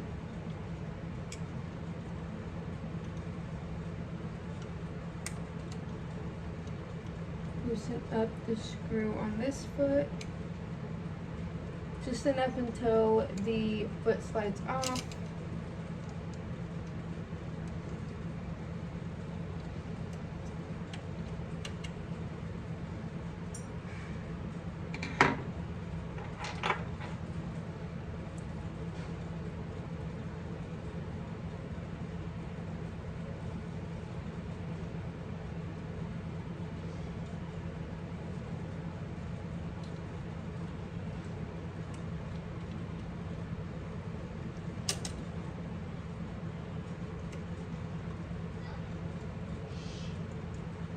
Okay, so I'm putting my foot up.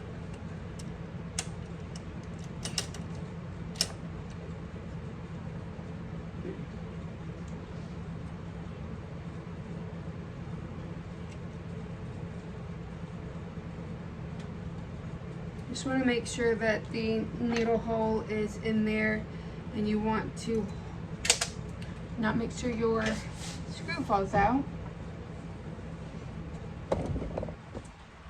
Whoops, sorry.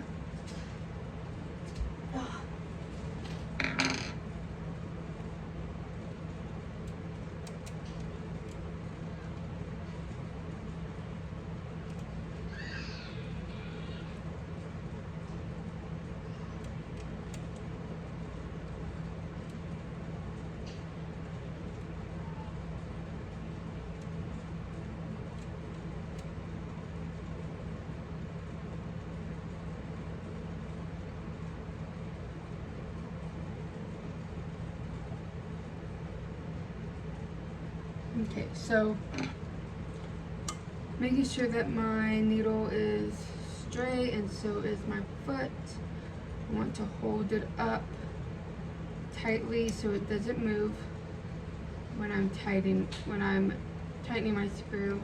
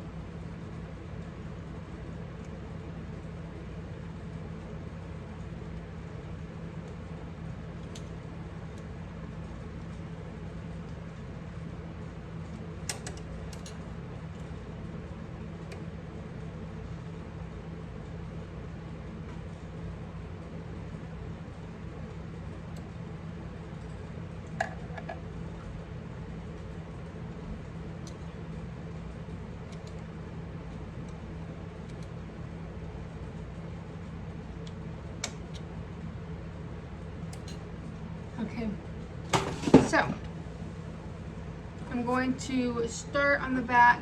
I'm going to start right about here. Just making sure everything lines up. I'm gonna put my stitch length to a 6. I'm gonna put my foot to like a 5 because I'm gonna be right on that seam fairly quickly. So I want to get my foot underneath.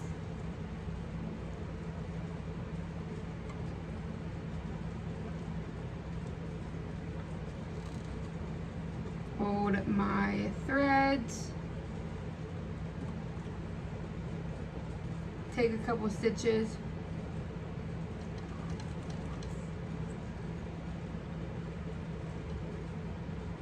Back stitch.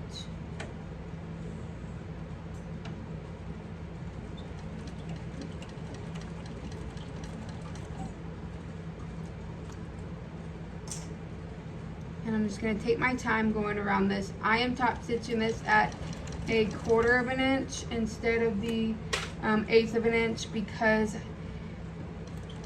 where we attached at the top is super bulky.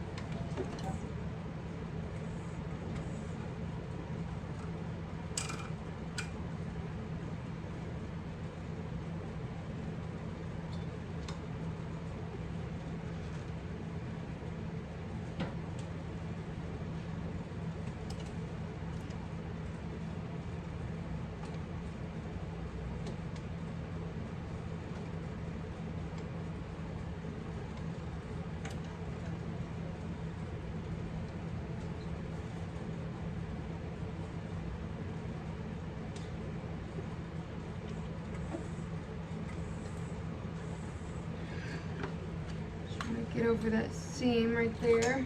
Like I said, it's super thick, which is why I'm going with that 1/4 of an inch versus that 1/8 of an inch seam allowance or top stitching length.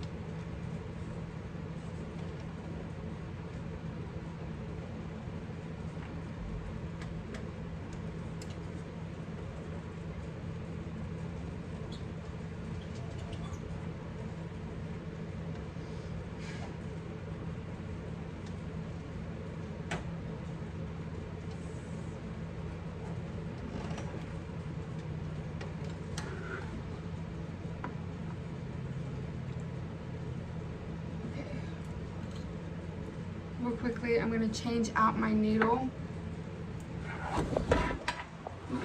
to a little bit of a thicker one.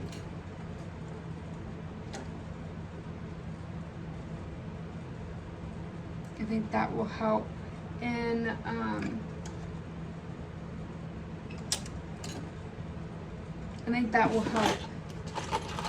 get through this. I'm currently using an 18.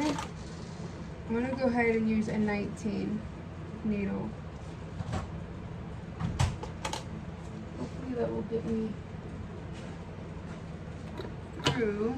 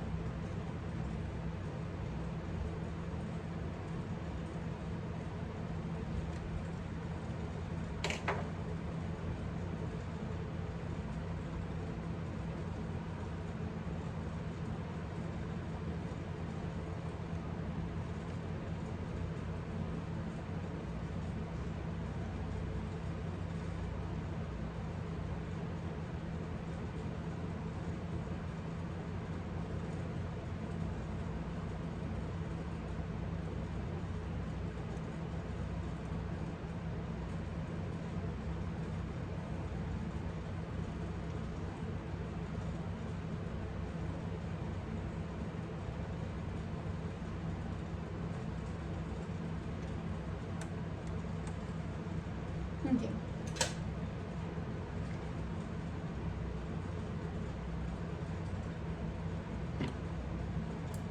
Hopefully this helped get me through these seams.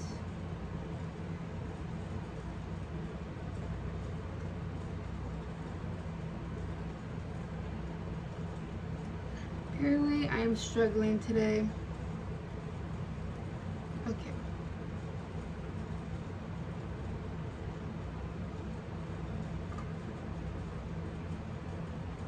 Okay, there we go.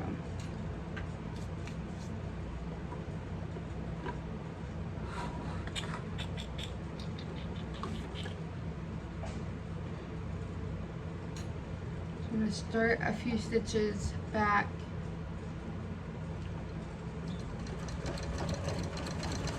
Back stitch.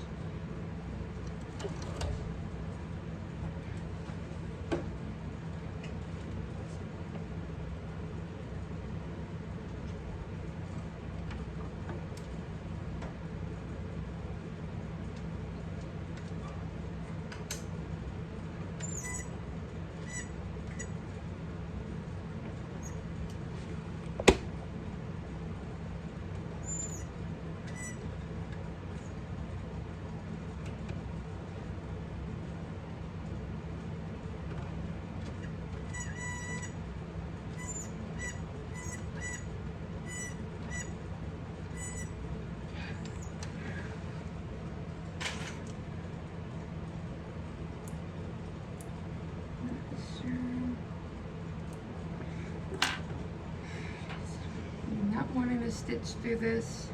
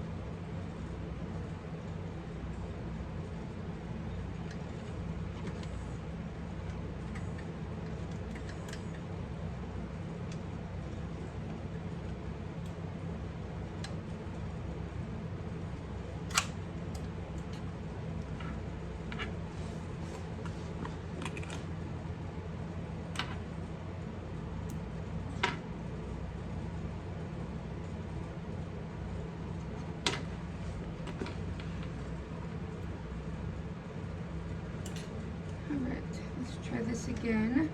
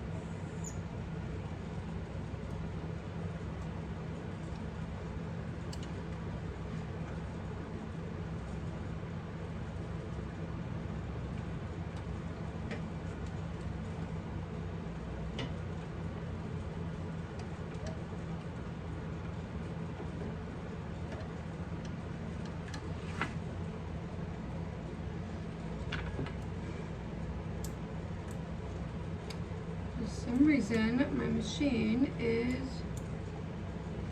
being extra picky today, so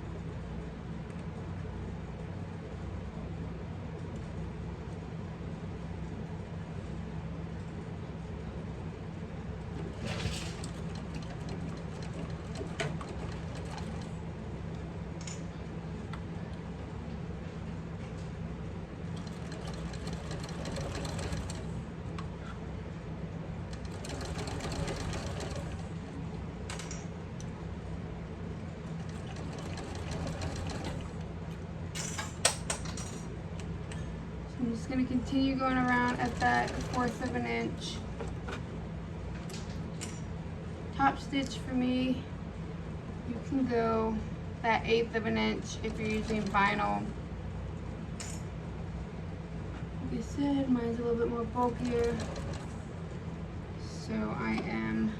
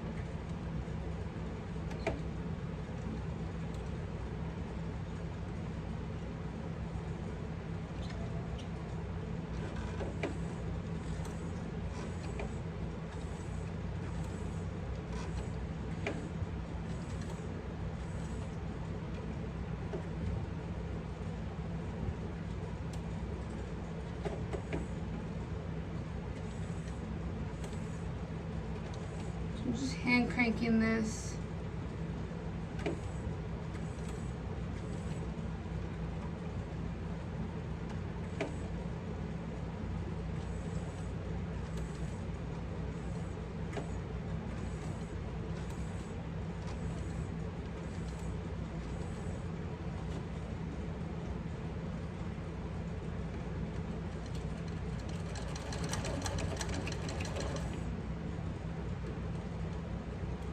Okay.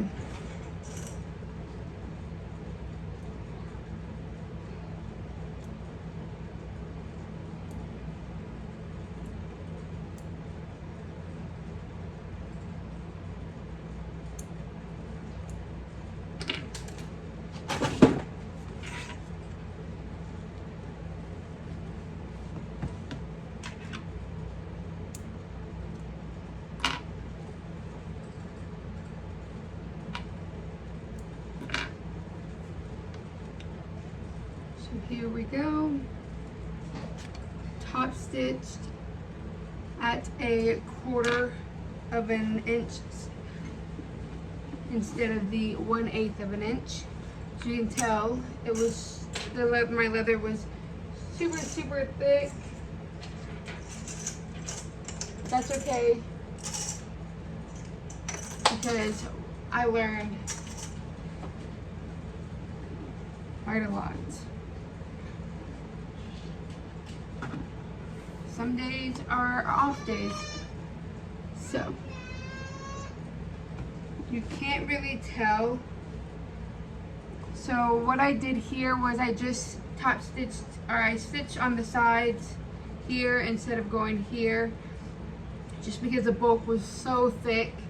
And I feel if I had a thicker needle, it'd be better, but the biggest size I have is a size 19. But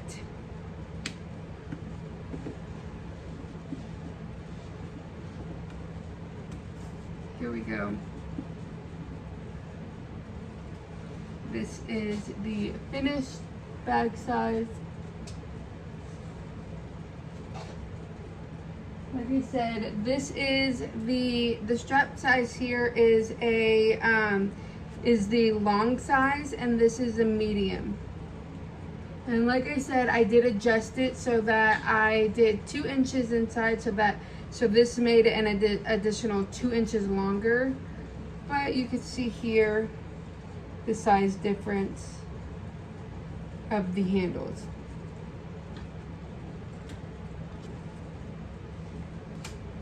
And to be honest with you, I feel like you could definitely make the strap even longer so that you can have it as like a cute little crossbody.